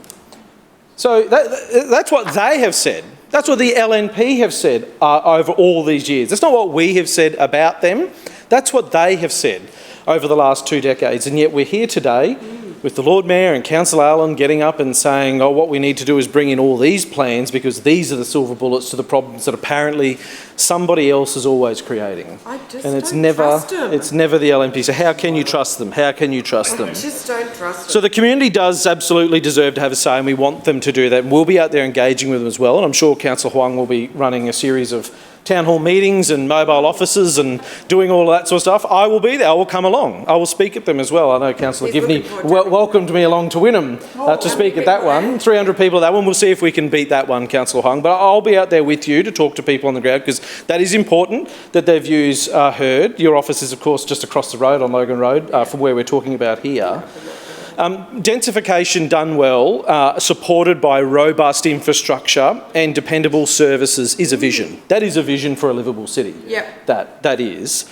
A 30-storey building from the LNP or from somebody via the LNP with no plan for the community infrastructure to support that is just plain greed, if that's in fact what we get. As the outcome from this, and that's what people are increasingly seeing from the LNP, no vision, no plan and no infrastructure as well. So we agree, as we have said today in the debate, and the Lord Mayor is obviously not here to listen, so when he comes back in and does his sum up, he'll say something that's completely opposite, of course. But it would be complete naivety to think that developers will just come on in and sort it all out for all of us. Without having a bold vision. So we think it's important on this one that the community does get their say, but it's more important that we make sure the LNP actually listen to that and show some vision, and that's what we're going to try and ensure happens in this place, despite the LNP not liking us speaking or asking questions or talking to the public and actually bringing their voices in this place and amplifying them, because regimes generally don't like that. They don't like when you ask questions, tin pot regimes, but we'll continue to do that, and that is the important thing that we should do, and I look forward to being out there with Councillor Huang. Further speakers, Councillor Huang. Thank you, Madam Chair. I rise to speak on item C of the ENC report on Upper Margaret Centre Suburban Renewal Precincts. Can I first, by reply to Councillor Cassidy, I extend the invitation for you to come to my ward. I'm sure when you come to McGregor ward, when you come to see this consultation in Upper Margaret, you'll find it is such a welcoming plan. That is so liked by people in McGregor ward, and see how the entrepreneurial people in Brisbane actually like to see a higher density, a better public transport, and also a place catered for everyone. Exactly. Yes. So, welcome. I'll shout you a yum cha if you like. Yes. But can I say, look, when it comes to housing choice or choosing your home, I think there are 3 words come to your mind: location, location, location. And Upper Margaret Bay is definitely the right location to increase the density, to provide that living choices for the people of Brisbane. Look at 2 things: its geographic location and also its convenience with all the services around.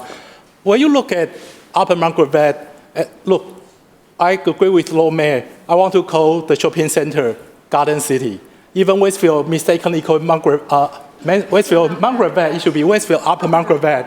But anyway, I still prefer to call it Garden City. It's located on the intersection of Castles Road and Margaret Bay Kapalapa Road and Logan Road intersection, where this area caters for literally hundreds of thousands of traffic every day, which is so convenient, and everyone's traveling through this corridor.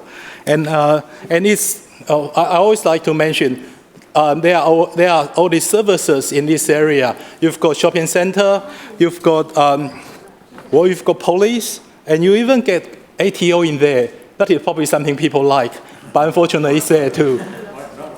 And also it's only about 5 minutes drive to QE2 Hospital. It's only 5 minutes drive to Brisbane Technology Park, where it offers job opportunities, employment opportunities. And also there are plenty of schools in here, and Griffith University is also only 5 minutes away for its Nathan campus. So, why don't people want to live in this area? And this new suburban renewal plan is just an opportunity for people who want to move in McGregor Ward to Upper Margaret Bay area to find a better housing opportunity. It caters for everyone. Whether you like to live in a landed house package, you can find it. You want to live in a townhouse, you can find it. You want to live in a luxury apartment, you can find it. And even you want to live in a build to rent, you can find it too. So this plan caters for everyone. And also it's right located conveniently at the bus interchange, as well as Brisbane Metro Upper Margaret Bay stop. So I really look forward to the consultation process, because the people, I think the only thing you'll find in that consultation is that it should happen sooner, because the people in my area, they are looking forward to move to this area so desperately. They are looking for more housing choices, and of course we have provided all those reasons why they should come into this area. And look, the area is only 12 kilometers away from city centre, and it's got mixed use, fronting Logan Road, Castles Road, and Margaret Bay Kapalapa roads. So well, I've got it all. So what else can I say? So welcome. Look, everyone was welcome to come, and if you want to move in there, I can also introduce you to some of the very good, local plans in there. And so I here extend invitations to all councillors, who wants to come and have a look. You are welcome. And if you come at the right time, I'll shout you a yum cha. Thank you. Further speakers. Councillor Chongwa. Thank you, Chair. I ask for B and C to be taken separately for voting purposes. I rise to speak on the NC Committee Report Clause C regarding the proposed Upper Mount Gravatt Centre Suburban Renewal Project. Here's another big upzoning. The main centre is being upzoned up to 30 stories. Across Logan Road, the height limit is being roughly doubled to up to 20 stories, and further up Logan Road is also doubling the height limits to up to 15 stories. Upzoning can be positive. Upper Mount Gravatt is a huge centre with a large bus station with several high-frequency services connecting to lots of Brisbane's south and east. Dense, affordable neighbourhoods near major public transport nodes with tree canopy, parks and green space, protected bikeways and shaded footpaths are much more sustainable than clearing forests for suburban sprawl. But that's not happening in these plans. Upper Mount Gravatt only has a few small local parks, none are big enough for a game of soccer, and there's no plans here for more parks or green space. The LNP wants thousands more people to live here, but is forcing them to fight over pocket parks. They're missing a prime chance to buy back land around Mimosa Creek nearby to make parkland for residents, protection from flooding and habitat for this city's waterways ecosystems. You might be thinking, isn't the Hibiscus sports complex just down the road with big fields and a pool? You're right, it's about 1 or 2 kilometres from this precinct. And why not walk or cycle over? What's with the shade? Logan Road, just like Kessel's Road, has terrible tree cover. In our increasingly hot summers, these roads are concrete frying pans. These LNP plans don't include any new street trees. They don't require more than 10% deep planting for developers, and they don't stop developers cutting that down through performance outcomes. Trees cool out our cities through transpiration, and tree canopy interrupts part of the urban heat island process. We need trees for walkable neighbourhoods. The next problem is with walking itself. The footpath in this precinct are very narrow on tiny verges. The huge main roads are death traps to jaywalk, but people do it anyway because it's the distance between the safe crossings. Even when there's traffic lights, pedestrians often wait for minutes before being allowed to cross because cars get prioritised. The LNP administration isn't proposing wider footpaths, they're not proposing new crossings or changing the traffic lights, they're not planning to put pedestrians first in this upzoning scheme. And what about riding? You might have forgotten about it. The LNP sure did. There is no planning for separated bikeways in this scheme. Logan and Kessel Road are meant to be the top priority cycle routes connecting to the Bellaway, according to the City Plan and State Principles Cycle Network. Without any protection, these roads are death traps for cyclists. But this scheme doesn't include any planning or funding for cycling along these roads. The LNP haven't even faked it with paint-only lanes. How does this LNP expect people to get around without their car if they can't walk or cycle around their own neighbourhood? And lastly, what's stopping developers maximising their profits by building luxury apartments? Within this council's boundaries, there are 11,000 people on the social housing waiting list. Shameful. Thousands more are one rent hike away from that wait list. Raising heights limits and giving developers handouts hasn't made homes any cheaper. This council should require every new development in Brisbane with 10 or more dwellings to provide 25% of the dwellings to public or community housing providers. We must ensure that for every new apartment building, a few more struggling households find a home that they can afford. We need to build this for a city for our people. Thank you. Further speakers, Councillor Adams. Thank you, Madam Chair, and I rise to speak on mainly item B, but probably will touch on item C as well. It's my great pleasure to stand up today and see the approval of Malcravat Centre Suburban Renewal Precinct, and my community too is very supportive of this precinct, as we saw through the consultation process. Not a lot of feedback, but those people that wanted to have their say definitely were heard, and there was definitely changes made to those submissions with new information around building heights, setbacks, deep plantings in the Malcravat area. Now, obviously, Upper Malcravat, and that's what I said to touch a little bit on C as well, is the principal regional activity centre. So it is the area that has the higher density, and I know that area well because it was my area for 8 years, and I was the councillor that was there when we delivered the Upper Malcravat corridor plan. I'm not sure about Councillor Chong-Wah, through you, Madam Chair's maths, but it's 20 stories right now on Westfield Malcravat, so you're not doubling it to 30, and it's 10 stories on Logan Road, so you're not doubling it to 15. It's about 30% increase, which is exactly what we should see in a housing crisis, is the opportunity in a very, very dense area for a suburban area 8 kilometres out of the city. On top of a busway, the infrastructure is there. We see a reasonable 30% increase on the housing in that area. As you head along the main spoke through Malcravat on Logan Road, and we've seen the city shape outcome from 2006, which I can't remember what councillor said, the Liberal Party over there keep doing the same thing over and over. Yeah, we do. We do, because it's what the people want to see. They want to see the spokes and the nodes, and that's where the development is. We take the development, as the Lord Mayor said, to where the infrastructure is. And the infrastructure is there in Mount Gravatt, and people want to move to Mount Gravatt. Through you, Madam Chair, I heard Councillor Cassidy mentioned many times that the infrastructure wasn't there and there was no plans for the infrastructure. Well, an interesting quote from Councillor Cassidy for his neighbourhood plan in 2019 is that the planning documents control the type of development happening in our community. It's not a document that prescribes or delivers funding for local projects. So he's okay when it's in Sandgate, but apparently not when it's anywhere else in Brisbane. And I can assure you the consultation with all the red shirts that Councillor Cassidy had in Mount Gravatt Central didn't get him much information around how much the community really wanted to see increased density in Mount Gravatt Central. The business community through there are extremely excited. There was comments about lack of green space. Mount Gravatt Outlook Reserve in the heart of Mount Gravatt is 91 hectares of green space and walking trails and lookouts.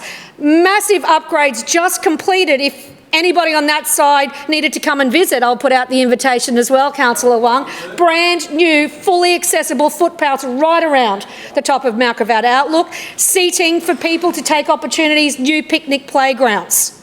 The infrastructure is there. The BMX track down at Glindeman, which is so popular. The Mount Gravatt Showgrounds, preserved forever as open space as well. What we need now are the feet on the street for the businesses and the homes for the people that want to live in this area. Again, Councillor Chongwa mentioned the public and the active transport. There is a veloway that travels from McGregor all the way to the city. Not only is it divided from the road, it's above the road and by itself 10 kilometres into the city. That is where our locals use to move around when they want to commute on their bikes. This is a highly established urban area and has been for 50 years. I wouldn't be encouraging anybody to ride their bikes along Logan Road. There is many secondary network overlays through the suburbs if you know where to use them and how to use them, and people do, but not along our corridors, our main Logan Road corridor as well. And I also heard that buses had been cut. The Chair for Public Transport said it very today, disproportionately benefited from the Metro, and I am very, very grateful for that. Please, Councillor Adams. I claim to be misrepresented. Sorry. Point of order, I claim to be misrepresented. Sorry? I claim to be misrepresented. Okay, I'll take your claim of misrepresentation. Councillor Adams. Thank you. Our bus transport has increased at least threefold. The 175's gone from 30 to 15 minutes. The 189 and the 179 have doubled during peak hours, and of course the Metro. The infrastructure did come before the houses come. This precinct plan is exactly what Mount Gravatt needs. We're not slicing and dicing down to 250 square metres, Councillor Griffiths, like you did. That was our issue with your development. Not that you were doing, but the hypocrisy of the Labor Party and from the developers on those side when it comes to providing for the residents of Brisbane. Councillor Chongwa, your point of misrepresentation, meaning how you are misquoted from your speech. Yes, I'm just basically saying, I said in my speech, Logan and Kessel Road are meant to be the top priority cycle routes connecting to Veloway. That is what I said specifically, and you were talking specifically about Veloway. Okay, thank you, Councillor. Point of order. Point of order, Councillor Griffiths. Yeah, I think Councillor Adams just had a go at me, but didn't do it through you. I think she has to do it through you, Madam seriously, Chair. Councillor. I just want to put on the record, Madam Chair, that you should be... I do not uphold your point of order. And if I pulled up everybody yelling out criticisms and having a go at people, I just want to, on the record, it's through the Chair, you should be doing your job. So, Councillor... It's through the Chair, Councillor, and you should be doing your job. Well, that is absolutely not a point of order. You should be doing your job. Further speakers. Councillor Kim. Have a go. Every suburb doesn't need to have every opportunity for every person. Yeah. Isn't it funny that we're getting lectured by the LNP councillor for an inequity? Point of order, Madam Chair. Oh, here we go. Good on you. You might need to explain to her what Point of order, Madam Chair. Point of order, Councillor Adams. Will Councillor Kim take a question on how city cats get to Pollara? Councillor Kim, will you take a question from Councillor On Adams? how city cats will get to Pollara? Just will you take a question from Councillor Adams? Unfortunately, Councillor Adams, I will not take this question because we need to stop playing politics on a very important matter. The LNP are laughing. Thank you. The LNP are laughing. Councillor In fact, Adams, they- thank you. Don't call out. I'm sorry. Councillor Kim will not take a question. Councillor Kim.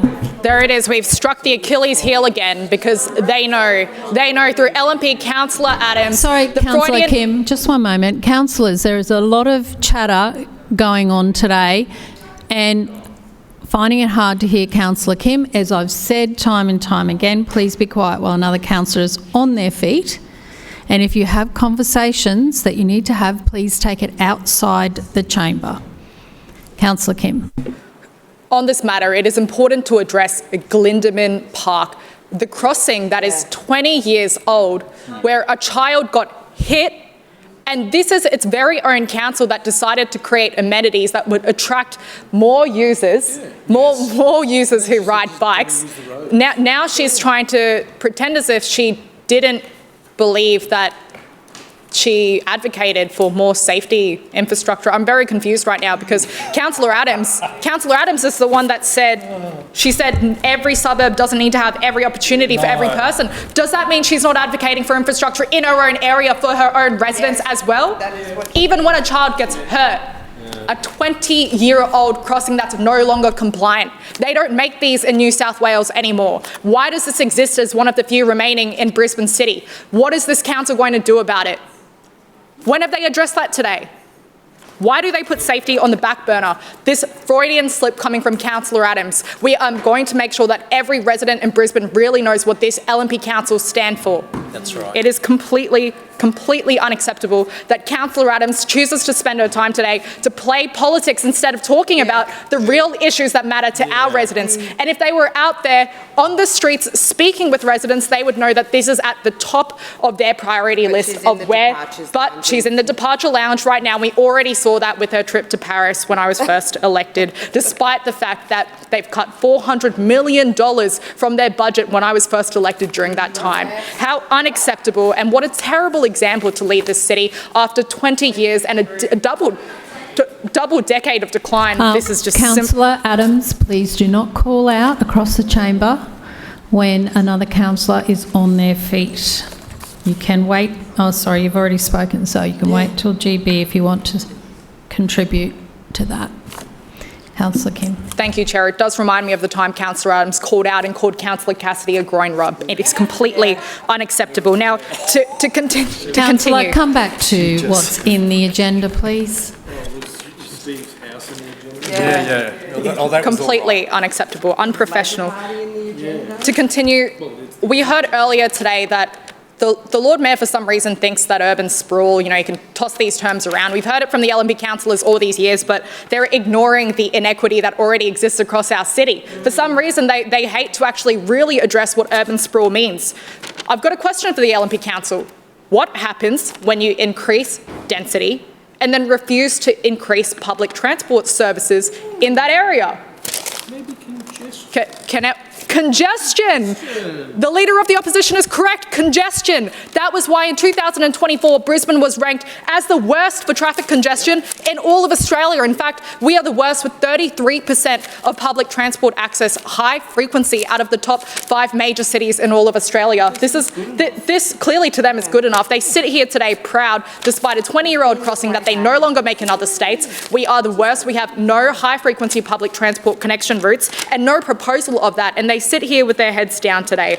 This is completely unacceptable. And if I use Callambell as an example of that, earlier when I was first elected, residents moved a petition to ask this council to increase bus services around Callambell District Park. Now, when you look at density mapping, you can see that there is more density there, but there is no service. There is nothing to service that. Same goes for Johnson Road for this morning. Same goes for Ritchie Road and Pollara as well. The data does not add up. Point of order, Chair.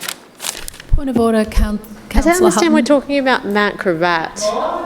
Just can we bring the speaker back to the report? Thank you, Councillor Hutton.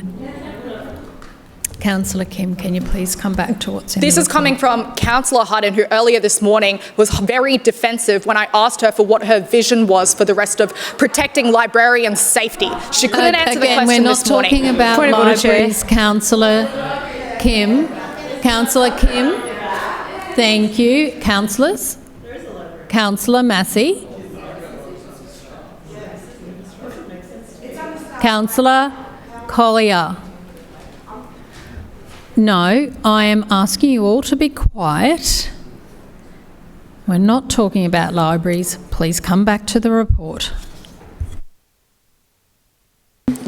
Another rule change. Underpaid, overworked, understaffed.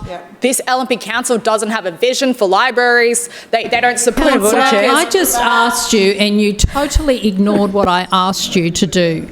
It is not in this report and I asked you to come back to the report, please. Thank you. Councillor Kim. Councillor, your time's expired. Further speakers? Councillor Johnston. Yes, I rise briefly to speak on items B and C, and I appreciate where Councillor Kim was going on this, and it remains one of the biggest issues in the community when upzoning happens and changes to heights, but the services, both hard infrastructure and social infrastructure that are needed to support that upzoning are not included. Now, I know that Councillor Adams might not care about libraries, and we know Councillor Hutton doesn't because she was asked a question this morning about... Point of order, Chair. Point of order, Councillor Hutton. I really love libraries, Madam Chair, and it's really disappointing that people can't speak to the reports in front of them. Thank you. Councillor Massey. Councillor Massey. As you continue to fail to comply with the request to take remedial action for your unsuitable meeting conduct, in accordance with Section 21(8) of the Meetings Local Law 2001, I hereby make an order reprimanding you for your unsuitable conduct. Your conduct and this reprimand will be noted in the meetings of this meeting. And... Just say it's devastating. We don't need to hear from you, Councillor Griffiths. And I will remind all councillors, we are not talking about the committee meetings that took place today. And, Councillor Griffiths, keep calling out. Apparently you just keep telling us about you've done the director's course. Well, you're not showing that you understood it. So treat this like, I'll give you a hint, treat this like a boardroom meeting and we'll be doing fine. Councillor, I have, so be quiet.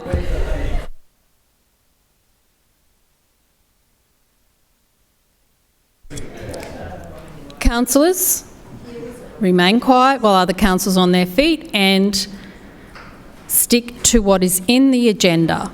That is what we're here to do. This agenda that you should all have read and understood. Councillor Johnston.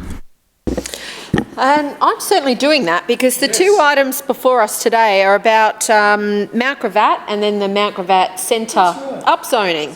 And like I've got the big maps here, like these are the attachments, right? Within the Mount Gravatt area there's a library. Now that library is going to be put under a lot of pressure by jamming all these extra people in. Yeah, that's Councillor Wines, Councillor Hutton, Councillor Parry. It is. But she won't fix them.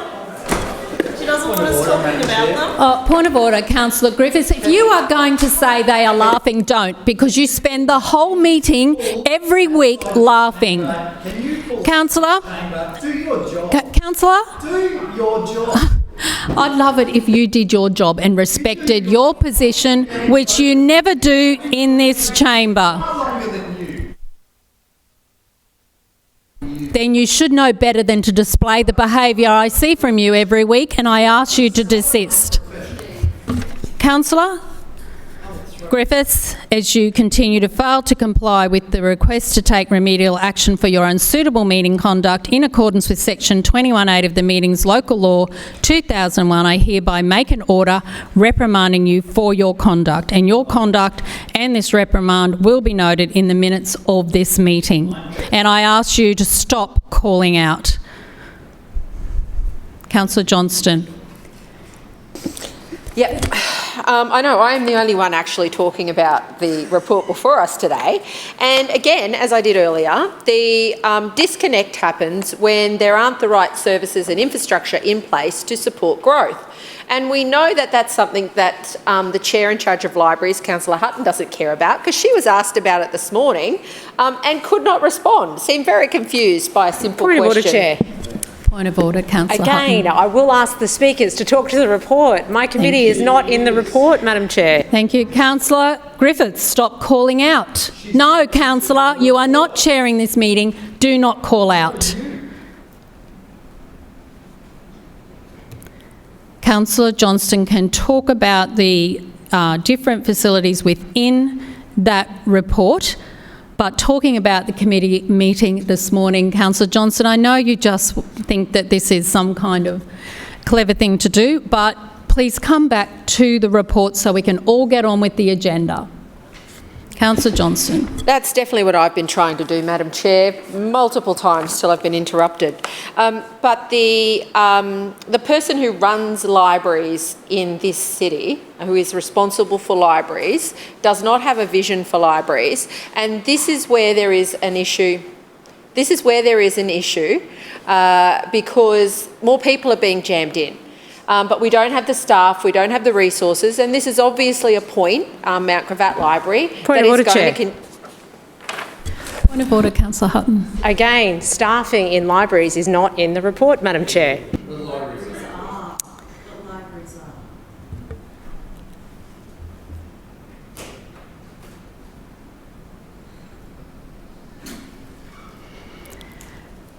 Councillor Johnston, please come back to the report.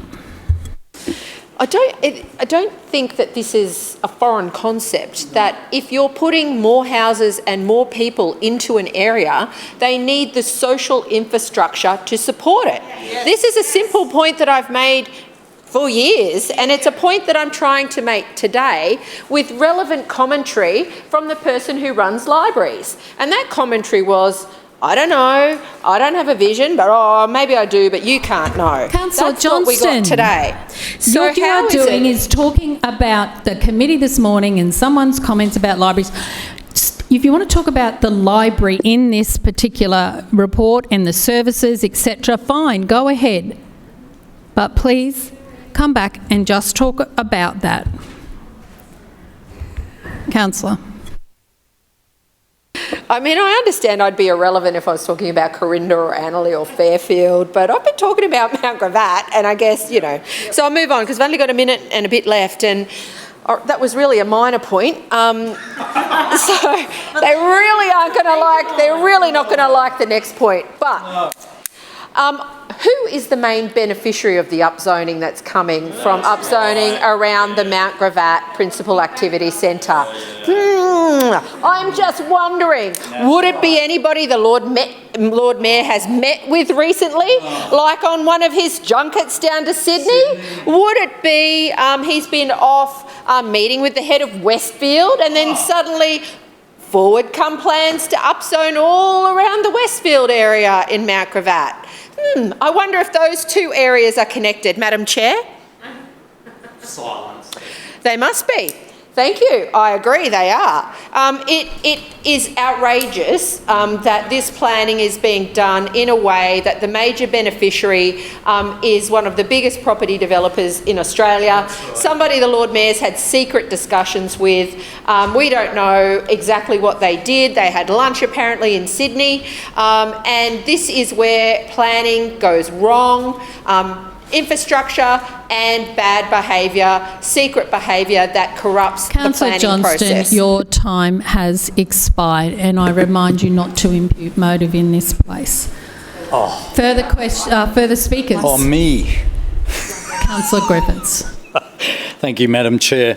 And I think we can see here today what the staff often say to me is the LNP are not good performers in this place. They often make that comment. It's a bit like the Titanic, watching the Titanic sink. Well, welcome to the Sardine Cities report, because this is what we're doing here. We've got the LNP selling out Brisbane yet again. We've got sellout Schrinner, who's not in the room, couldn't even be bothered to be in the room again. Councillor Johnston, you hit it on the head. You hit the nail on the head. When I think what residents need to remember is when we're doing these rezonings, we're essentially giving the people who own these properties a gift of gold. And I know that the developers were all hungry around the Maruka Salisbury Nathan plan. One of them even said to me, it's like a pot of gold I'm holding with the rezoning going. Wow, and he'd previously made his money in West End. I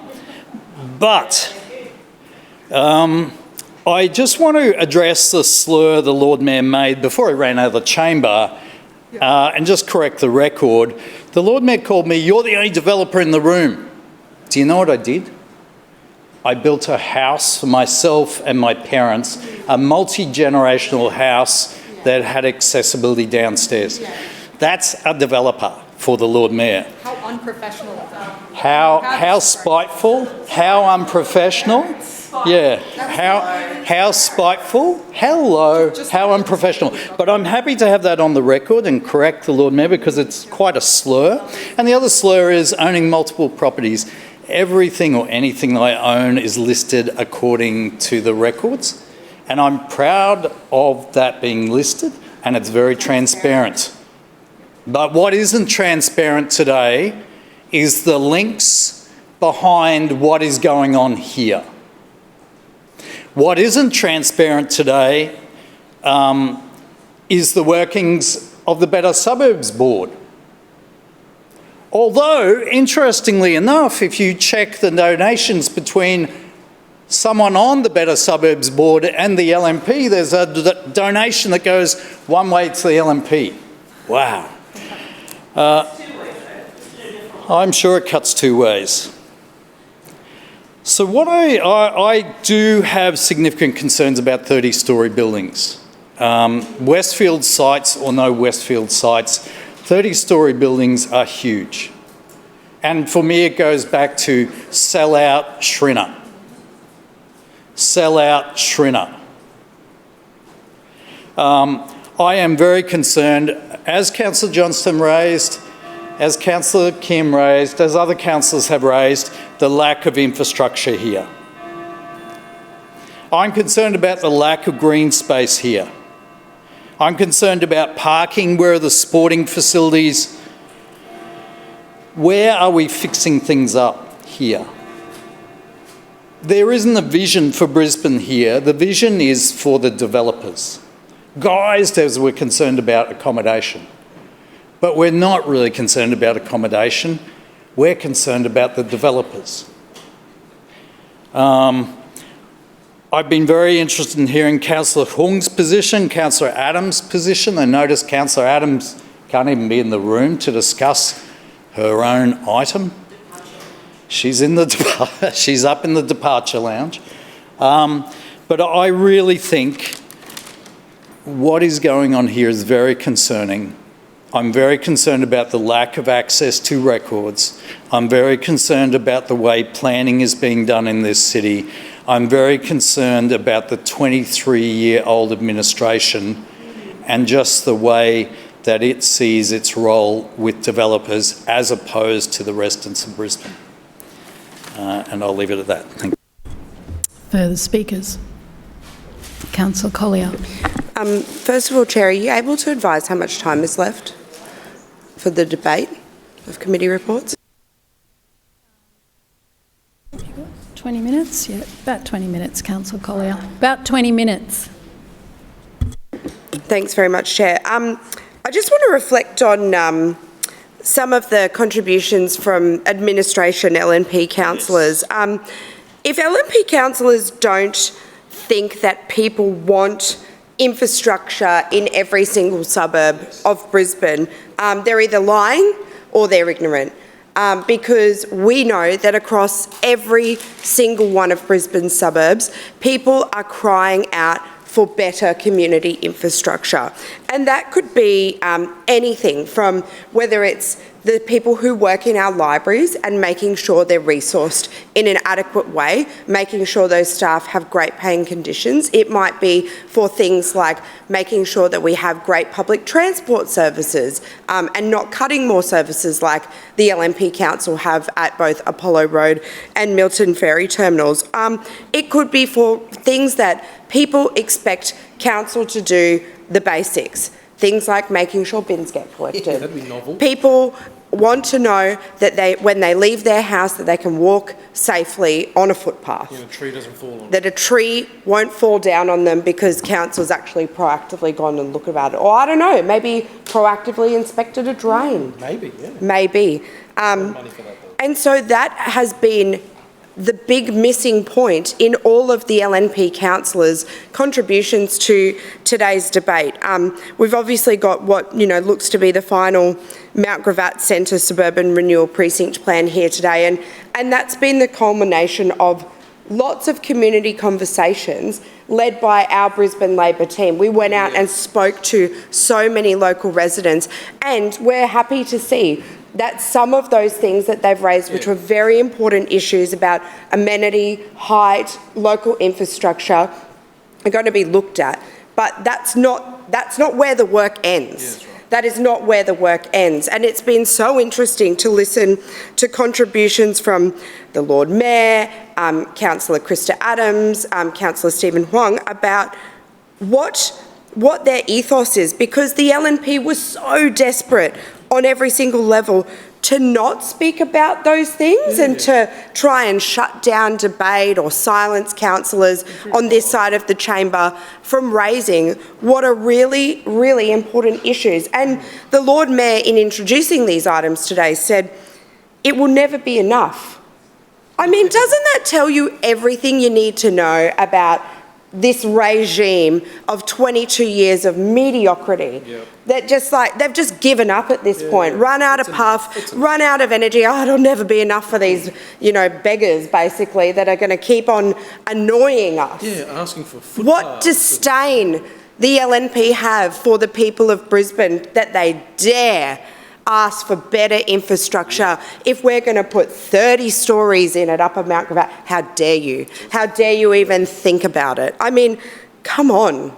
That tells you everything you need to know about the LNP. And of course, earlier today, every single LNP councillor voted against looking at planning and community infrastructure in the same step. These things need to be lockstep. They need to be. Communities are demanding them. So whilst these are important amendments to the city plan, what is lacking is leadership. And that's what we've come to expect from this LNP regime after more than 2 decades, is all they've got is just pushing through, I guess, whatever they're told by property developers, someone else's idea. There is no vision. There is no leadership in the LNP anymore. It's quite sad to see that this is where, the ruling party of 22 years, this is where you've ended up, that you want to silence communities, that you want to shut down debate at every single opportunity. That's where we've ended up. That's where we've ended up. I'm really excited to go out alongside my Labor council colleagues here to go and speak to people about what they think about the Upper Mount Gravatt Suburban Renewal Precinct Plan is going to be, and what they think 30 stories might mean for their community. It's all well and good to talk about the metro and all sorts of things, but what we want to know is what the community really thinks. So we look forward to going and speaking to as many people as possible and making sure that they have their say. Further speakers? No further speakers? Oh, Councillor Allen, sorry. Councillor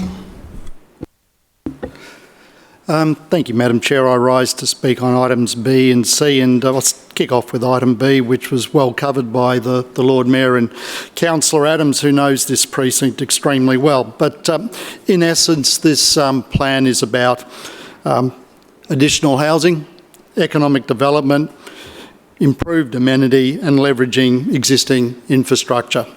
And Mount Gravatt Centre has all of the key infrastructure in place at the moment. As has been touched upon, Logan Road and that area around Creek Road carry key transport links. The area is certainly in need of renewal, and I guess the challenge here, and it's something that the opposition doesn't talk about, is the balance between a plan that's appropriate for the existing community but also has eyes to the future. Now, what's being proposed in Mount Gravatt isn't all going to appear next week. This housing and the renewal will evolve over time. We have infrastructure planning frameworks in place, LGIP and LTIP, that evolve over time.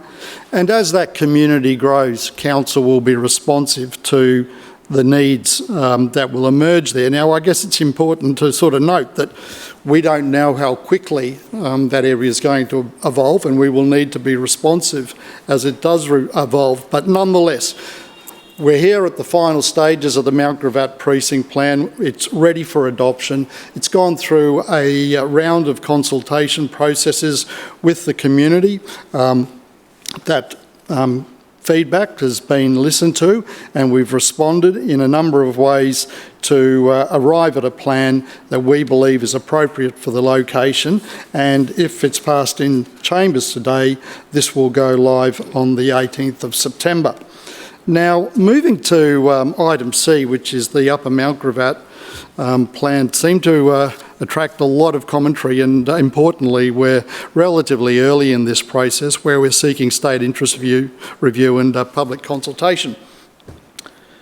Councillor Griffiths made much of the 30 stories, and one thing that you never hear from the opposition is the position or the logic around density and what that density should be in strategically important locations. Upper Mount Gravatt has a number of unique characteristics about it that make it a strategically important location for the city. It's got great public transport connections that can be ramped up over time. It's got great services and amenity for the community. We have a growing population. Who would have thought Brisbane's population would grow like it has in the last decade? But can you imagine how quickly it's going to grow in future decades? So when you put a building on the ground of any scale, it's going to stay there 60, 70, 80, 90 years and beyond. So if you look at the importance of that location and the population growth that we're likely to experience in this city over coming decades, we need to factor that into our thinking.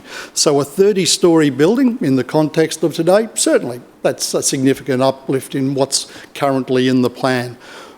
But I think you'll find as our population grows, that won't be an unreasonable outcome. So we always need to keep an eye on the future challenges that this city is going to face.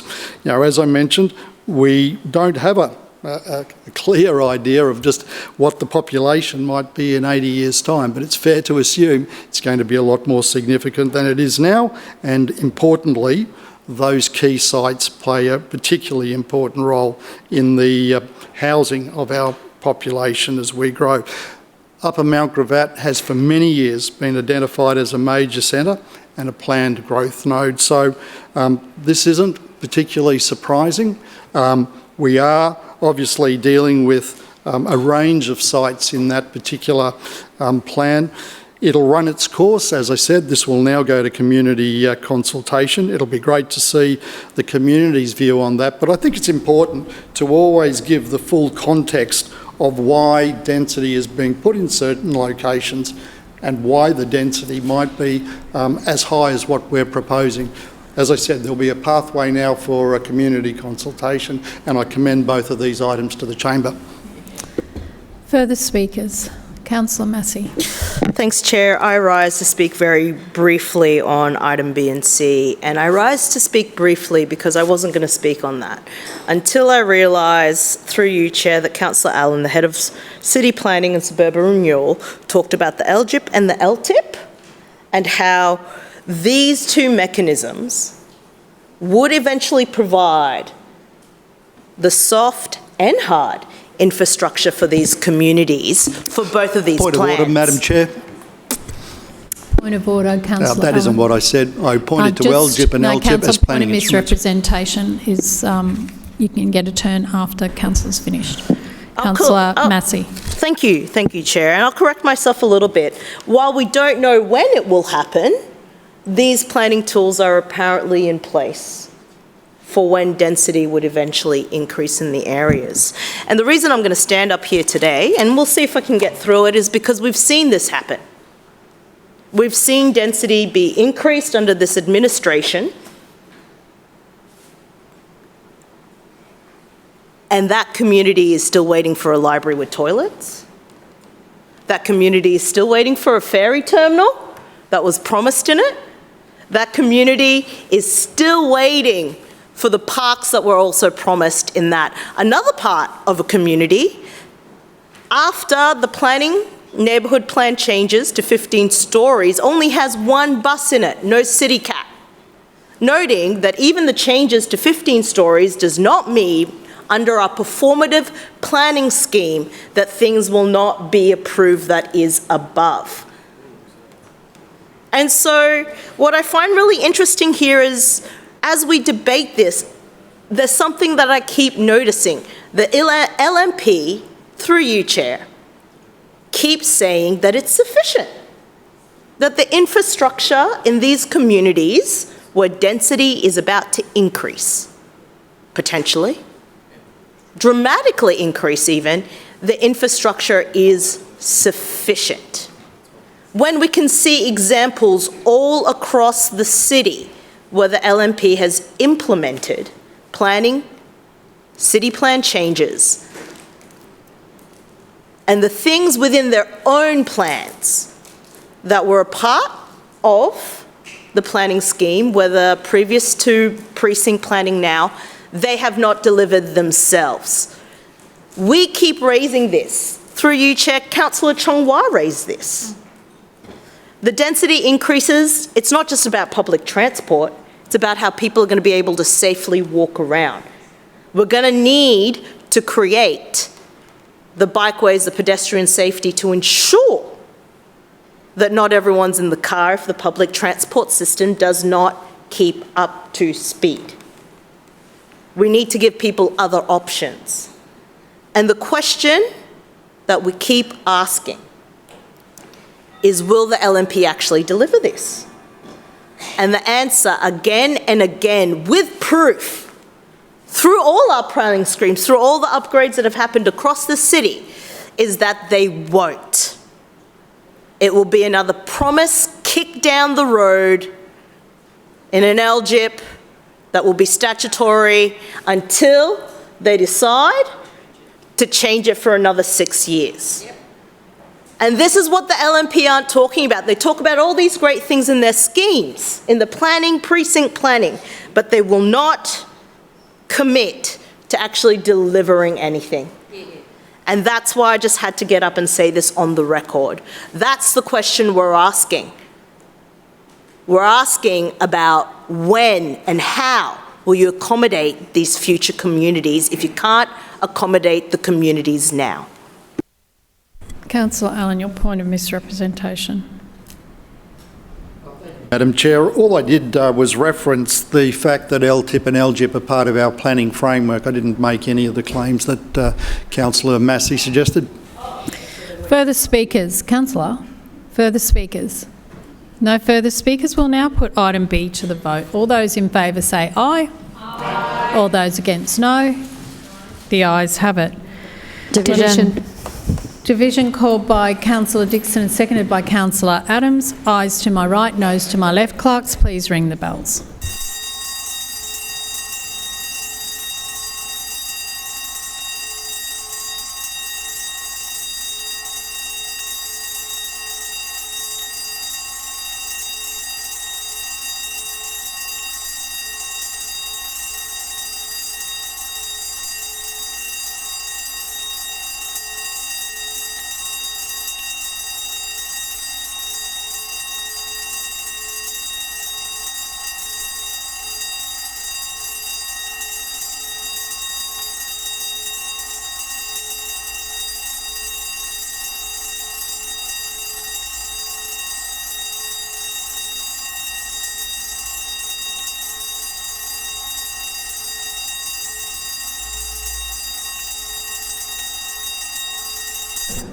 Clerks, please read the results. Madam Chair, the ayes have it, the voting being 23 in favour. That is carried. Councillors, resume your seats.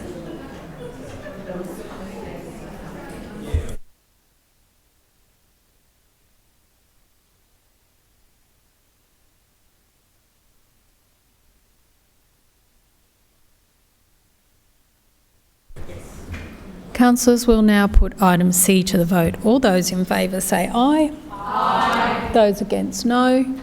The ayes have it. Division called by Councillor Dixon, seconded by Councillor Adams. Ayes to my right, noes to my left. Clerks, please ring the bells.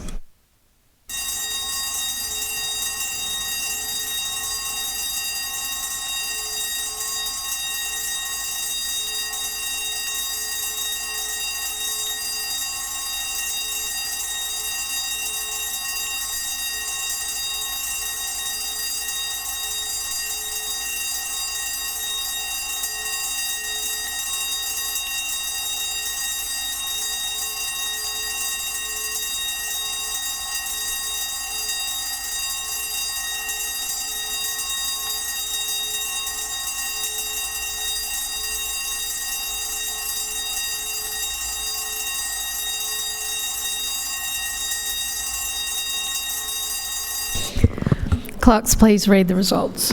Madam Chair, the ayes have it, the voting being 20 in favour and 3 abstentions. That is carried. Councillors, please resume your seats.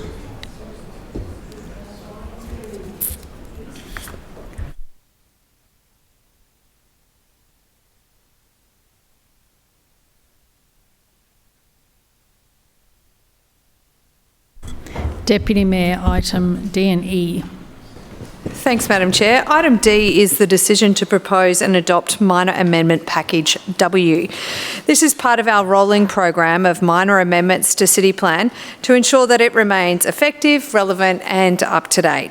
The updates in this package include aligning City Plan with changes to the State's Planning Regulation 2017, including for a range of things like small-scale battery storage facilities, community housing and rooming accommodation, making minor administrative updates and updating the overlay mapping to better reflect the circumstances on the ground, which include development approvals. By ensuring our planning scheme remains current and reflects changes over time, we can provide certainty and confidence in its administration.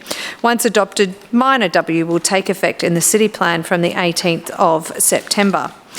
Item E is the decision to move to public consultation on Amendment Package S. This is about updating some of our planning scheme policies so that up-to-date guidance is being reflected in the City Plan to support development applications and the assessment of these. We're proposing to update 4 planning scheme policies. Firstly, the bushfire planning scheme policy will be updated to align it with the state government's requirements and guidance, while also refining guidance around bushfire hazard assessments, management plans and the mitigation measures. It will make the guidance clearer, supporting both applicants and the development assessment team. Secondly, the infrastructure design planning scheme policy will be updated to include additional guidance on narrow and shared driveway crossovers. This will support development outcomes from our More Homes Sooner LMR design package, which we've obviously adopted today. Thirdly, the Transport Access, Parking and Servicing Planning Scheme policy will be updated to include a section on sustainable mobility. This covers the requirements of a sustainable travel plan, which developers may be required to submit as part of their application. Fourthly, the Landscape Design Planning Scheme policy will be updated to include a new section on green Deputy plot Mayor, ratio. Under the provisions of section 3513 of the Meetings Local Law, on the expiration of the period allowed for debate of committee reports, I shall now put the motions to the meeting for the adoption of any committee report not yet voted upon without further amendment or debate. Councillor Cassidy, point of order. Could I ask that D and E be taken serious up for voting, please? Okay. I'll now put item D to the vote. All those in favour say aye. Aye. All those against, no. The ayes have it. Division called by Deputy Mayor and seconded by Councillor Dixon. Ayes to my right, noes to my left. Clerks, please ring the bells.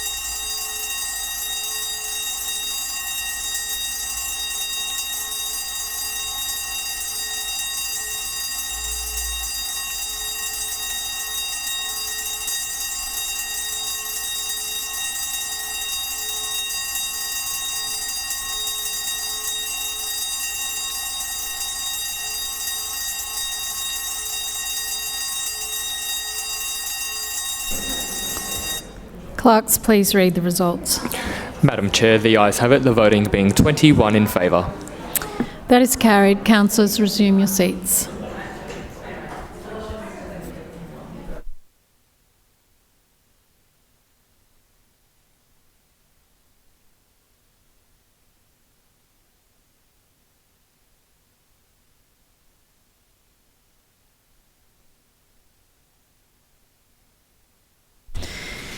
We'll now put item E to the vote. All those in favour say aye. Aye. Those against, no.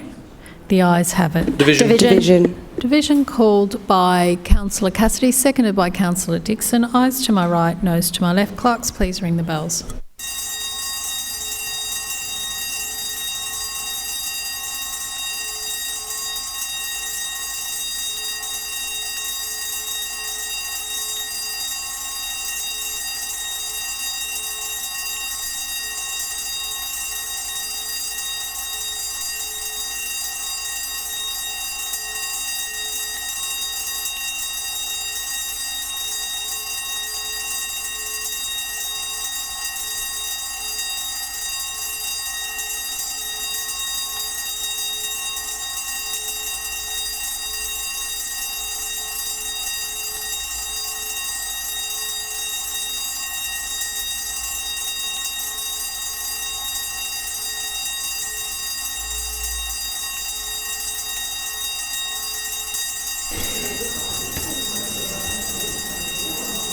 Clerks, please read the results.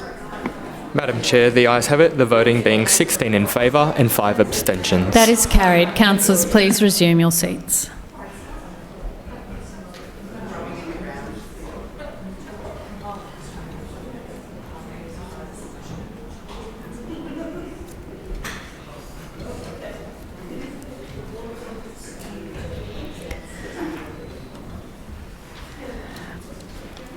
Councillors, we'll now put Public Transport Committee report to the vote. All those in favour say aye. Aye. Those against, no. The ayes have it. That is carried. We'll now put the... Point of order. Point of order. Councillor Collier. Can I ask that items B and C be taken together, seriatim, from the rest? Councillor Chong-Wah, anything different there that you wanted? That's fine. Okay. We'll now put item A to the vote. All those, A, D and E to the vote. All those in favour say aye. Aye. Those against, no. The ayes have it. That is carried. And we'll now put B and C to the vote. All those in favour say aye. Aye. Those against, no. The ayes have it. Division called by Councillor Cassidy and seconded by Councillor Collier. Ayes to my right, noes to my left. Clerks, please ring the bells.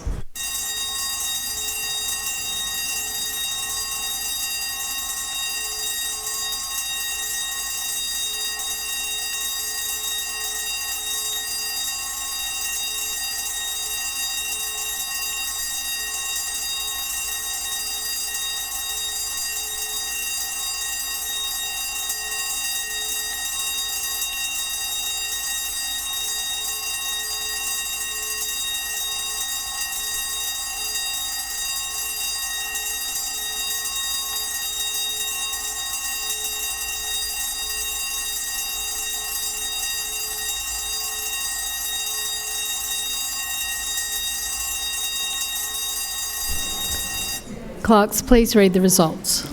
Madam Chair, the ayes have it, the voting being 16 in favour and 6 against. That is carried. Councillors, please resume your seats.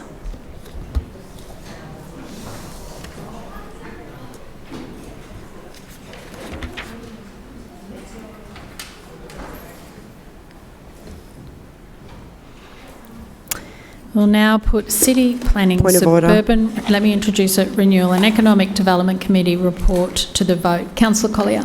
Can I ask that these items be taken seriatim Yes. for voting? Thanks. We'll now put item A to the vote. All those in favour say aye. Aye. Those against, no. The ayes have it. That is carried. We'll now put item B to the vote. All those in favour say aye. Aye. Those against, no. The ayes have it. Division called by Councillor Massey, seconded by Councillor Collier. Ayes to my right and noes to my left. Clerks, please ring the bells.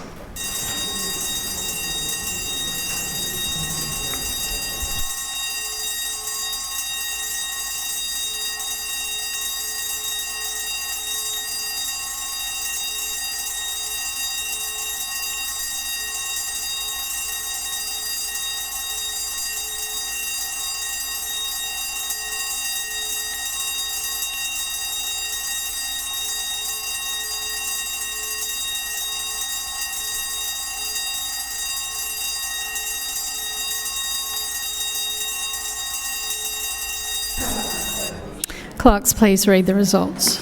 Madam Chair, the ayes have it, the voting being 16 in favour and 6 against. That is carried. Councillors, please resume your seats.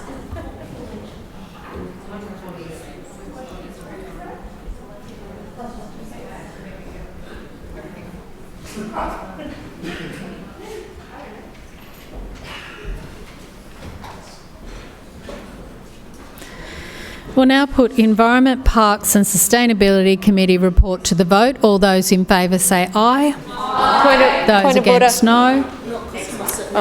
Sorry. That is carried. Councillors, we'll now put the Customer Services Committee to Point the of vote. order. Point of order, Councillor Johnston. Yes, Madam Chairman, I would ask that item B is taken seriatim for voting purposes. Thank you. We'll now put item A to the vote. All those in favour say aye. Those against, no. The ayes have it. That is carried. We'll now put item B to the vote. All those in favour say aye. Those against, no. That is carried. Division. Division called by Councillor Johnson, seconded by Councillor Massey. Ayes to my right, noes to my left. Clerks, please ring the bells.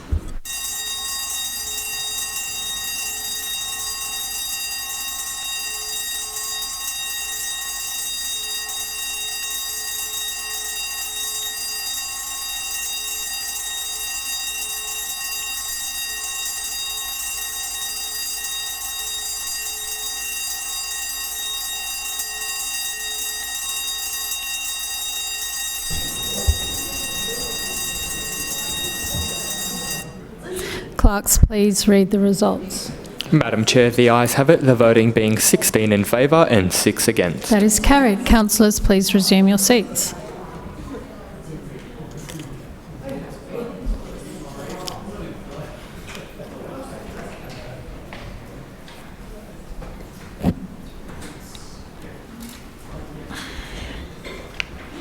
We'll now put Community and the Arts Committee to the vote. All those in favour say aye. Aye. Those against, no. The ayes have it. That is carried. And we'll now put Finance and City Governance Committee to the vote. All those in favour say aye. Aye. Those against, no. The ayes have it. That is carried.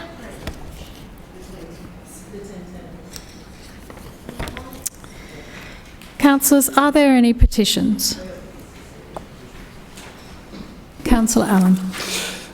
Madam Chair, I have a petition seeking to improve the water quality entering Keith Bowden wetlands at Wavell Heights. Any further petitions? Councillor Dixon, may I have a motion for the receipt of the petitions? Chair, I move that petitions as presented be received and referred to the committee concerned for consideration and report. Second. Has been moved by Councillor Dixon and seconded by Councillor Collier that all petitions as presented be received and referred to the committee concerned for consideration and report. All those in favour say aye. Aye. Those against, no. The ayes have it.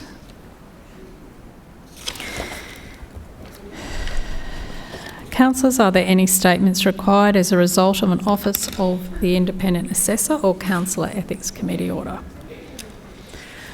We'll now move to general business. Are there any speakers? Councillor Huang. Thank you, Madam Chair. I rise to speak on the topic I started last week, and that was the LGAQ policy executive trip to North Queensland. Well, today I'm going to focus on some of the observations I made about the challenges to these remote councils in North Queensland. So, as I mentioned, we went to Weipa, Nepran, and also Maroon Shire Council. And can I say the first thing came to me was, of course, thank God we are in Brisbane. But also because when you go to these remote councils or local authorities, you'll find that normally they don't have a rate base or on a very small rate base. So they don't have the financial power like we do to provide services to their local residents. And of course, they are on mining lease as well, which make it more challenging because on mining lease, lots of the services were based on the mining needs of the local, whatever mine they have. So that's one of the challenges to then for providing services to the residents. But also communication has always been a challenge as well. As I mentioned last week when I went there, very limited places have network outside Telstra. And in some places, even with Telstra, you get only one bar or don't even get any services. So communication is a big challenge in their places, as well as transport. On the way to there, we had 2 transit at Cairns, and I believe there are only very limited flights to these places. Even we have to do a transit, so that's a challenge. And on the plane, I see a lot of people actually fly in and fly out. So I think it's a bigger challenge for local residents to come and experience outside world.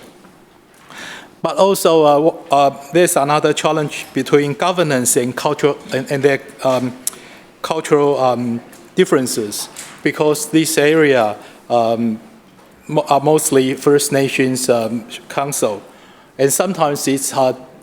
I see it as a challenge to balance between the culture, from the mainstream, and also to the First Nations culture. Although they try to preserve as much as they can, but lack of rate base and power of function of local council do make it difficult. Can I once again comment on the mayor of Mapoon for doing his great job in public relations in showcase the First Nations culture in there and the challenges they have. And also, one other challenge was the lack of resources. When I was there, they were talking about developing tourism industry. But can I say it is difficult? When I went to another trip last year to Winton and Longreach, they've got this opal mine, so they've got something to sell. But whereas when I went to Weipa, Napron, or Mapoon, I was going to buy my wife a gift because it was her birthday, and I couldn't find any gift. So I think it is a challenge for them to find a specialty in the tourism industry. So these are some of my observations, and I think it is important that Brisbane City Council continue to stay with LGAQ so we get to understand the differences between different councils in Queensland and different challenges and provide a different perspective.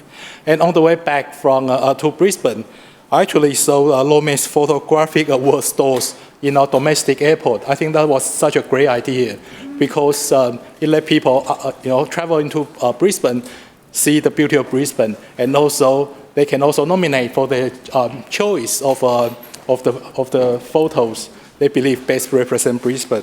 So once again, I would like to thank LGAQ for providing this trip, and thank you to my team for allowing me to absent for one meeting to go to these trips. And and thank you for that. Further speakers? Councillor Chongwa. Thank you, Chair. I rise to speak on the Coopers Camp Road speed limit review petition because it was cut off because our local laws have been changed, and I think this is extremely undemocratic. Anyway, the LNP Council voted to reject a speed limit review on Coopers Camp Road in Barton and Ashgrove. This is despite 452 residents requesting council to reduce the speed limit and consider speed limit review. Coopers Camp Road is an extremely dangerous road corridor. It has long, steep gradients, a blind corner, highly exposed pedestrian footpaths, and only one pedestrian crossing along the entire 1,200 metre road, which is a refuge island at number 151. It carries high traffic volumes, including around 1,500 heavy vehicles every week. It has 0 traffic lights, and it's virtually impossible to cross. Not only have I heard from dozens of residents on the street about their own experiences, I myself was nearly hit by a car walking across this road this year. Oh, that's horrible, Sid. Yeah, I'm lucky I'm still here fighting the good fight, let me tell you. The road is close to St Joseph's School, Ashgrove State School, a kindergarten and Jubilee Park. There's lots of families with young children walking in the area. Council's crash data shows that within the last 5 years, there were 5 crashes along this 1,200-metre road. This council has decided that this isn't enough to even review the speed limit. But we all know that council's crash data has gaps. And in June 2024, a truck annihilated a bus stop, even though it could have killed people waiting for a bus and destroyed council infrastructure that wasn't captured in council's crash data. So I present you with the evidence here on the record. And then, yes, I will. Thank you for the interjection. And there's another picture of the bus stop there with it being it's been smashed. In October 2025 and April this year, there were another 2 crashes and that didn't make it into the crash data. These 2 were in the same area as the 2 other recorded crashes at the blind curve where this council installed speed advisory signs and a speed awareness monitor. There have been 2 more accidents since then. So I'd like to submit these photos to the chamber, please. Thank you. So, they're photographic evidence of these 5 crashes that council is yet to include in their consideration of a speed limit review.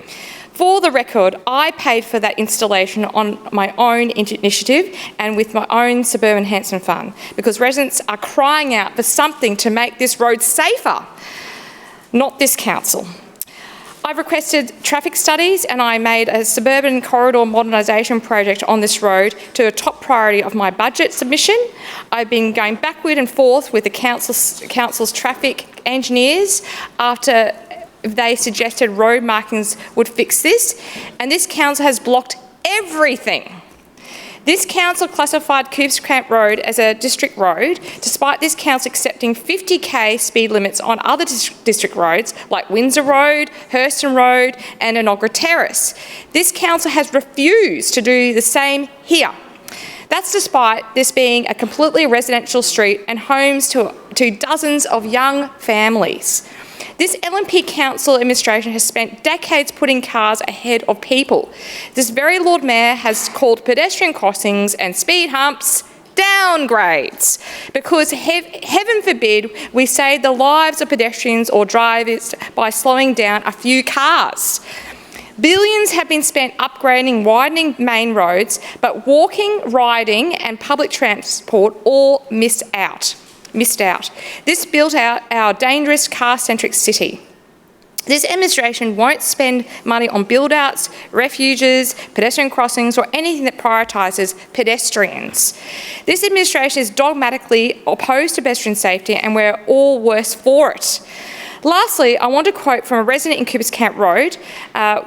We have multiple crashes on our front steps, heavy trucks shaking our windows, motorists speeding past our homes, and a road our family cannot safely cross. This is our reality on Cooper's Camp Road. As a mother of 2 young children, I'm asking council to reduce the speed limit before it's too late. It's not just about inconvenience, it's about safety, it's about livability, it's about making sure people of all ages can move freely about our neighbourhood without fearing of their lives. Further speaker, Councillor Perry. Thank you, Mr Deputy Chair. I rise today to speak on one item, and that is the unveiling of the Brothers Corbett Park commemorative sign.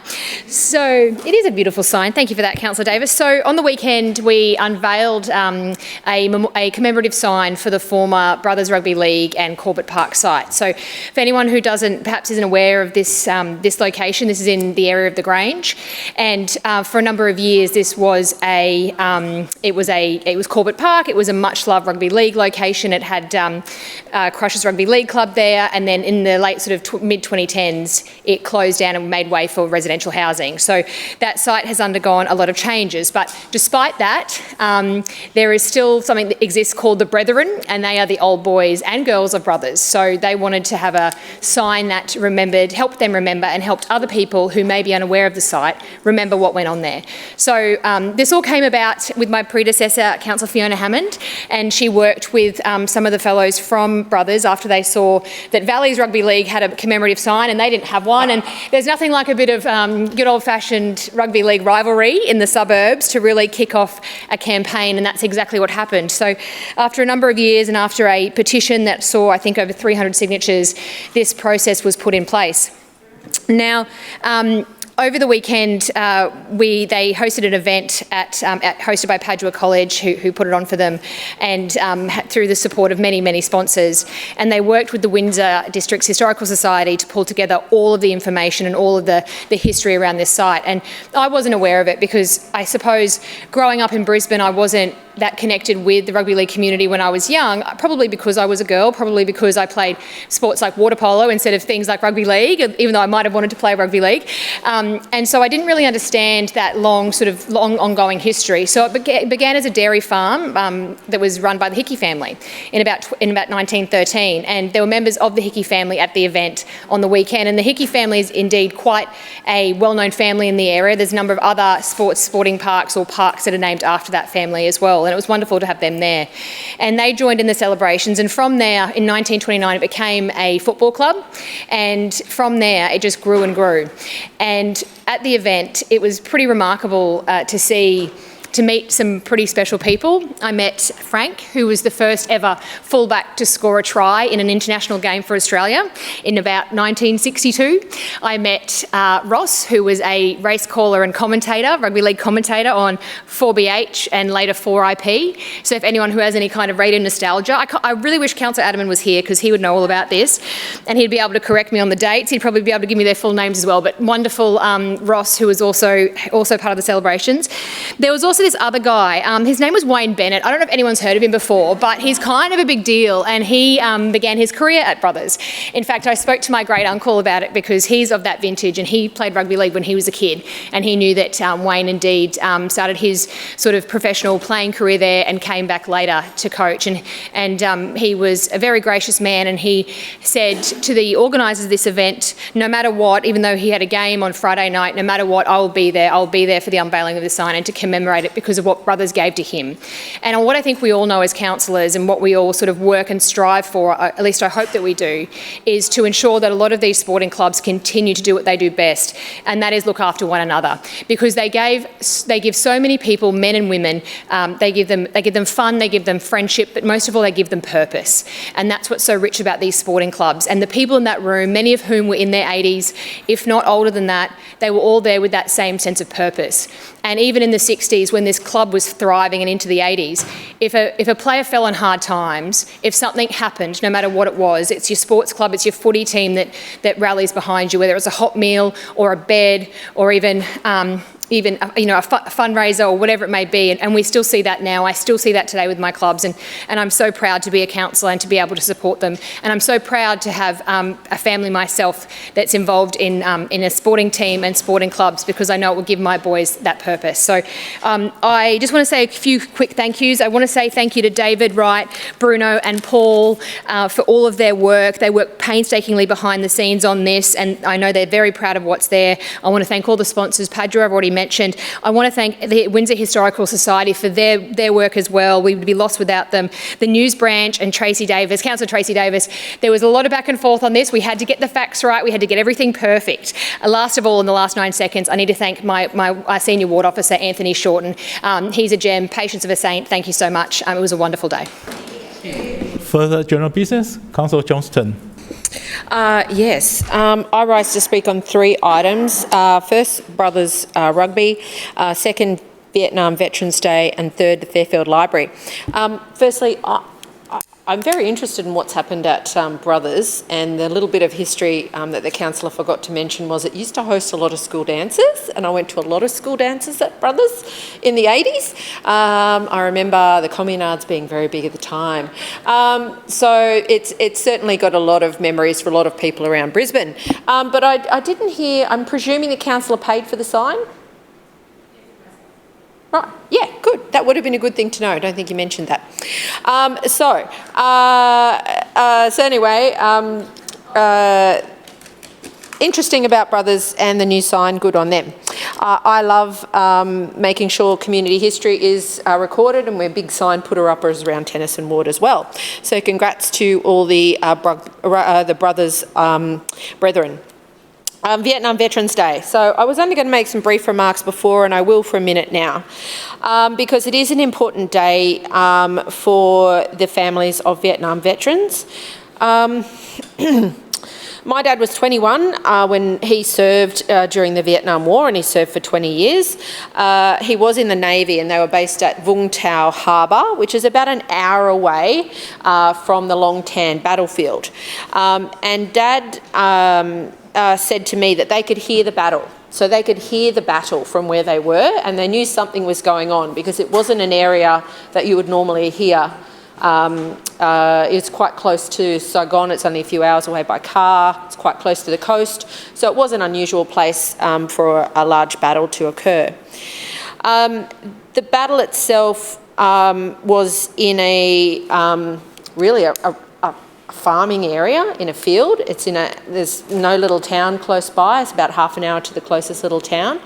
And it is one of the defining battles of the Vietnam era. It caused huge loss of life for the Australians and also the Vietnamese soldiers who fought in it.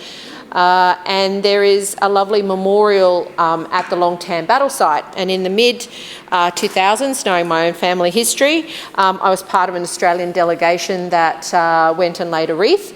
The new memorial had just been built at that point, and you have to get special permission from the government to go and do that. It's not it's on private property, so it's not a publicly accessible site. It's very moving because it is literally this beautiful cross in the middle of a rubber plantation. Why Vietnam Veterans Day is so important, though, is when Vietnam veterans came back, they were not afforded the respect that they so strongly deserved. Like their fathers before them and their grandfathers, they thought they were fighting for and were fighting for freedom and security in our country and in our region. So I just want to say that my thoughts are with all the remaining Vietnam veterans. They are a dwindling cohort, and sadly my dad has passed away. But my thoughts are with all the Vietnam veterans and their families. We really should respect their service and the sacrifice for our country.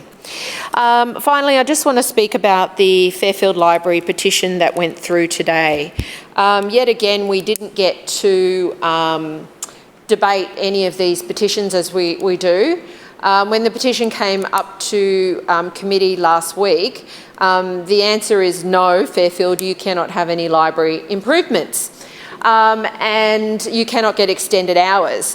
Today I sat in committee and listened to Michael McKenna, the divisional manager, say how important it was that libraries were accessible and had access to services. Yet he is part of the organisation that is refusing to extend hours at Fairfield. The library is only open Monday and through till part of the day on Saturday. It's in the middle of the biggest shopping centre in my ward, which is a very big and accessible shopping centre. It's flat, it's got great car parking.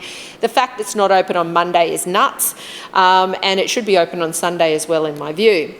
Now, Council added very late, added a line saying that they were considering Council opening hours. Now, I don't know what that is. I hope that doesn't mean cuts, because that's my fear. We know that the Chair isn't interested in sharing any plans about libraries. We've been asking, and she's not supporting additional hours. So I remain concerned that our community is being dudded by this Council. We need more library staff. We need more library services. They are great places, and we should be properly resourcing and supporting them. So we will never give up fighting for better library services in Fairfield, and the reason we did the second petition was it's 10 years since we did the first petition calling for the same thing. Yeah, so Councillor the LNP, Johnston, your time has expired. Further speaker? Yes. Councillor Griffith. Yes, welcome to the Chair, Mr Chair. I'd just like to speak on three issues. The annual Maruka Festival, a new BMX track we're getting out at Salisbury, and also the opening of that track, but also actually the other thing I want to speak about is possum box policy. Beware. I've learned about new possum box policy being developed by this council. First one, we do the annual BMX, this isn't the annual Maruka Festival. We've been doing that for 28 years. We were doing it by closing the main street of Maruka Dam, which was Bow Desert Road. We're now doing it in the local Peggs Park. I was involved in that when I was just a citizen, not a councillor, and it's been a really good event for the local community, really well looked, something that people look forward to, particularly young families coming to the area. So I look forward to seeing people this weekend. It looks like we're going to have very good weather and, a very positive event. So that's this Saturday from 12 o'clock at Peggs Park. Second thing is we've got a new BMX track opening. This new BMX track, the cost has gone from $90,000 to $450,000. So that sort of delayed the construction of this BMX track. But it's been a really great outcome for the young people. Young people contacted me about 2.5 years ago. I worked with a very good officer at the time, Shannon, who assisted with the consultations and also used her experience with the design of the site. And we've come up with an amazing product. So to all the council officers who've assisted me with this, thank you very much for your great work. And it's really good to know that the community loves it and is really enjoying it. So we open that not this weekend, but the following weekend on the Sunday. I'm really looking forward to it. Next thing is the possum boxes. You will remember, council charged me or gave me a cost of about $5,000 for a possum box. We had 2 possum boxes had to be installed at Annerley Library. The Lord Mayor denied it all. Nothing's happening like that, but there the paperwork was in black and white. He couldn't deny it. Anyway, came some interventions. Some possum boxes got hung up from the local RSL after I bought them for $25 each. $25 each. Well, anyway, well done. We saved council all that money. Now I'm intending to put in more possum boxes. Heaven forbid. And I hear the Liberals gasp. Not again. But there apparently is being developed up there in I like to think of it as the Qantas Club of Brisbane City Council, up in that little building. They're all shuffling around, developing policies, writing, studiously looking at things, informing the LNP administration of what should be happening. So I'm interested to see, will it mean that possum boxes will cost more? Apparently what I'm hearing on the grapevine from the officers is there are some parks, not my parks, but some LNP parks that have so many possum boxes that they're literally falling out of the trees. So they're not full of possums and they're literally falling out of the trees. Now, council tells me that somehow this snuck past the keeper, which means it's in an LNP park. But I've found a really innovative person who's a Brisbane resident who's doing great things with technology, and what he's doing is allowing you to connect up with your iPhone to be able to monitor and see what wildlife is using the possum boxes. And that data can then be shared, so we're hoping to share it with Griffith University and the students there. So some of the sites we're rewilding, we're looking to put these boxes in and also looking to see what wildlife is using these boxes. Some of our I've now got several hundred people involved in the rewilding group, and some of those people are very, very interested in the science behind it and very interested in collecting data about the wildlife that's actually out there, and their passion is astounding. So I really hope we can link into that. Through you, Mr Chair, to Councillor Davis, I look forward to seeing this possum box policy. I'm sure it'll be very interesting, and I'm sure it will have no limitations on hopefully what we're trying to do in Maruka Ward. Thank you. Further speaker, Councillor Landers. Thank you, Chair, and thank you to Councillor Johnston for talking about Vietnam Veterans Day and her father. I had an uncle who was conscripted to fight in the Vietnam War, and I do know about the issues that occurred on his return. So thank you for that. I also want to thank Warren, affectionately known as WOG, who laid a wreath on my behalf and my community's behalf at the Geebung RSL service today. He is the grandson of First Nations man Gus Davies, who was a soldier who served in World War I and II. So I thank him for representing me today. I wanted to talk about two things, and that was the India Independence Day and, if I get time, Backyard Bonanza. We had a massive weekend in Brisbane. Our Brisbane Indian community put on an incredible show to celebrate the 80th Independence Day of India. And it began on Saturday with the India Day Fair that GoPO put on in Roma Street, and I know a lot of councillors were able to attend and enjoy an incredibly vibrant day. They sure know how to celebrate. There was so much colour and music, singing and dancing by councillors as well, but it was absolutely wonderful, and I thank GoPO for, yes, Councillor Davis was dragging me up to dance, but I thank GoPO for an incredible celebration on Saturday that went on into the evening, and it was fantastic. On Sunday, we then had the Alluring India 2026 Australian Edition Fashion Parade. And that was an incredible event as well, showcasing the great talent, and to see that fashion parade with all its colour as well. And we thank our Indian community and all the volunteers who dedicated themselves to bringing that to Australia.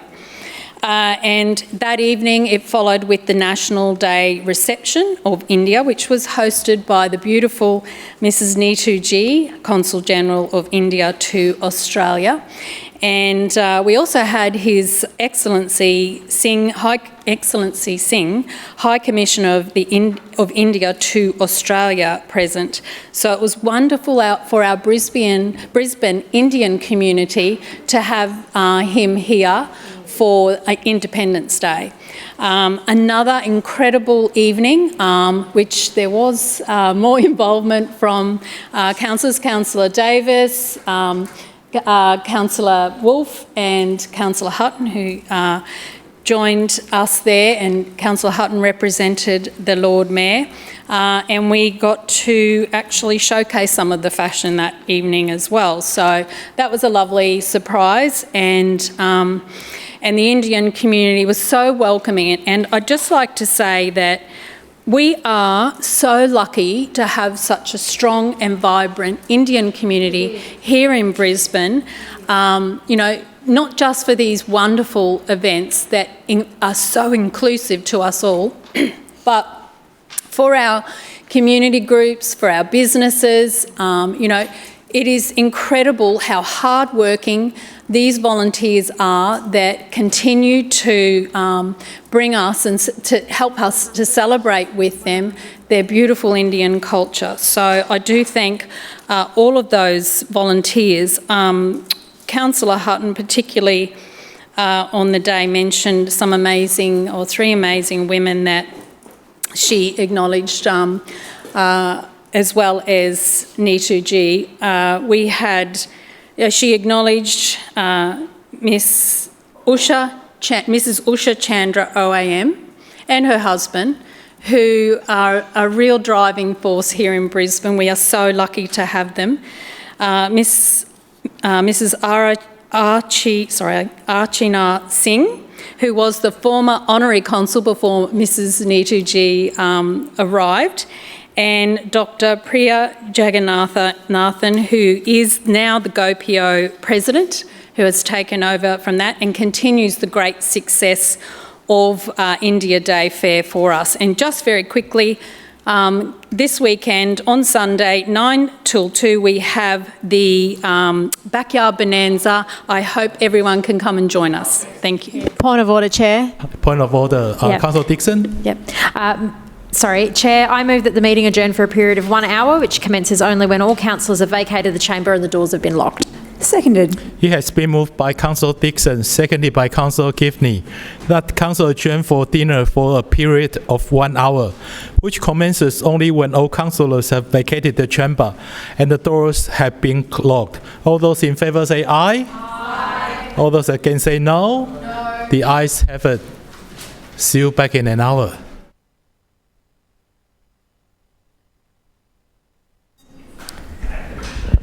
Further speakers to general business. Councillor Massey. Thanks, Chair. I rise to speak on 4 topics this evening. 1, Dornoch Terrace safety improvements. 2, the annual Threads in Common art exhibition at Mount Cootha. 3, Rainbow Families pop-up playgroup. And 4, the Pakistani Independence Day. I'll try to get through as much of them as possible, but I thought it was important to get on the record a couple of things about the question that happened earlier today and the answer through the Lord Mayor.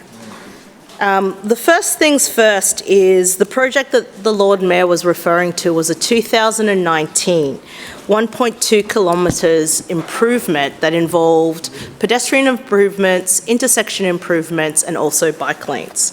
This proposal by Brisbane City Council that was under the LNP administration was to remove 115 car parks, 3 changes to bus stops, provide separate bike lanes, and in some sections have speed reductions to 30 kilometres per hour. Of course, none of this information is now available publicly on the Brisbane City Council website, but don't you worry, I've looked all across it.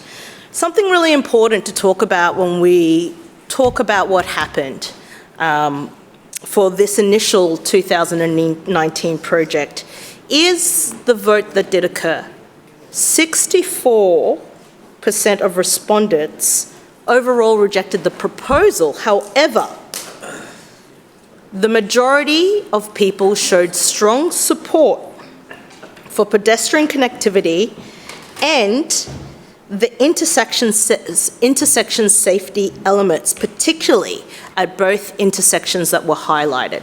These intersections being Hampstead and Dornoch, and then the second intersection being Hardgraves, Ganges and Dornoch.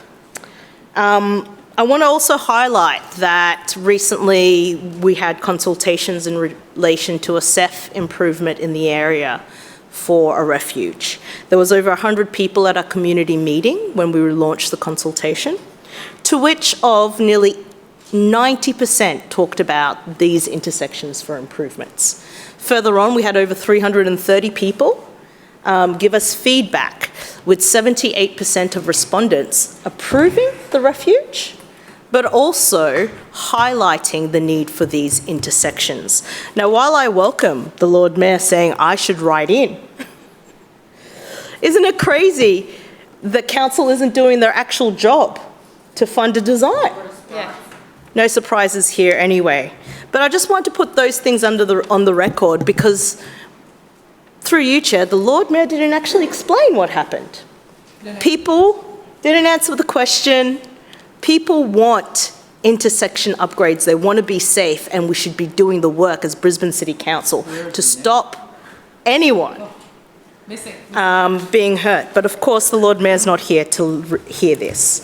I'll go quickly through my other points. Firstly, the Threads in Common art exhibition at Richard Randell Art Studio in the Botanical Gardens. It was a wonderful exhibition. It was great to pop in and meet all the artists that were doing it. There's 7 friends that come together and deliver this exhibition every year. And it was really great to just support local artists that come from across the city.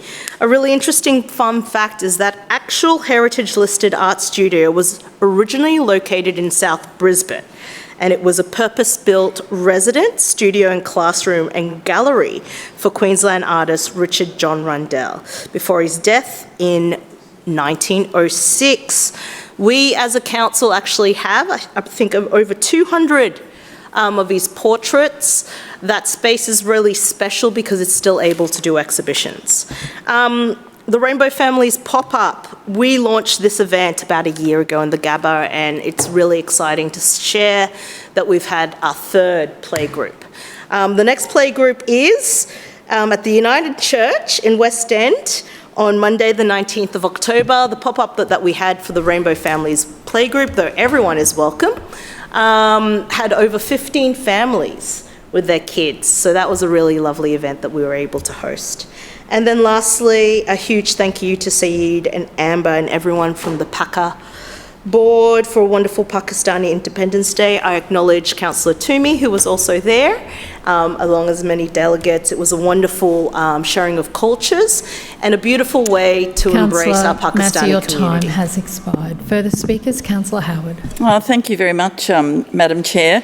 I rise to speak about the Bingham Cup and the Amanda Mark Cup. The Lord Mayor and many of our councillors here have just attended the most amazing civic reception for an international gay rugby group. And can I just tell you that they're still partying around there. I think the Lord Mayor's trying to get away, but he's still there. It truly epitomises what Brisbane is all about when we host these events here in Brisbane. The Bingham Cup, I think it's worth, I hope that you will all just bear with me while I tell you a little bit about the Bingham Cup, because it recognises, so the Bingham Cup stands as the pinnacle of our inclusive rugby. It's a celebration of courage, community and the unifying power of sport. The tournament is named in honour of Mark Bingham, a passionate rugby player for the San Francisco Fog and co-founder of the New York Gotham Knights. Mark was also one of the heroes aboard United Airlines Flight 93 on September 11, 2001, remembered for his bravery in helping to thwart the hijackers' plans. His legacy of strength, leadership and inclusivity continues to inspire athletes around the world, and it is in his memory that the tournament proudly carries his name. Now, the Bingham Cup was first held in San Francisco in 2002. It's been hosted in major cities such as Sydney, Dublin, Amsterdam, Ottawa and Rome, and of course in 2026 it comes right here to Brisbane. So over the next few days you will be seeing people from all over the world that will be attending. I did a bit of a roll call while I was emceeing, and we have people from England, Ireland, actually the British, I had to say instead of English, but the British, Ireland, New Zealand, Canada, Taiwan, Japan, North America, people from Melbourne, Sydney, Perth and Adelaide. There's over 1,500 people that will be making Brisbane their home over the next 4 days, and I can't begin to tell you how proud I am of the hustlers, and can I just say a big thank you to Councillor Adam Allen. Councillor Allen has been assisting the hustlers to bring this together, as have I, for many a long year. They first put their bid in for the Games a few years ago and we were unsuccessful. We lost out to Rome, of all people. But this year it is here in Brisbane, and I know that the councillors who attended were just overcome by the stories that were told by the people who have brought this all together. There is such a great feeling in that room. The guys were just so proud of the fact that this city would host a civic reception for them, and over the next few days, as I said, there's going to be people all across Brisbane. One of the statistics that they just told me before I was leaving was that the Wickham Hotel has done more trade up until 1 p.m. today than it has in the last month. So just so you know, I did encourage them all to have fun in Fortitude Valley in the entertainment precinct, which is what it is. But of course they will be playing sport as well. But truly, if you do get the opportunity to run into any of these people in your wards or across the city during the next 4 or 5 days, please make them feel welcome. I want to say a huge thank you to our Lord Mayor, Adrian Schrinner. Adrian gave the most wonderful speech and recognised the sacrifice that Mark gave for for his sport, for his community. And the other person that I really want to say a big thank you to is Amanda Mark. There is the Amanda Mark Cup, which is the official women's championship of international gay rugby, and it was first announced in 2018. Amanda was a really, really good friend of Mark's, and it was fantastic to hear her talk about Mark and to share her stories with all of us about the amazing man that he was. It is a wonderful thing. That's what makes our being a councillor such a great opportunity for us to welcome all of these people to Brisbane. So thank you to everyone that was involved, and well done, the Bingham and the Amanda Mark Cup. Thank you. Further speakers? Councillor Givney. Thank you, Chair. I rise today to extend a very warm invitation to all the fellow councillors and their communities to come down to the beautiful Bayside for the Bayside Spring Festival, which will be on from Friday the 11th to Sunday the 13th of September at George Clayton Park in Manly. Like Councillor Huang, I welcome everyone in the chamber to the Wynnum Manly ward and encourage you to bring your families and come and enjoy. There'll be something for everybody. The Bayside Spring Festival actually has a wonderful history in our community, dating back to the 1950s. In its heyday, it was actually one of Queensland's most anticipated community festivals. Thousands would descend upon Wynnum for a colourful street parade, including local schools, marching bands, decorated floats, spring queens, and believe it or not, even an elephant. Sadly, the festival was placed on hold in 2011. But last year, after a 14-year hiatus, we brought the Bayside Spring Festival back, and the community absolutely embraced it. Around 5,000 people joined us last year, and this year, together with Wynnum Commerce Inc., we are going to get bigger and better with 3 days of festivities. The fun begins on Friday afternoon when our amazing event partner, Brisbane Festival, will be hosting Manly Serenades on the Bay. There will be live music from Thunder Fox, Eli One, and a dance performance from Bring a Plate. As the sun goes down over Moreton Bay, we will also have 2 incredible laser light shows. Across the 3 days, there'll be food trucks, sideshow alley, rides for all ages, and a personal favourite of mine, a giant Ferris wheel. I challenge my fellow councillors to find a better view of Brisbane than from the top of the Ferris wheel overlooking the beautiful Moreton Bay.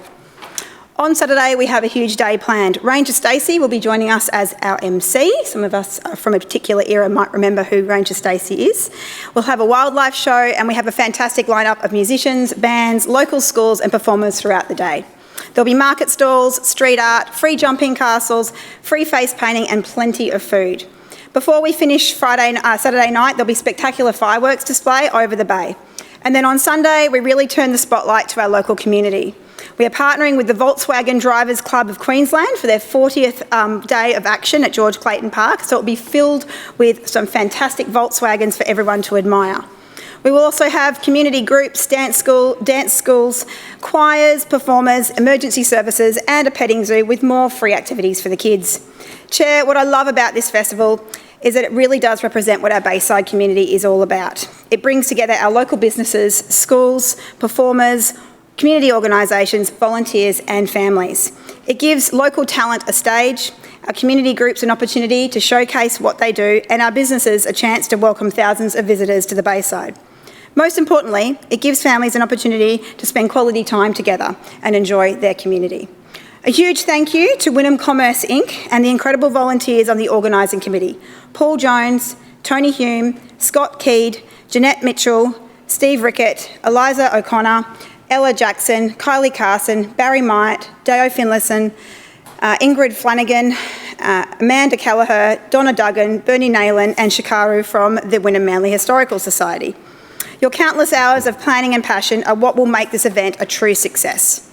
Festivals of this scale are not possible without sponsors and partners, so a huge thank you to Brisbane City Council, Ampol Lytton, BMD, Wynnum Manly Leagues Club, Community Bank, Bendigo Bank of Wynnum and Manly, Wynnum Music, Barton's Wynnum, Manly Harbour Village Chamber of Commerce, Port of Brisbane, Abe Roofing, Royal Queensland Yacht Squadron, East Coast Marina, the Lord Mayor's Community Fund, and a very special thanks to the Wynnum Manly, the Rotary Club of Wynnum Manly and the Eastern Branch of the SES. This event would not be able to offer as many free activities or entertainment without all of these sponsors. So councillors, consider this your official invitation. Bring the kids, bring your partners, bring your friends, come down for the party on Friday night, stay for the fun and the fireworks on Saturday, or connect with community with the vintage Volkswagens on Sunday, or just grab something delicious from our food trucks and enjoy some of the best views of Moreton Bay from the Ferris wheel. The Bayside Spring Festival is on from Friday the 11th to Sunday the 13th of September at George Clayton Park in Manly, and I would absolutely welcome you all to the Wynnum Manly Award. Thank you. Thank you. Further speakers to general business? No further speakers. Councillors, I draw your attention to the notice of motion at item 8 on the agenda. Councillor Johnston, would you please move the motion?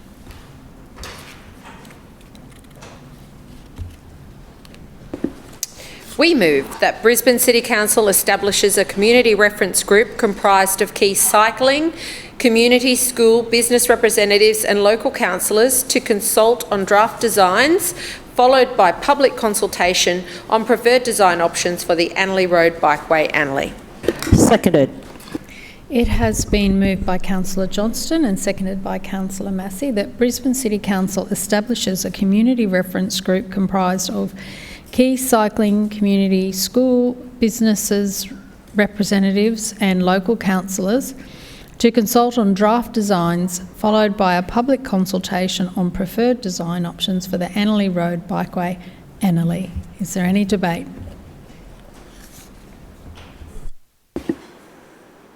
Yes, thank you. I rise to speak on this motion. It's an important one because we are now in the third year of funding for a project that does not seem to be progressing. Last year, Councillor Massey and I moved a similar motion that the LNP voted down. And at that time, we were told that, well, it's too early. We don't have any plans. We're working hard on it. It's complicated. The geometry is hard. That was Councillor Adderman, and I don't know who's going to hop up today. Maybe Councillor Dixon. She's smiling. I think it might be her today. It certainly wouldn't be the public transport chair who's responsible. But this bikeway project has had $350,000 in joint funding from the state government and the federal government. Correct. There are parts of the bikeway that exist in South Brisbane that connect to the Eleanor Chanel Bridge, but there are gaps. And in my part of Annerley Road, through Annerley itself, there are no bikeways at all. Correct. Now, active travel for Annerley, together with the Dutton Park State School, together with Junction Park State School, and together with BISC, a new high school that's been built in this area, are all campaigning for safer bikeways. We'd also like safer pedestrian pathways as well, but the issue before us today is bikeways. Now, council's had almost another year, and yet they have not spoken to me once. Or me. Or Councillor Massey, and I would hope that the other councillor who's nominating this motion today gets the opportunity to speak, because this hour is put aside for opposition debate and minority councillors debate. But what we know is that Annerley Road is an arterial road. Yes. It is a secondary bikeway. Residents in my part of Annerley are trying to get to the hospital, to the University of Queensland, and they're trying to get into town safely. They are unable to do that because the infrastructure does not exist to support them. Far from what Councillor Allen was saying earlier today, that the infrastructure exists in these places that are being upzoned, like Annerley, where it's being upzoned to 4 stories. We don't have the infrastructure, we don't have the bikeways, we don't have the safe crossing points. So we need to figure out safer ways to move people in communities where cycling is very popular, very strong, and that's certainly in Annerley. Now, the key reason we're asking for a consultative design committee is one that the Lord Mayor has raised here this evening and one that Councillor Massey has spoken about. Change like this can be very difficult for residential communities. Correct. And to get the right design for the right neighbourhood, consultation is a critically important part of that. And the reason that we need to have a consultative committee to look at this is to make sure that all of the interested stakeholders here, the cycling group, Active Travel for Annalee, the Bug, the schools P&C representatives, the nursing home representatives, the residents representatives, Councillor Massey and myself are part of a collaborative discussion to figure out what the best design options are in conjunction with council officers. Council has spent the last 3 years doing this in secret, not speaking to us, other than this drop the pin on a survey thing, which was more about walking than anything else, I think. But, you know, but we've had no updates on that. We've had no design discussion with us. We've had no feedback at all. So collaboration will get us a good outcome here. Because when residents are not consulted and the right solution is not found for a community, residents will say no. Yes. If we collaborate with them and we are flexible, consultative, engaging, and we are prepared to work together and compromise and do it transparently, we can get a good outcome for cyclists, for our community and for safety. So this motion is all about making sure we set up the right process to get a good outcome. Because I don't want to see council pour $350,000 down the toilet because they put out a design that is not supported by the community when they could be engaging in a collaborative and consultative way in advance to get a better outcome. So I urge all councillors to support the motion. Further speakers, Councillor Huang. Thank you, Madam Chair. I rise to speak to the motion and flag I have an amendment. Madam Chair, we spoke a lot about cost shifting in this chamber, but what we see tonight is a job shifting. Because consultation is supposed to be done by the councillors, and Councillor Johnson did mention there was a motion some time ago, but has she done anything after that? Question mark. So I think it is very important that Councillor Johnston takes responsibility for consultation on this potential bikeway, not try to palm this off to the officers. Also, this is very important that we include Dutton Park in this motion, as they deserve to be included in the consultation. For this reason, I wish to move the following amendments to the motion. That we replace the words Brisbane City Council with Councillor Johnston and Massey. Remove the E and S in establishes and removes the ESS in businesses. Replaces the words consult on with consider. Remove the words followed by and replace with to inform. And at the end of the motion, add the words and Dutton Park. I have the amended motion here. So can someone? Seconded. Yep.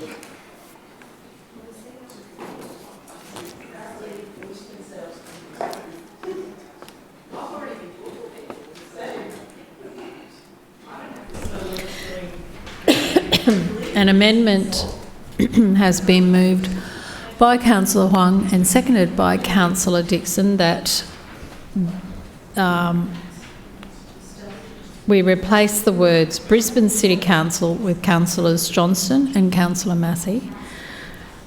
Remove the letter E and letter S in establishes. Remove the letter E and letter S in businesses. Remove the words consult on and replace with consider. Remove the words followed by and replace with to inform. And Councillor Massey.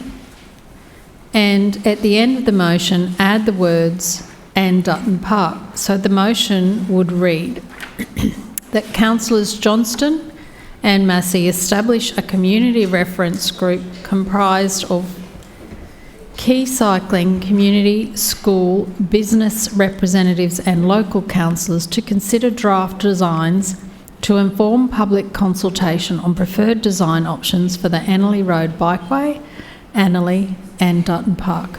Councillor Huang. Oh, well, this is pretty self-explanatory amendment, so I can leave debate to the chamber. Speakers on the amendment, please. Councillor Johnston. Okay, all right. Thank you so much, Madam Chair. I'm astonished, to be honest. because the public transport chair is sitting in the chamber and he can't be bothered to get up and speak to this. He sends out a councillor for the far south side who doesn't know anything about this issue, basically calling on Councillor Massey and I to undertake consultation. Guess what? That's what we've been doing. I met with this group last week. That's what we've been doing for a long time. The people who are not engaged in the process is Brisbane City Council. Yes. And I know, this is an astonishing amendment. Yeah. What this amendment is actually doing is removing Brisbane City Council from any responsibility for a bikeway that it has funded. And has been funded from and has been funded with the state government. Yeah, it has an obligation under its contract with the state government to undertake designs and put them out to the community. So why is it that Brisbane City Council does not want to do what it is funded to do? Why is it that, council thinks I should do more consultation? Sure. I'm openly consultative about everything and I've got no problem in working with Councillor Massey, but here's the big problem. Council doesn't have any designs. They're secret. If they have them, they've not responded to my multiple file requests. And they should make the designs How public. am I going to get the designs when council does not provide them? This is the whole reason that this is here today.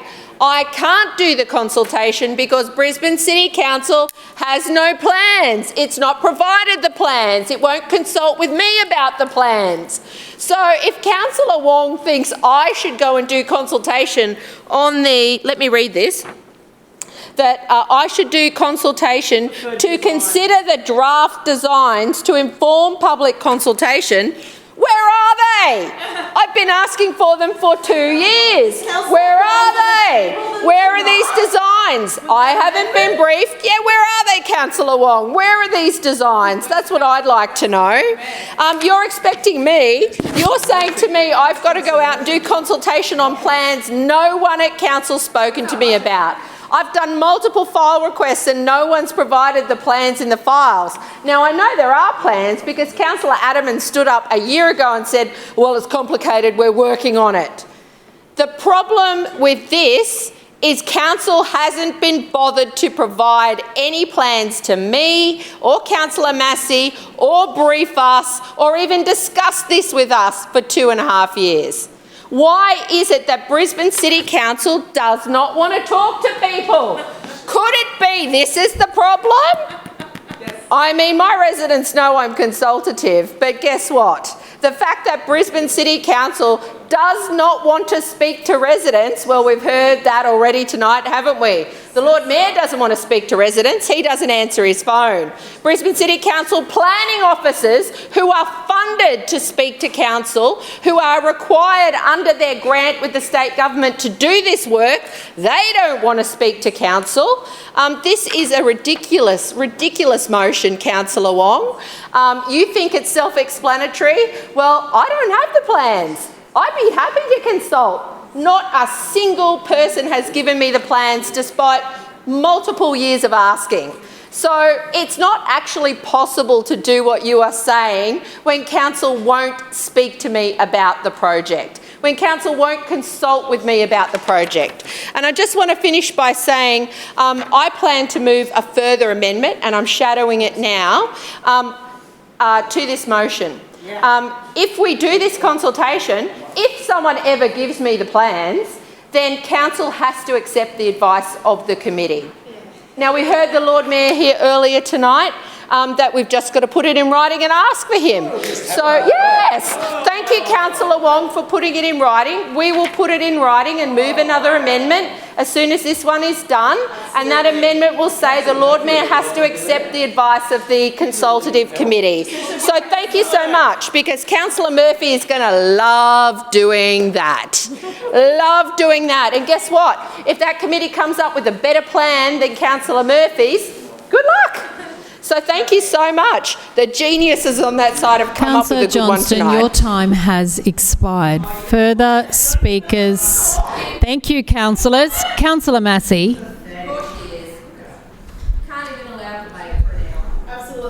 Councillors.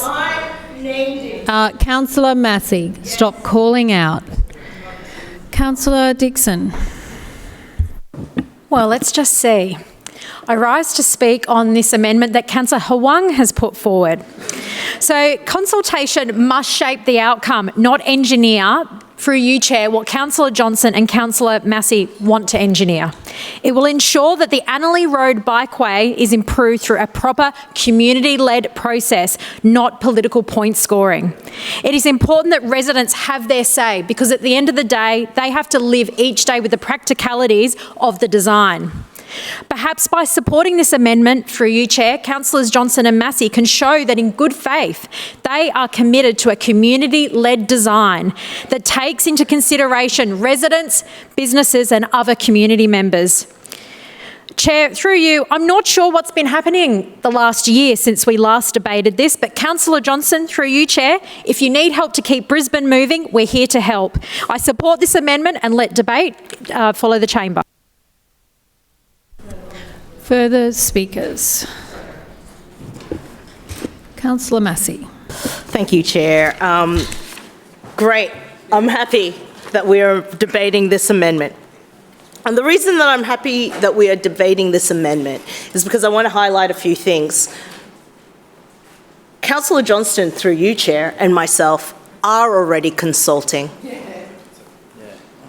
Just in the past week, I've spoken to not only Annerley, active travel from Annerley, but also the Dutton Park PNC. So it seems to me this amendment is literally based on the fact that LNP councillors do not know how to consult, which has been proven again and again and again. A prime example of the LNP council not consulting, of course, is Kangaroo Point bike lanes. A $30 million project that this council can't even go out and consult. Can't even go out and work with community. Through you, Chair, Councillor Dixon said a community-based consultation process. Well, the hypocrisy exists because, of course, the Shaftesbury to Mowbray has no community consultation. And so to stand up here and say that they would like to see us support community consultation when they themselves are not doing it for a $30 million bikeway is pretty incredible. The other thing that's also important to note for this amendment, one, which, by the way, I cannot wait to establish this community reference group. This isn't extra work, this is regular work that councillors should be doing. Regular work that councillors should be doing, and we are doing in our communities. So thank you, Councillor Hwang, for firstly giving us the opportunity to make it official and put it through this chamber. The question exists though, where are the designs? Yeah, where are they? And where are the designs for the full bikeway? Through you, Chair, and I'm sure as everyone on the LNP understands, I can't get the full designs because they go through 2 wards. Oh. So even if I did have the full design, it would only be partial to the Gabba ward. Another indicator of why the LNP's arduous rules are ruining democracy. Yeah. Here. So apart from the fact that the designs aren't publicly available anywhere, and apart from the fact that if I do request designs, I cannot see the full designs, I welcome the LNP Council tabling the designs for this bikeway. Table them now. Where are they? I'm going to stand here, table them. If the amendment is, and I quote, the councillors Johnston and Massey establish a community reference groups comprised of key cycling, community, school, business representatives, local councillor, to consider the draft designs to inform public consultation on preferred design options. Well then, someone in the LNP in the next minute and a half, table them. Here. So we can consult on them. Where are they? Happy to do it. Where are the designs? Where are the designs? Come on, Councillor Murphy. I'd love to get a start on it tomorrow.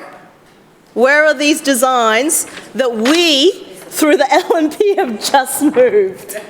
Because I'd love to see the full designs that I wouldn't be able to do as a council. I'd love to see them because, as you all note, information requests are restricted to geographic areas, and here is a bikeway that is not geographically restricted. The irony of this, the irony that council will not be involved in a consultation process is staggering, because these local councils are already consulting. And I know for a fact that community members, every stakeholder that was mentioned, through you, Chair, by Councillor Johnston, wants to see these designs. The schools, the businesses, the residents, the active travel groups, the bugs, everyone wants to see these designs. So please, we'd love to consult, but where are these designs? We'll be moving an amendment to this afterwards. I'm just foreshadowing Councillor Massey, your time has expired. Further speakers Point of order. to the amendment. Point of order, Councillor Cassidy. Can I just seek your ruling on the competence of this amendment, Chair, given we've heard from both councillors who are named here that they don't, so they are being required as per this amendment to consult on designs that they don't have and are not available to them. So how is this a competent motion?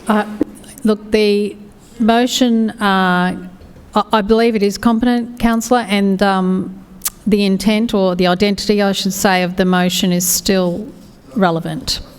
Thank you. Further speakers? Councillor Chong-Wah. Councillors? Councillor Chong-Wah. Yeah, thank you, Chair. I also want to support Councillor Massey and Councillor Johnston.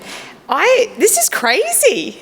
Where are the designs? How can you consult without having a design to give to the community so they can work out what they like and what they don't like about a design? This is outrageous. And I just heard that it's been 2 years you've been waiting for these designs. More since the funding was placed. This is outrageous. And I also want to put on the record the fact that Councillor Massey highlighted, because of the restrictions of the local law, Councillor Massey can only get a segment on her geographical GABA ward portion of the design, but not have visibility to Councillor Nicole Johnston's portion of the ward. This is crazy and completely undemocratic. I want to thank all the bike user groups that also advocate for separated bike paths. We need active travel in this community, in this city. We are the 10th worst congestion in the world, and we need to have safe pedestrian crossings and safe active travel. So thank you so much for fighting for your community, Councillor Massey and Councillor Johnston, because honestly, we do need to keep our community safe. So again, I'm also astonished by this amendment. It's just ludicrous and bizarre. Anyway, I'll take some of that 350,000. Yeah, 350,000. We'll consult. And consult. Yes, we need the funding for that. But again, where are the designs? Where are the designs? Councillor Murphy, through the chair, where are the designs? So anyway, I'll leave it there, and thank you so much. Further speakers? Councillor Griffiths. Yes, I rise to support Councillor Johnston, Councillor Massey in relation to the petition that they've moved. I think it's a reasonable request that they've moved. I just want to say that I've been in this chamber 23 years, and I just find this sort of behaviour and the sort of antics we're seeing tonight just appalling. It's from a group of people who've had power for 23 years, who are drunk on that power, and who are, I think, misusing their position, misusing their power, but also misusing the bureaucracy. I think it's not a joke. It's not funny, Councillor Murphy. It's not funny to see other councillors sniggering over there. It's really sad. It's sad for yourselves because it shows you can't actually put up just a decent show. It's sad for our city in terms of this is really how our city is functioning at the moment. Seriously, seriously, this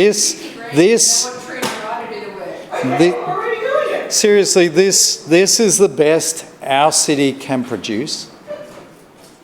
And you guys think it's funny or think it's a joke, or I don't know. I find as an elected representative who's been elected 6 times, I find it insulting sitting here listening to this argument. I hope some of our staff, and even more so some of our executives, might find it insulting listening and watching what's going on here today. It really gets hard to come into this chamber when you actually don't put up a decent debate, when you just use your sheer power, your sheer majority to overrule and thump people. And I just think it's wrong. I'm ashamed of this council. I'm ashamed of this council. I'm ashamed of what we've become. I'm ashamed. I think you should be ashamed as LNP members, because I know plenty of LNP members who would never act the way you guys are acting tonight, who are decent people. This is below you. And I don't think it's good enough for Brisbane. I'm really sad for our city, and I'm really sad for the direction that people have chosen to vote for you and the direction of our city. That's all I can say. Further speakers to the amendment? No further speakers. Will now put the amendment.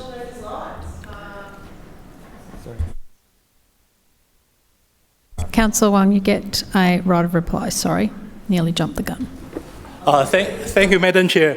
I thank the contribution of all councillors for this amendment. But can I say we all know that in this council there are 2 kinds of views. One is the view provided by the expert and professional advice to councillors, and the other one is a political view provided by the other side.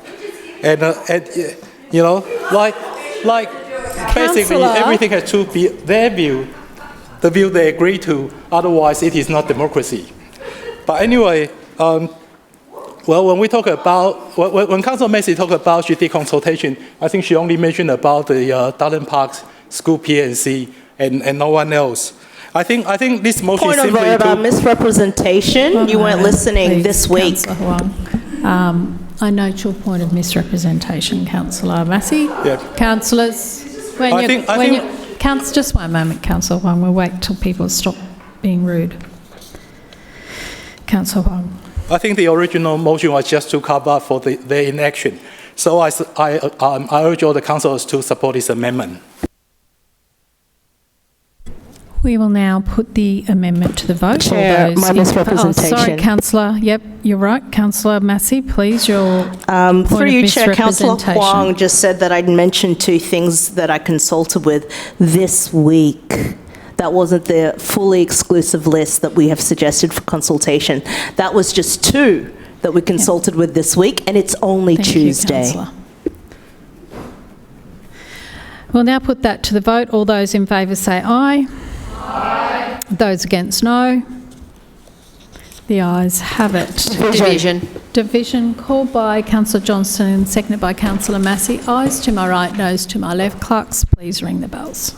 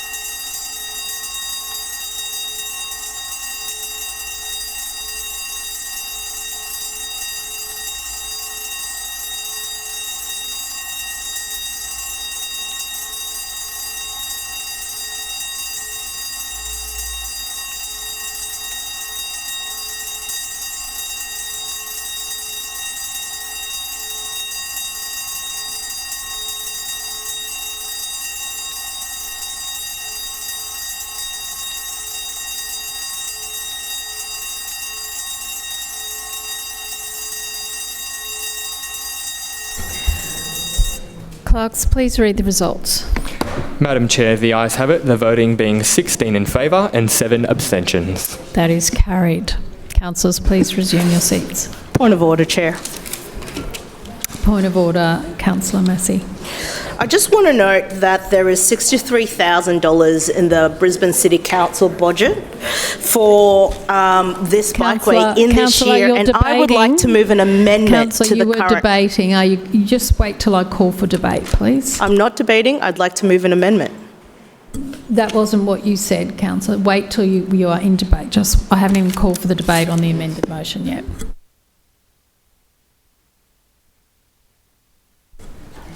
Councillors, will now move to the new motion, and I now call for debate on it.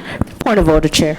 Point of order, Councillor Johnston. I'd like to move amendment noting that there is $63,000 in the Brisbane City Council budget for this current bikeway, that we add at the end, Councillor Massey and Councillor Johnston receive $10,000 for community engagement, and that Council accepts the recommendation and funds the project for delivery.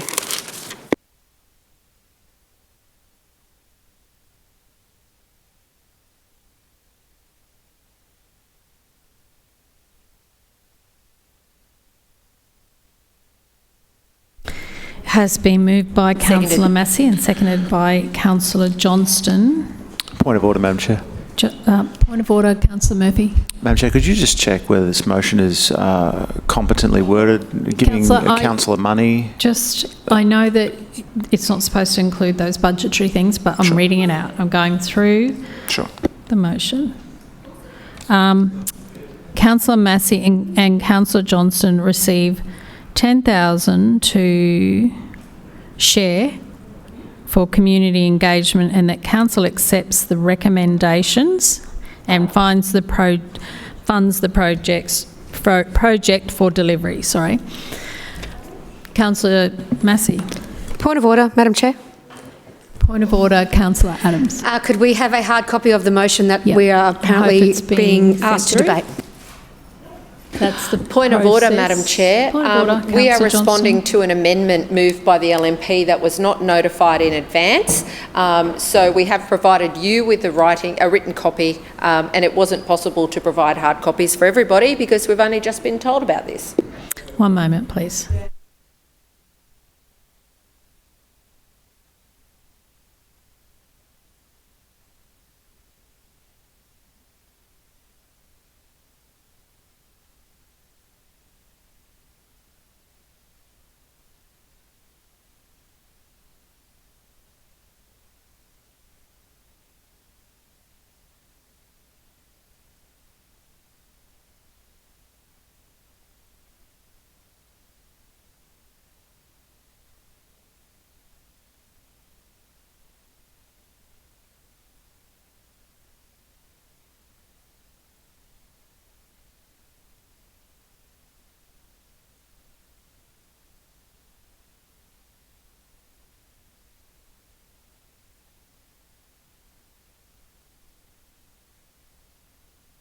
Yep, we're just going to type up those notes and send it to councillors, but I will read it one more time so that councillors can hear it, so that you can debate on it.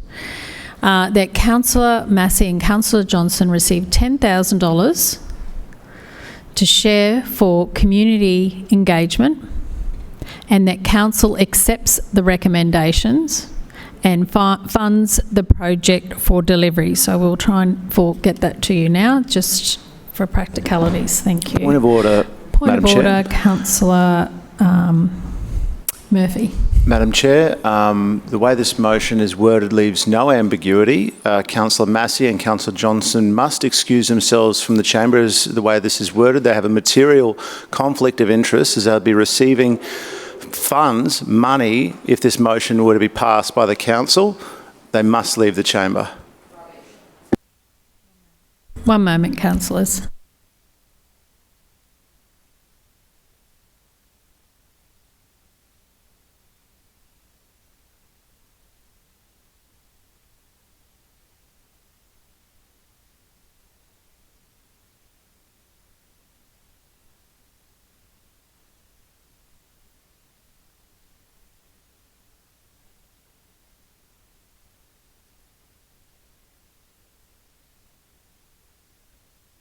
Point of order, Madam Chair.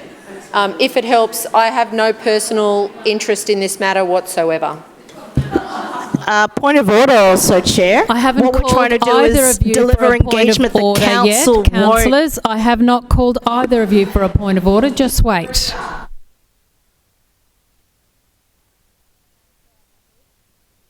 Councillor Atwood. Councillor Atwood.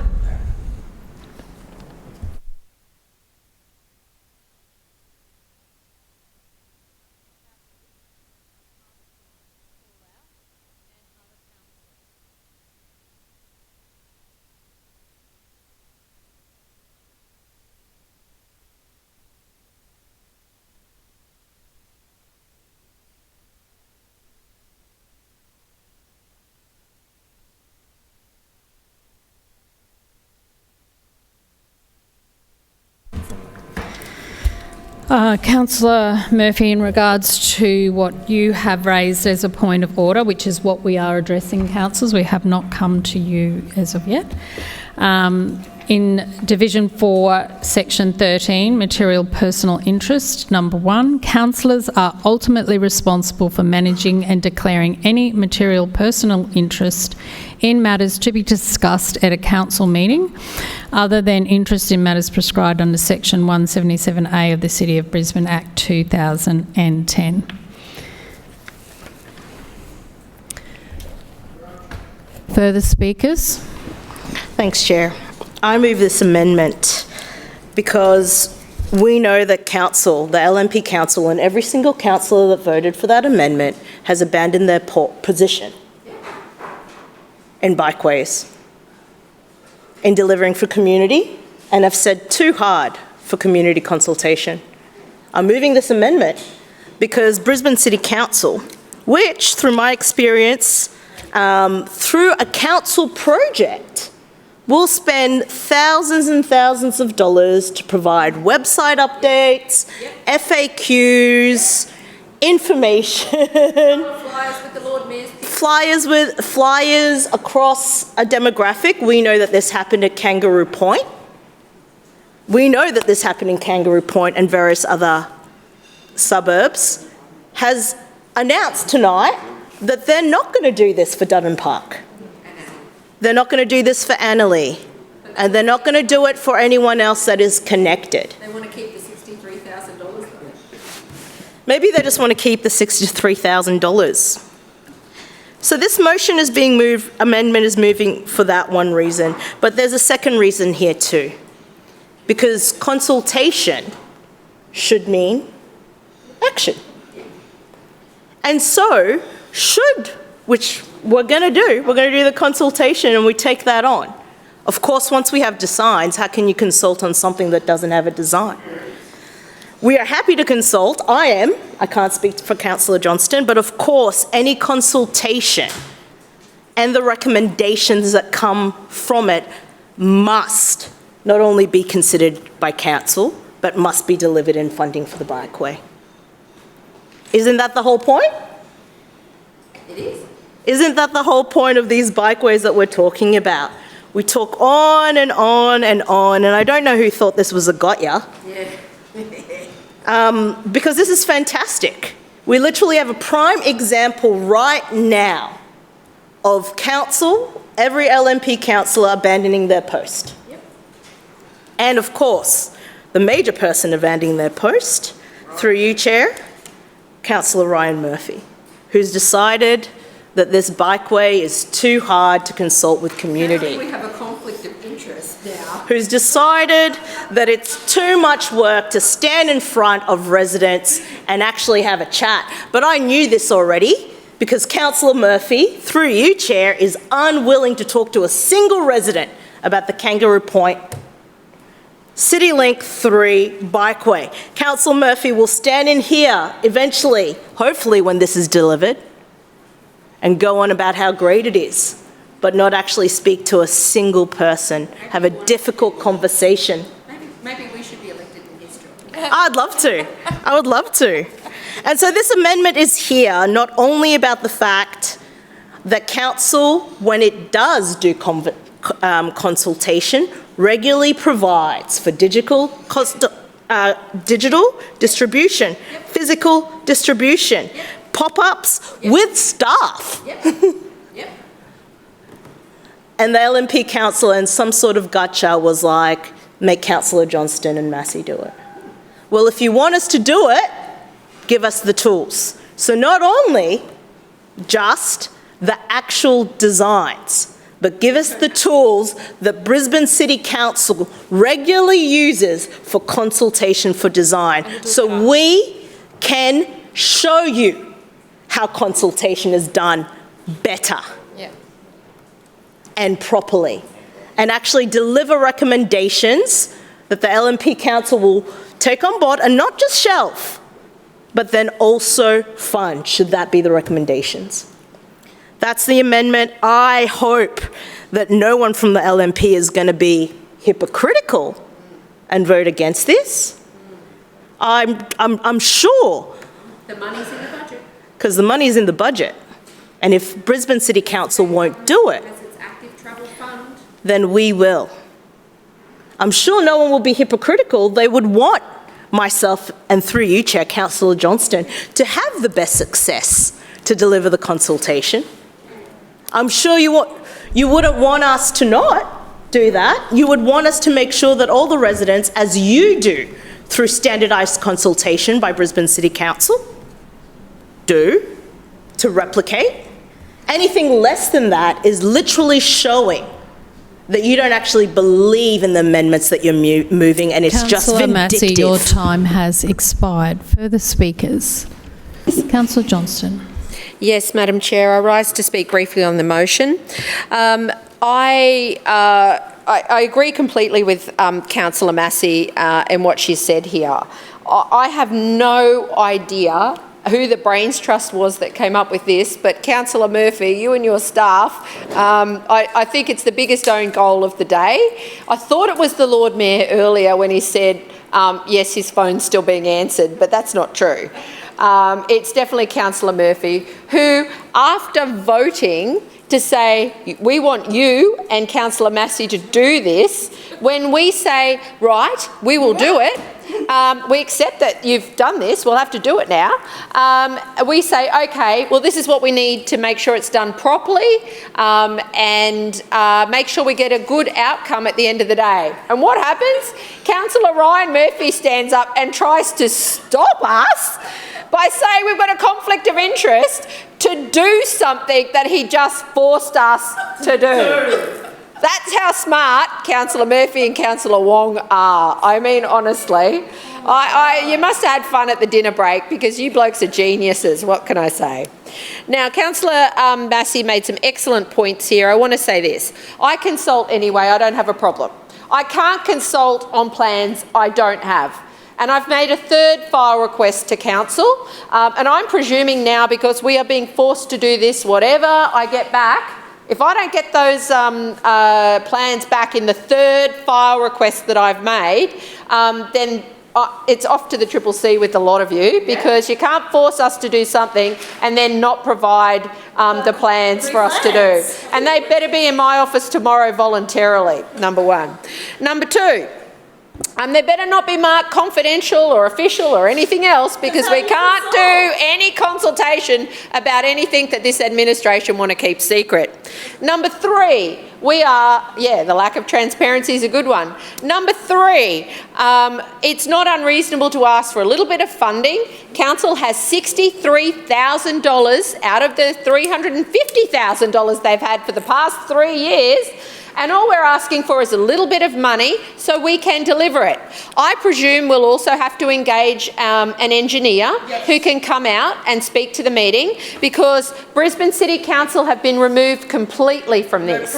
No project officers, no engineers, no council officers, nobody. So we're going to need funding to have an engineer to come out and address the technical issues, because this motion says Brisbane City Council does not want to be involved. Brisbane City Council's not going to do this. They're not going to answer questions. They're not going to be part of the consultation. So we will need an engineer to come out and answer technical questions. Now, I'm happy to provide the answers, Councillor Murphy. And I'm sure that you will accept whatever the group says, and I'll give them the best advice that I can. That'll be fine. I'm happy with that. But I would prefer that we had a proper collaborative process and we had officials there who could answer questions. But that's not what you want. No. That's not what you want. That's not what you do in other parts of the city.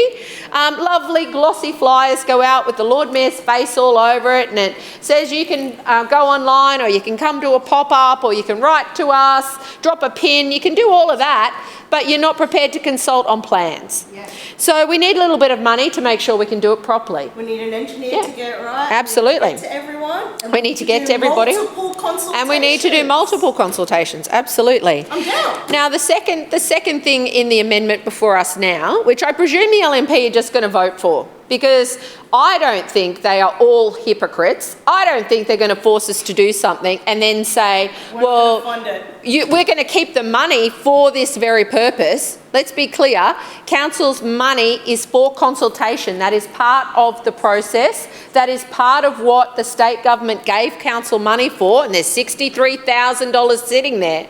So if council doesn't want to do its job, we're happy to do it. But we will expect funding to support that. And we will be telling everyone. The second thing, of course, is if we come up with a good idea and a good solution, we expect that that will be implemented. Because we believe in consultation. We believe that residents should be involved. We believe in having collaborative processes. And if we can come to a good outcome that residents support, we know the Lord Mayor has said it so clearly today. We just put it in writing to him and he will do it. So we know that the Lord Mayor supports this. We just don't know whether the headless chickens over there will vote for it now. Councillor Johnson, your time has expired. Are there further speakers to the amendment? No further speakers. Councillor Massey. Councillor Johnson, that is inappropriate. Do not call out across... Councillor? I would say that you are showing inappropriate conduct in the chamber. Stop calling out. Nobody spoke while you were speaking. Councillor Massey, your right of reply. Thanks, Chair. It is unfortunate that not a single one of the 18 LNP councillors in this chamber received a piece of paper to speak. One.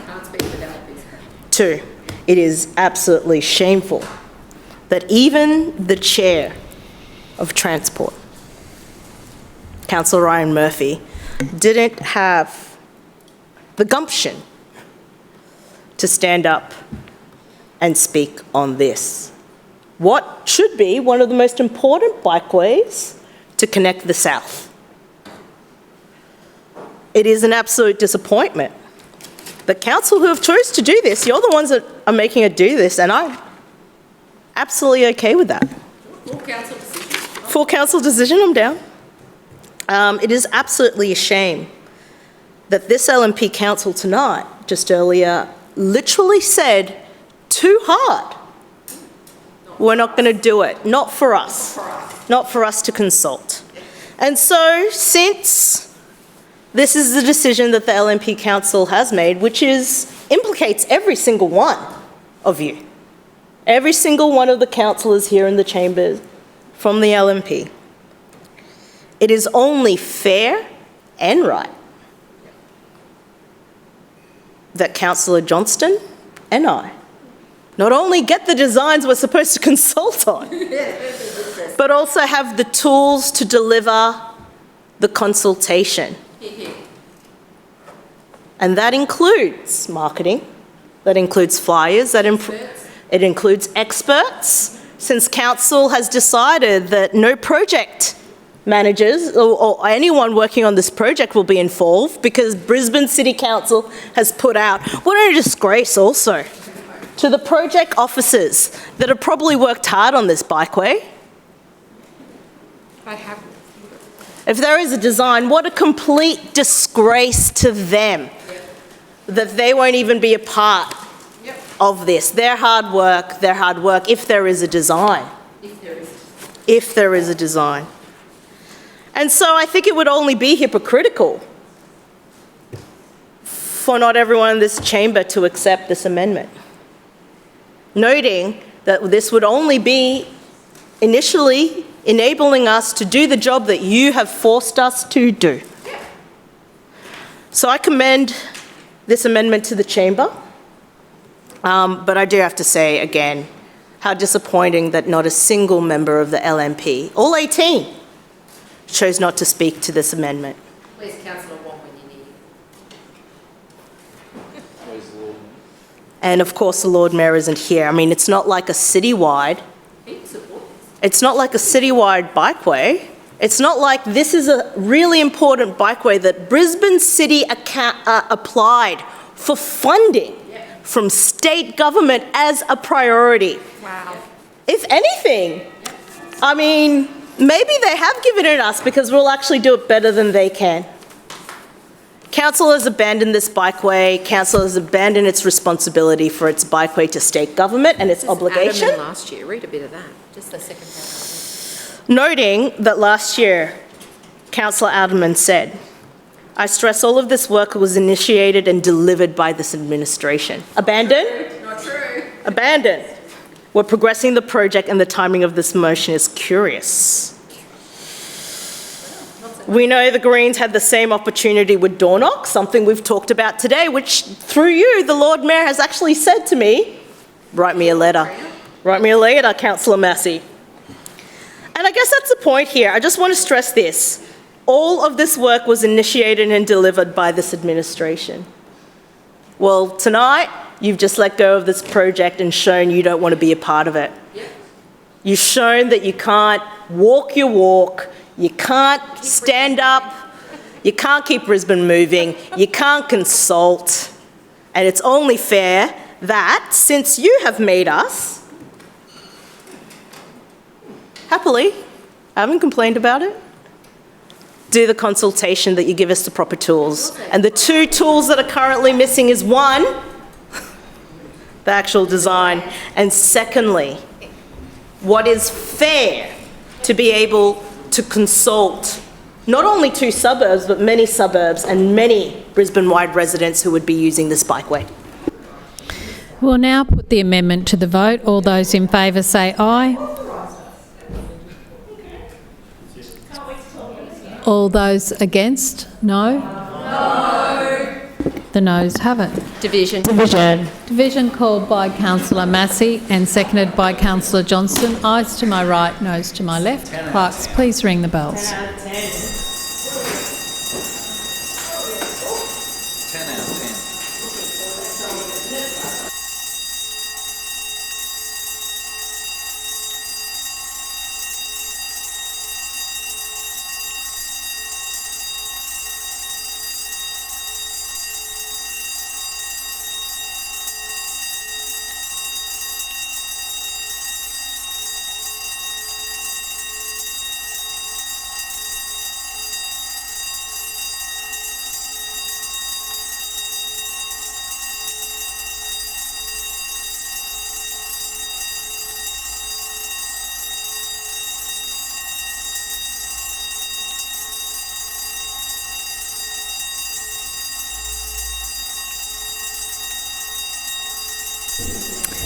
Clerks, please read the results. Madam Chair, the noes have it, the voting being 7 in favour and 16 against. That is lost. Councillors, please resume your seats.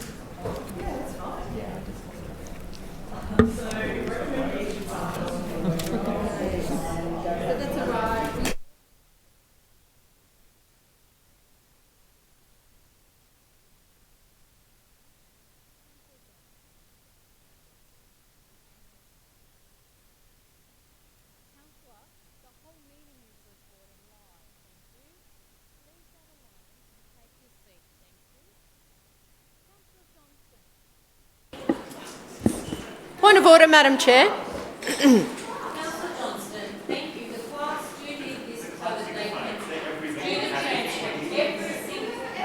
Have you ever seen a dictaphone sitting there before?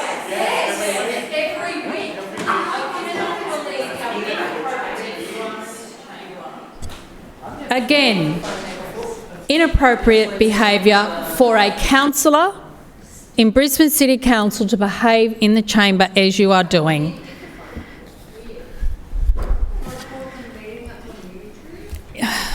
Okay.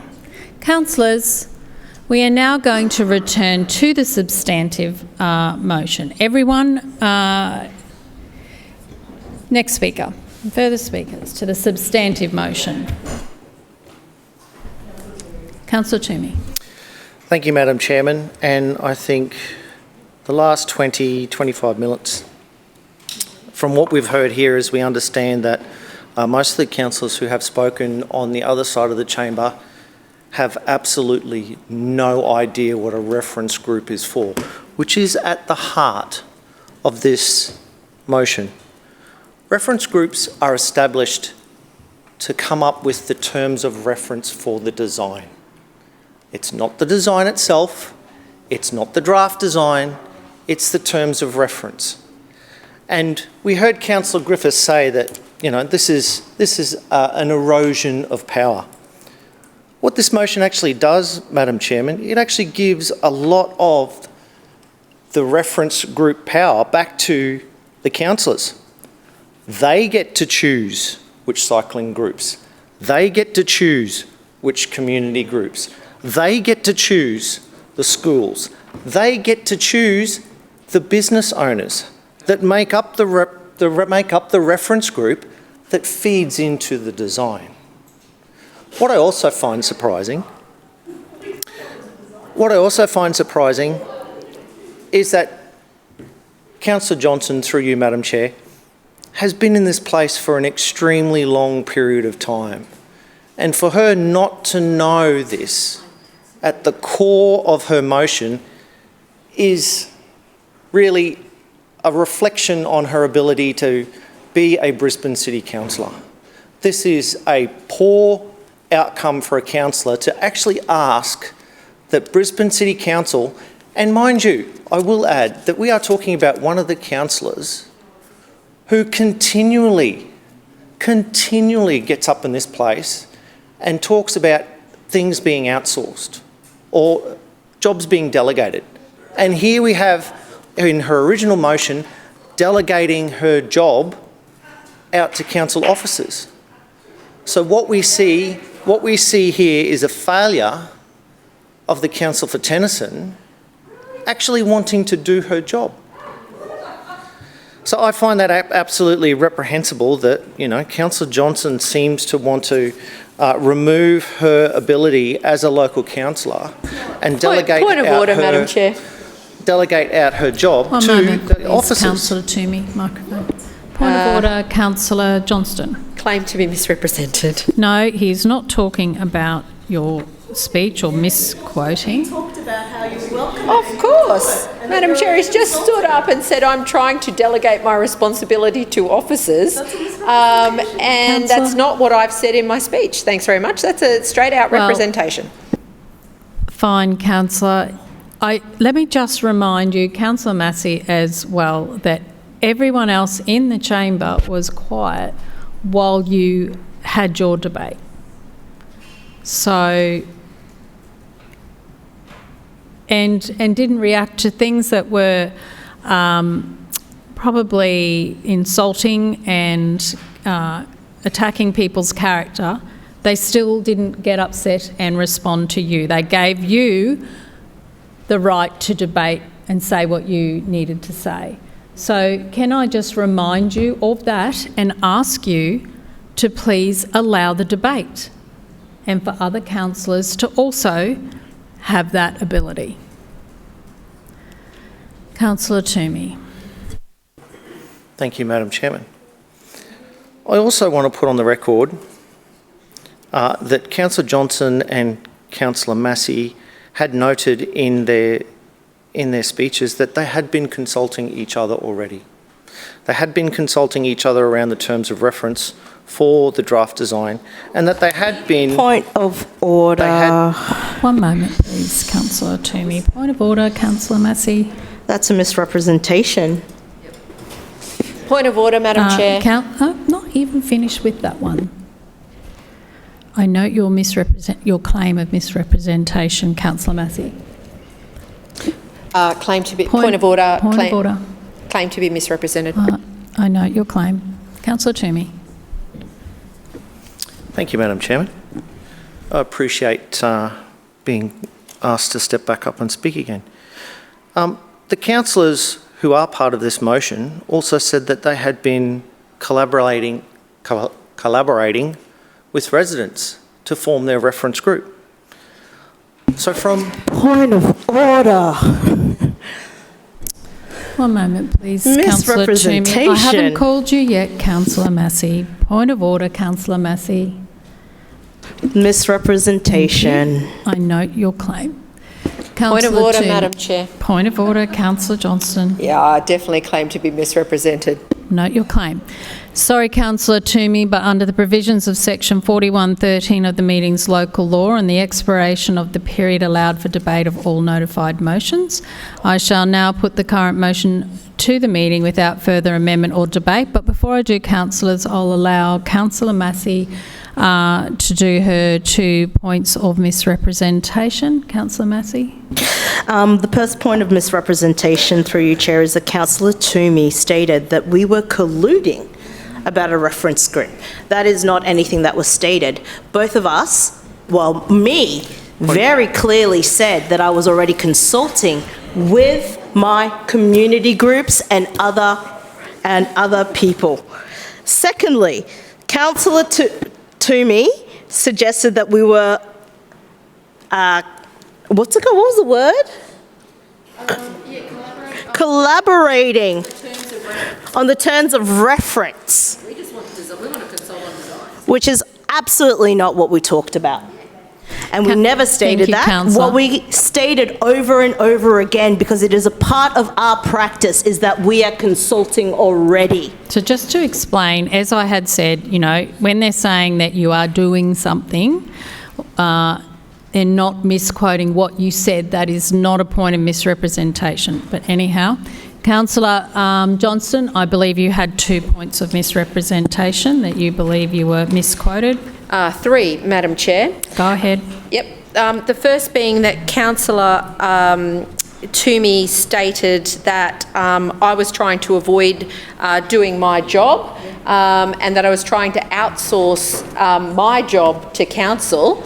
I am always happy to consult. My whole speech was about the importance of consultation and that I do engage in consultation with residents. So it's actually council that's outsourcing to us. That's my first point, Madam Chairman. Second point, Councillor Murphy said that Councillor Massey and I had been colluding. Councillor Toomey, I think you mean. Councillor Toomey. And as I said, it's not on what your summary of your act, it's if you've been misquoted in your speech, the words. Misrepresented. No, it's a misrepresentation of your speech. So if you don't call out, please, Councillor Toomey. I'm trying to explain again to the councillors, and I've tried to explain this many times, that it is if you have what you have said in the speech before Councillor Toomey spoke was the words were misspoken or misrepresented. Yes. Councillor Johnston. Yes, and Councillor... Look, Councillor Toomey claimed that I had been colluding on terms of reference with Councillor Massey. Councillor Massey and I have brought this motion here to consider the draft designs, not terms of reference, which was never mentioned. And thirdly, Councillor Toomey also erroneously said that I said that I had been collaborating with residents. Madam Chairman, this motion is coming forward so we can consult on the designs that council won't provide. Okay. We'd love to do that, Madam Chairman. Again, we need to try and fine-tune your understanding of misrepresentations, councillors. I will now put the motion. Those in favour say aye. Aye. Those against no. The ayes have it. That is carried. Councillors, that now ends this evening's meeting.